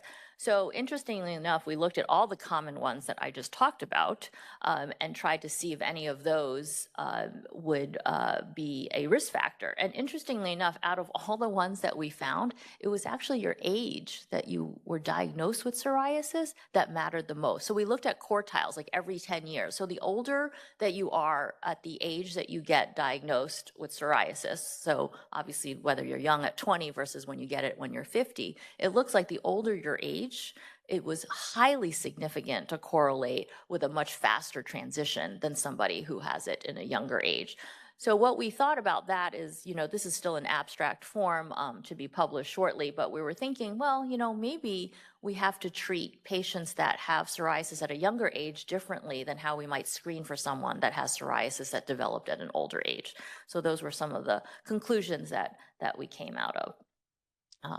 So since I've been asked to talk about updates, I thought, okay, what are some of the newer clinical trends in psoriatic arthritis that I could share with you that would make sense in your discipline as well as our discipline. So Tony already sort of stole some of my punchlines, so that's treat to target. This is a term that is very near and dear to us because we have used this for rheumatoid arthritis, and now we are looking at this in the psoriatic arthritis world. So treat to target, just like what it sounds like, is that you look at a group of patients where you're seeing them every 12 months and you're measuring a target, and if you're not on target, you're going to change treatment, and you're going to do that in a very regimented way versus another group of patients that just comes to see me as a rheumatologist for psoriatic arthritis. And as they come to see me, I will evaluate their disease activity and I will see what we can do, but it's not as regimented. So does it really matter whether you're doing this in a treat to target or fashion or not?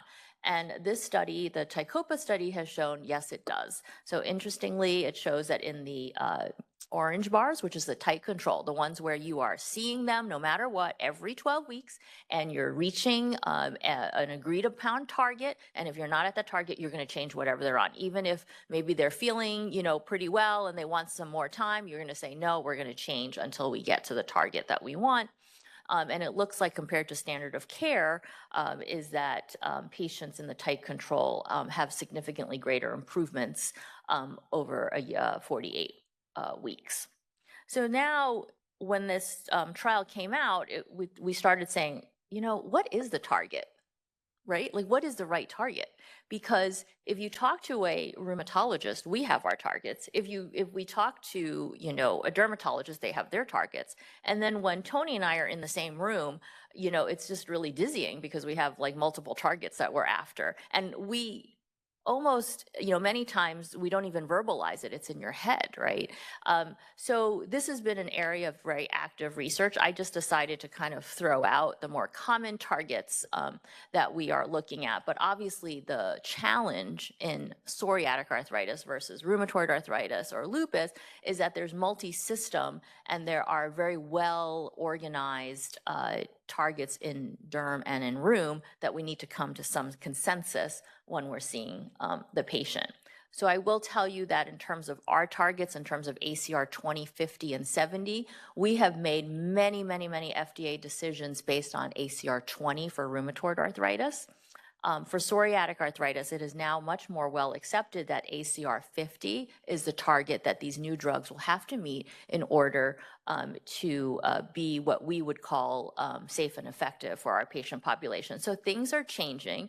And the reason that I bring this up is because for years, I've been studying psoriatic arthritis before all these drugs came out. And, all my room colleagues are like, oh, why are you studying PSA? It's like RA is where everything is. And in RA, we're borrowing a lot of these things that we learn, but slowly for the first time, we're having our own trials in PSA and defining the drug treatments in this arena. And this is a new thing. Probably for the younger physicians, they don't feel it as much because the data is already there. But compared to when I graduated from medical school, this is a huge change from how we were looking at psoriatic arthritis. So the other new thing that I wanted to talk about is the impact of sex on psoriatic arthritis. So is there any evidence that males and females may be different in psoriatic arthritis, and do I care? Are there any evidence that delayed treatment in men versus women may be different? And the reason that this is important is because we are starting to highlight, if you look at the American Heart Association, they actually do have guidelines that are different for males and females. Yet in many of the others, such as inflammatory bowel disease or dermatology or rheumatology, we probably don't really highlight any of these differences. So I just want to go over several slides that show you some of the differences that we're seeing in male patients seem to be having more axial involvement and more radiographic damage. And also higher CRP levels. We've talked a lot about labs, with Dirk and other other presenters I hear, should we order the CRP? How does the CRP and SED rate help us? So in rheumatoid arthritis, CRP and SED rate probably track much better than it does in spondyloarthropathy. So I do want to tell you that the way that we use it is different. It's not a rheumatologists don't use CRP all the same in all the diseases, so it's not a one size fits all. In psoriatic arthritis, ankylosing spondylitis, we are clearly aware that they do not have as good of a track with acute phase reactant. So that's why there's some, a debate and discrepancy about how we use it compared to the traditional rheumatoid arthritis where it does track a little bit better.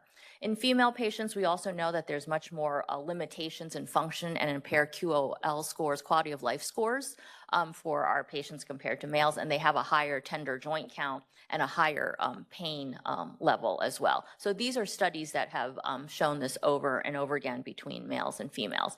So the question is, does this data impact the way that we should think about the treatment for this, and should there be, maybe a little bit more different ways and pathways to treat? So right now we don't have any sex-dependent treatment regimens to assess this, but I think this is really interesting because we're getting more and more data to look at these differences and how we as physicians should impact. So I'm just going to highlight one study in over 1,700 patients done in a Danish cohort that you could see not only in the 3 months response, but in the 6 months response. Clearly, the females are in the darker bars and the males are in the lighter gray bars. And consistently, in whatever measure you do, you can see that females do worse even over time on treatment. And this is adjusted for many of the common things like disease activity and things like that. And despite all of that adjustment, females still do worse than males.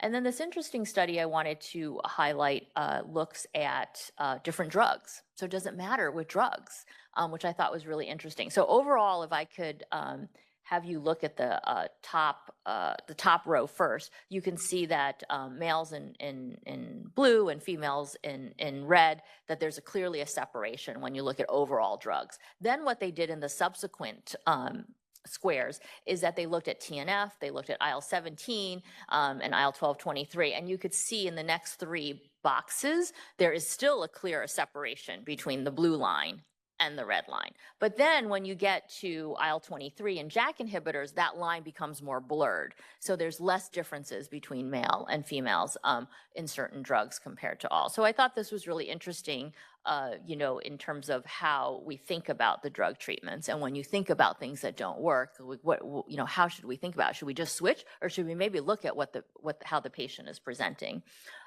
So the next big area is to really say, okay, if we see these, I'm giving you data, what drives these differences? And so, obviously the first one that pops up is, is there a hormone difference? Is there social patterns of the way that we present with pain between males and females? Are there actually true drug effects? Because we all know that as, people have different BMIs and different fat storage, there's different ways that, drug actually gets to the target tissue. And then pain response. Is there just simply a different pain response between this that's driving some of these differences? So just something that's new in our literature. I'm not sure if dermatology has also looked at males versus females. The third take-home message I want to talk about is all the treatments that we've been hearing about from day 1 to day 2, and they're all evolving, and can we do better than trial and error? So what have we learned to date?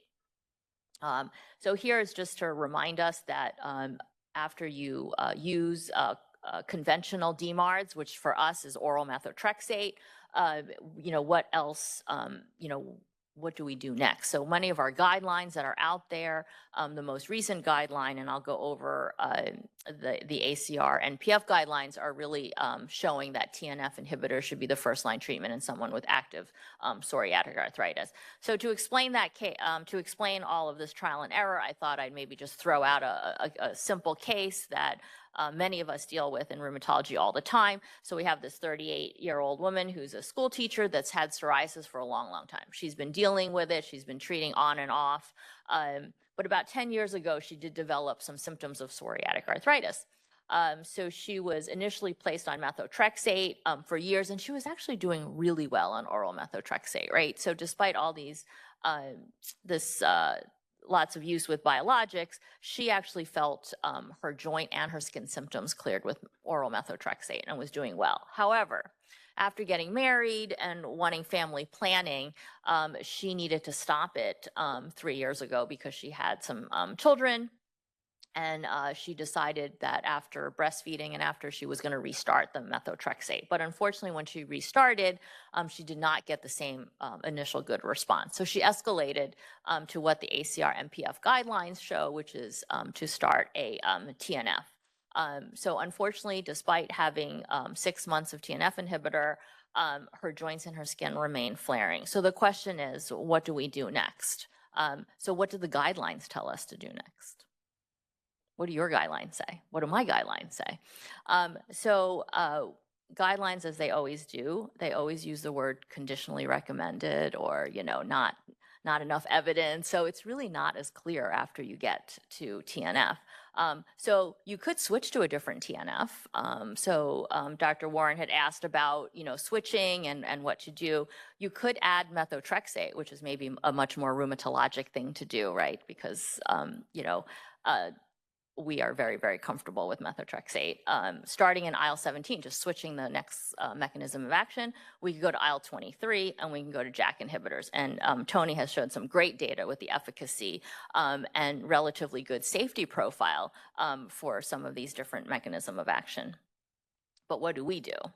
So we went over, you can either strategize with your current because we know she tolerates TNF, but she's only tried one and it's only been 6 months. So maybe we should switch. Maybe we should combine. Maybe her insurance company is not letting her do anything other than a biosimilar. So maybe we should just try the biosimilar, or we could just change mode of action. So what do we know about TNF switching? So we know that up to 40% of people in general, for us, in rheumatology, they actually don't respond to TNF. So that's a lot, right? So for every 10 people that walk in, I know that 4 of them aren't going to respond to what I'm doing, but I'm doing it anyway because that's what our guidelines say and that's what we're really comfortable with, right? But you kind of know in the back of your mind, not everyone's going to respond, but this is what we do. There's a DAM bio registry that looked at switching. So do we see that, if you switch, unfortunately, your efficacy rates do go down when you go to the second or third TNF. So some people don't even switch. And then in real world data, it sort of follows up showing that there's some decrease persistent with each successive TNF. We have 5 out in the market. So this doesn't tell us that switching may be the best next choice. Then it is, how about adding methotrexate? So if you wonder why rheumatologists like methotrexate, because let me tell you, patients don't like methotrexate, but we like methotrexate. So why are, so every time you maybe refer to one of us, it's because in the rheumatoid arthritis literature, which is what we have most literature, people that are placed on methotrexate plus TNF, they do better than TNF alone. So you have to remember where we're coming from. This is the years, decades of data that we have. So why would we think this would be different in psoriatic arthritis? We don't have data specifically in psoriatic arthritis, but you have to remember where we're coming from, what we're doing with our patients. So I am raising teenage boys, so Star Wars is a big part of what I do on weekends. So should we do this without the data on methotrexate in psoriatic arthritis? Should we try this, or should we just, because there's just, as Tony has mentioned, there's so many other mechanism of actions available that are efficacious, maybe we should just be switching. So the data on methotrexate in psoriatic arthritis is so mixed because this is not really popular to do, right? Who has the time, who's going to find a generic drug that's going to go and test it in psoriatic arthritis when we have all these other great biologic drugs that are out there. So when I looked at the literature, it's really mixed. But there was one study called the MIPA study, M-I-P-A, that used methotrexate and psoriatic arthritis. And you know what? Compared to those, it did not work. And this was a big splash in our community because we were like, whoa, whoa, whoa, I just told you how great methotrexate was in rheumatoid arthritis, but unfortunately in our studies here in the MIPA trial, but there was a lot of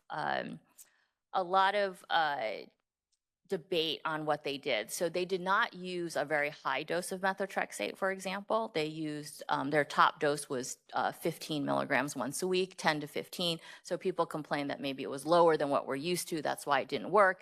It took a long time to recruit the patients. So you're getting patients that are very, very recalcitrant to begin with, or have a reason why they can't use anything other than methotrexate. So there was a lot of caveats to the trial.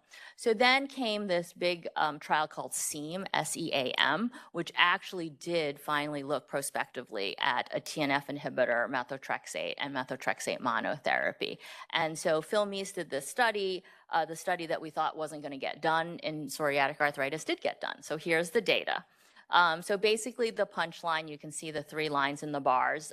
You can see the lower line is methotrexate monotherapy. It does work. It just doesn't work as well as the top 2 lines. The top 2 lines are looking at etanercept alone and etanercept plus methotrexate. So what do you see in the top line? It's exactly the same. So it really doesn't matter if you use methotrexate or not. And so this is what really changed our guidelines and why we are what changed in the NPF ACR guidelines, having TNF as a first line therapy and not going through methotrexate first because of the SEAM trial. So this is just to remind us of all the other medications that are here. I obviously don't need you to read every little line, but the green dots are the ones that are approved. The yellow dots are the ones that are sort of, thinking about approval, and then the red dots are no approval. So this is simply to show you that where's all the red dots? All the red dots are in the ankylosing spondylitis world, but the psoriasis and psoriatic arthritis world is doing really, really well. So there's a lot more drugs that are available compared to the other diseases that we treat. And then after TNF, I told you it's kind of the Wild West because all these other drugs that we have, it's not as clear which one to switch to.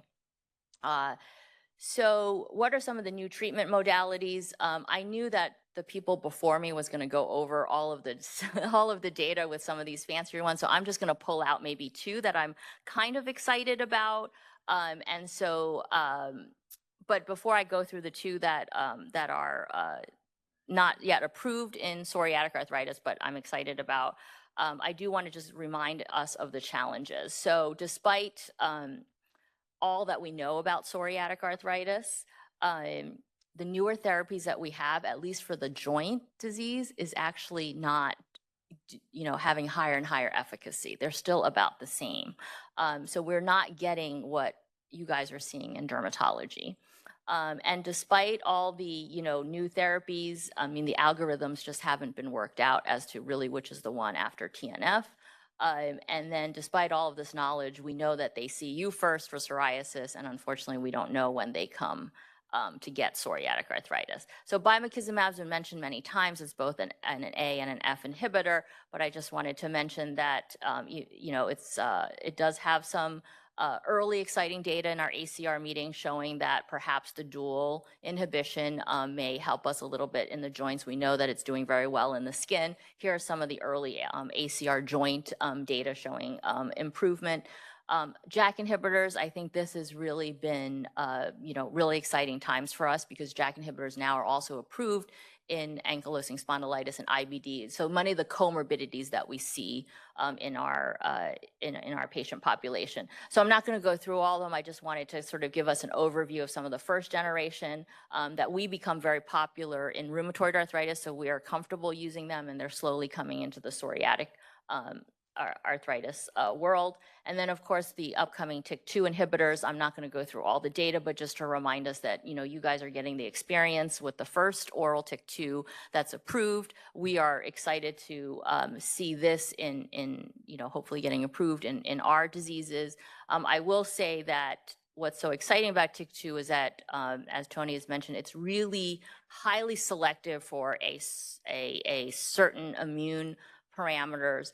And why that is important is because I think it's going to have a different safety profile than the JAK inhibitors. And that's where I think we're going to start becoming a little more personalized in how we choose our next step of medicine. So more to come, but we only have very early data in deucravacitinib for psoriatic arthritis.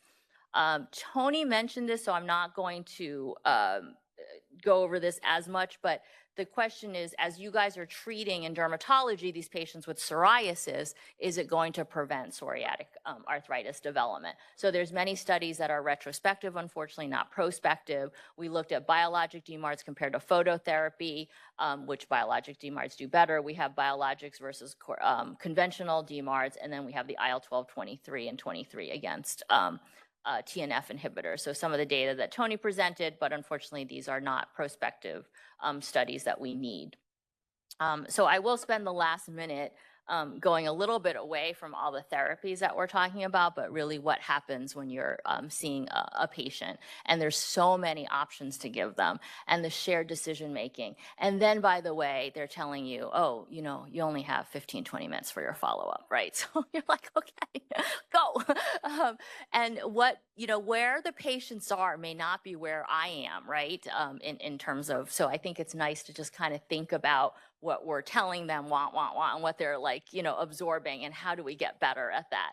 So patients really don't care how much I know until they know how much I care about them. So sometimes it does take just an extra visit or some time to realize that, what, I really don't know maybe after TNF what I should use, but this is what we can do together. I think can go a long way in patient-centered care.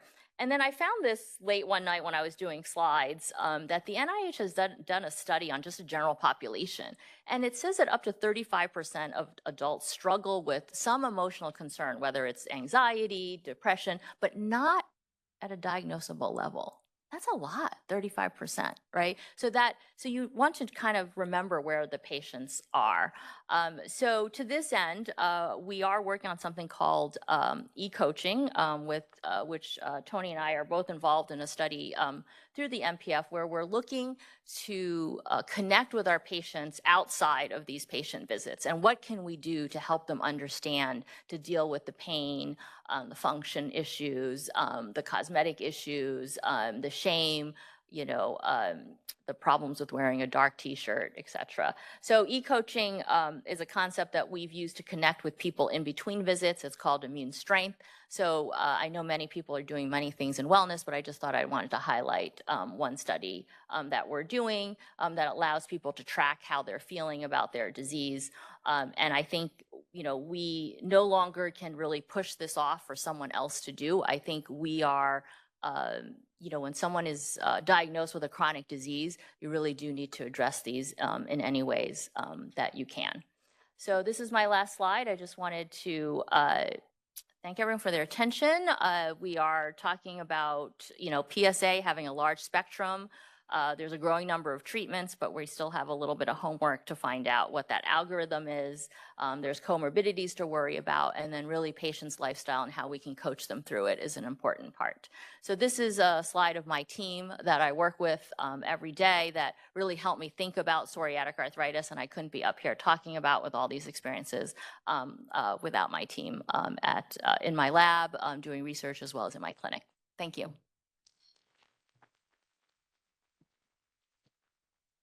Questions for Dr. Husney?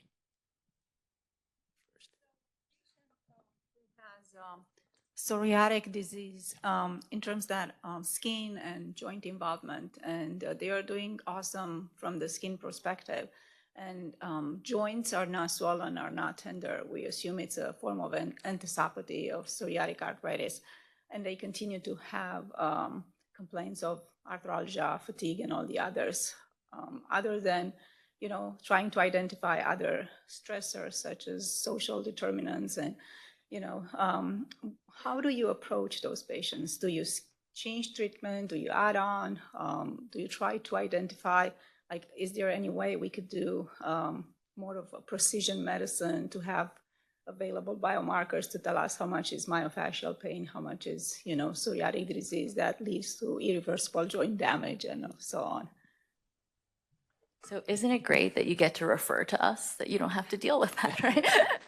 So refer to rheumatology to figure out, is this, so how we think about it is, so not all joint pain in somebody with psoriasis is psoriatic arthritis, right? So we all know that inside, but it's hard to take away that bias, because if they have psoriasis, we just kind of think, okay, your joint pain is from psoriatic arthritis. So what we really need to do is better educate sort of the non-inflammatory pain versus inflammatory pain, right? Because the biologics and all these medicines that we use are for inflammatory pain, true synovitis. And the non-inflammatory pain, I think, is what you're trying to say. How do we distinguish it, And that is not easily done by just a lab test, or sometimes, even though I am, for 20, 25 years, I've been doing joint exams, you would think that I would know. But sometimes we have to go on to imaging. So we can use musculoskeletal ultrasound, we can use MRI. X-rays lag a little bit, but there are a few rheumatologists in this room, so they might be able to add to how we look at the non-inflammatory pain. But it is tricky. And patients sometimes don't want to hear it too, right? So even when we're convinced by imaging that this is non-inflammatory pain, the patient is not convinced. And sometimes that's where the harder conversation is with why are you not switching my medication? I was like, well, because we think the medication's working really well, but we think that this non-inflammatory pain might need, help with chronic pain, or, other areas. It could be, the F word, right? You could have fibromyalgia, which there's lots of treatments for, but that's a hard conversation, and that's not something, you have to see where the patients are, but I think non-inflammatory versus inflammatory pain is a very important point. I had a quick question. So I'm coming from a place of, I'm early in practice, I'm a dermatology PA, but I do get some patients. Well, I have a lot of patients who have psoriasis. I have had some patients referred from rheumatology, or who are already seeing rheumatology, and kind of seeking additional management. So from my perspective, when I have you talked about subclinical, clinical symptoms, when would be the appropriate time, in your opinion, for patients to follow up with a rheumatologist? Is it just when they start experiencing joint pain? Should we send them before, like when they have scalp psoriasis or nail psoriasis? And then you already kind of mentioned it in the previous question, but what can they kind of expect at their appointment when they see rheumatology? Yeah, I think that's really great point to bring up. You always worry when you refer that, oh my gosh, it's like something not, and I wasted that person's time. And, we do this amongst all disciplines, not just rheumatology or dermatology. So I think that if the joint symptoms are, lasting, for more than 6 weeks, if it's interfering with their job, interfering with their daily life, that's time to seek care. That's number one. There are things that we are trying to do in our screening tools to help people that are non-rheumatologists get to the answer faster. So some of those things are, stiffness that lasts more than an hour. So these are these kind of buzzwords that we know that are more in the inflammatory space than the non-inflammatory space that I think will help people. So there is many questionnaires, like the PACE questionnaire, the PEST tool, that get to some of these symptoms that I'm talking about. So hopefully that can be helpful. But sometimes still it's hard, right? Because patients don't know what's affecting their joint, their enthesitis, their muscle pain, joint pain. So I do think an evaluation is helpful. And I also think early evaluation is helpful for everybody. And, we're nice people. We won't yell. If we won't send you a nasty message. The earlier we find them and treat them, the better it is. But yes, sometimes we guess wrong, and it really should be going to chronic pain, let's say, or something. And it's not even in their joint. It's, elsewhere.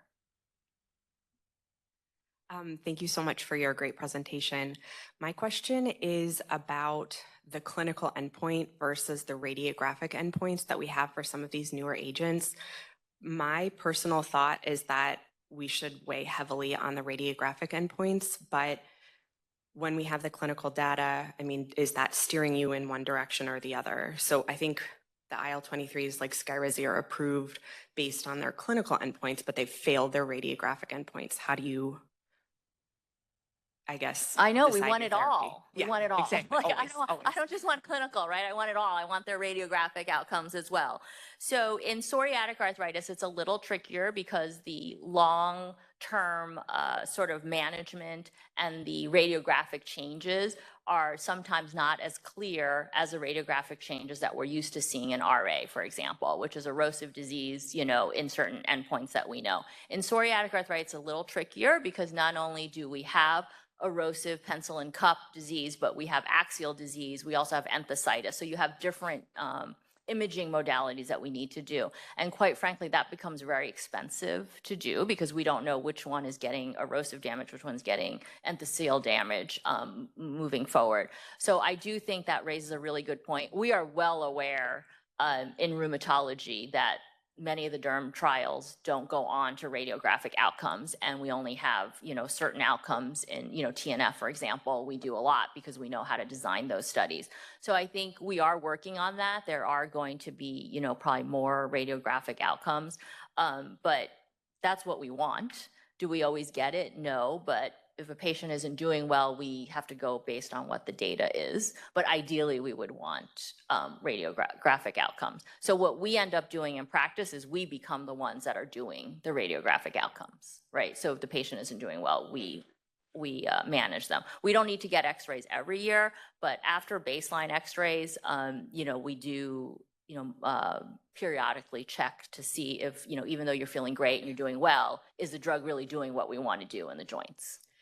Would the radiographic data that we have for the 17 inhibitors make you more likely to use a 17 versus a 23 that I think doesn't have as strong data? Yeah, I agree with you. I think that I feel that all, this is such a blanket statement, I probably shouldn't do this in a derm, but you guys love IL-23. It's like, it is, you know, you just love it. I just feel like it's like, you know, see you in a year. And I'm like, really? A year on a biologic? Like, so we're like used to seeing them every 3 months. So, you know, in terms of, you know, whether that would sway me, possibly. I do think that these two drugs that I kind of touched on that aren't available in psoriatic arthritis may also change the landscape. So looking at an AF inhibitor, IL-17 AF inhibitor, and looking at a more selective JAK-TYK2 inhibitor is going to also be a little bit of a game changer in those patients. But remember, not everybody rapidly progresses in radiographic outcomes for psoriatic arthritis. So you have to see who the patient is in front of you. So it's not one size fits all. We have patients that rapidly progress and we have patients that don't. So I think for your answer, those that, you know, have more of those, you know, come in with a lot more tender and swollen joints, have a higher swollen joint count, tender joint count when they're presenting, will be somebody where radiographic outcomes becomes more important. Thank you. Other questions? Yes. How far are we from combining biologics? So we do have some trials that are combining, and it does make sense, right? Because you're looking at somebody with joint and skin disease, and so if they're not doing well on one regimen, why not? Why should we not combine? So like many of the speakers before me, they would prefer, because we are risk adverse in general, right? As physicians, right? We want safety first, and so we would be willing to take safety and waiting for a drug that might be more efficacious later on, right? That's just, you know, how we are almost taught to practice, as opposed to the other way around. What I see in my patients with cancer and what cancer does is they actually are doing the opposite. They are, you know, kind of like the Andes trial. They are doing, you know, treat to target to 0 first, and then you pull back as the patient's getting better. So that's fundamentally a little bit just difference of the way that we treat. So do we all think in this room psoriatic arthritis is something where we should just treat much more aggressively to get down to 0 and then pull back versus our step up approach? So I think that's sort of the way that I would answer that question. Elaine, just quickly, I thought your data, your own data, looking at risk factors for psoriatic arthritis in patients with psoriasis was really interesting, with age coming out as, you know, the older you are, the shorter the lag time between onset of skin and joint disease. But the flip side of that I think about is, well, the older patients are, the more pain they have, you know? Some days I feel like every joint in my body hurts. And so I guess my question is, as people get older and accumulate joint pain, whether osteoarthritis, ligaments, tendons, does it become harder to distinguish between psoriatic arthritis and other causes of joint pain? Job security for me. You're gonna need me, right, to figure that out. No, but seriously, yes, that is difficult. One of the most, I mean, for the rheumatologists in this room, one of the most difficult things is people that have erosive OA and that have some skin problems, because so that's when imaging doesn't really help us, because they already have a phenotype that is erosive. So I do think that you're right. This is, you know, really hypothesis driven, but I just thought that was interesting how statistically significant age of onset was, you know, in our cohort. But yes, this is, you know, raises, you know, for the younger people in the audience who want to do some research, come talk to me, because I think we have a lot to review. Awesome. Thank you very, I think we got to, okay, one question, then we'll move on. For the dermatologist, if you had to pick one questionnaire for us to kind of screen for psoriatic arthritis, which one would you have us? So in full disclosure, I am an inventor of one of them. So it's going to be hard for me to answer. But I will tell you there are 4 different ones that are out there that are pretty popular, and maybe after this talk I can come and show you so that I'm not being biased.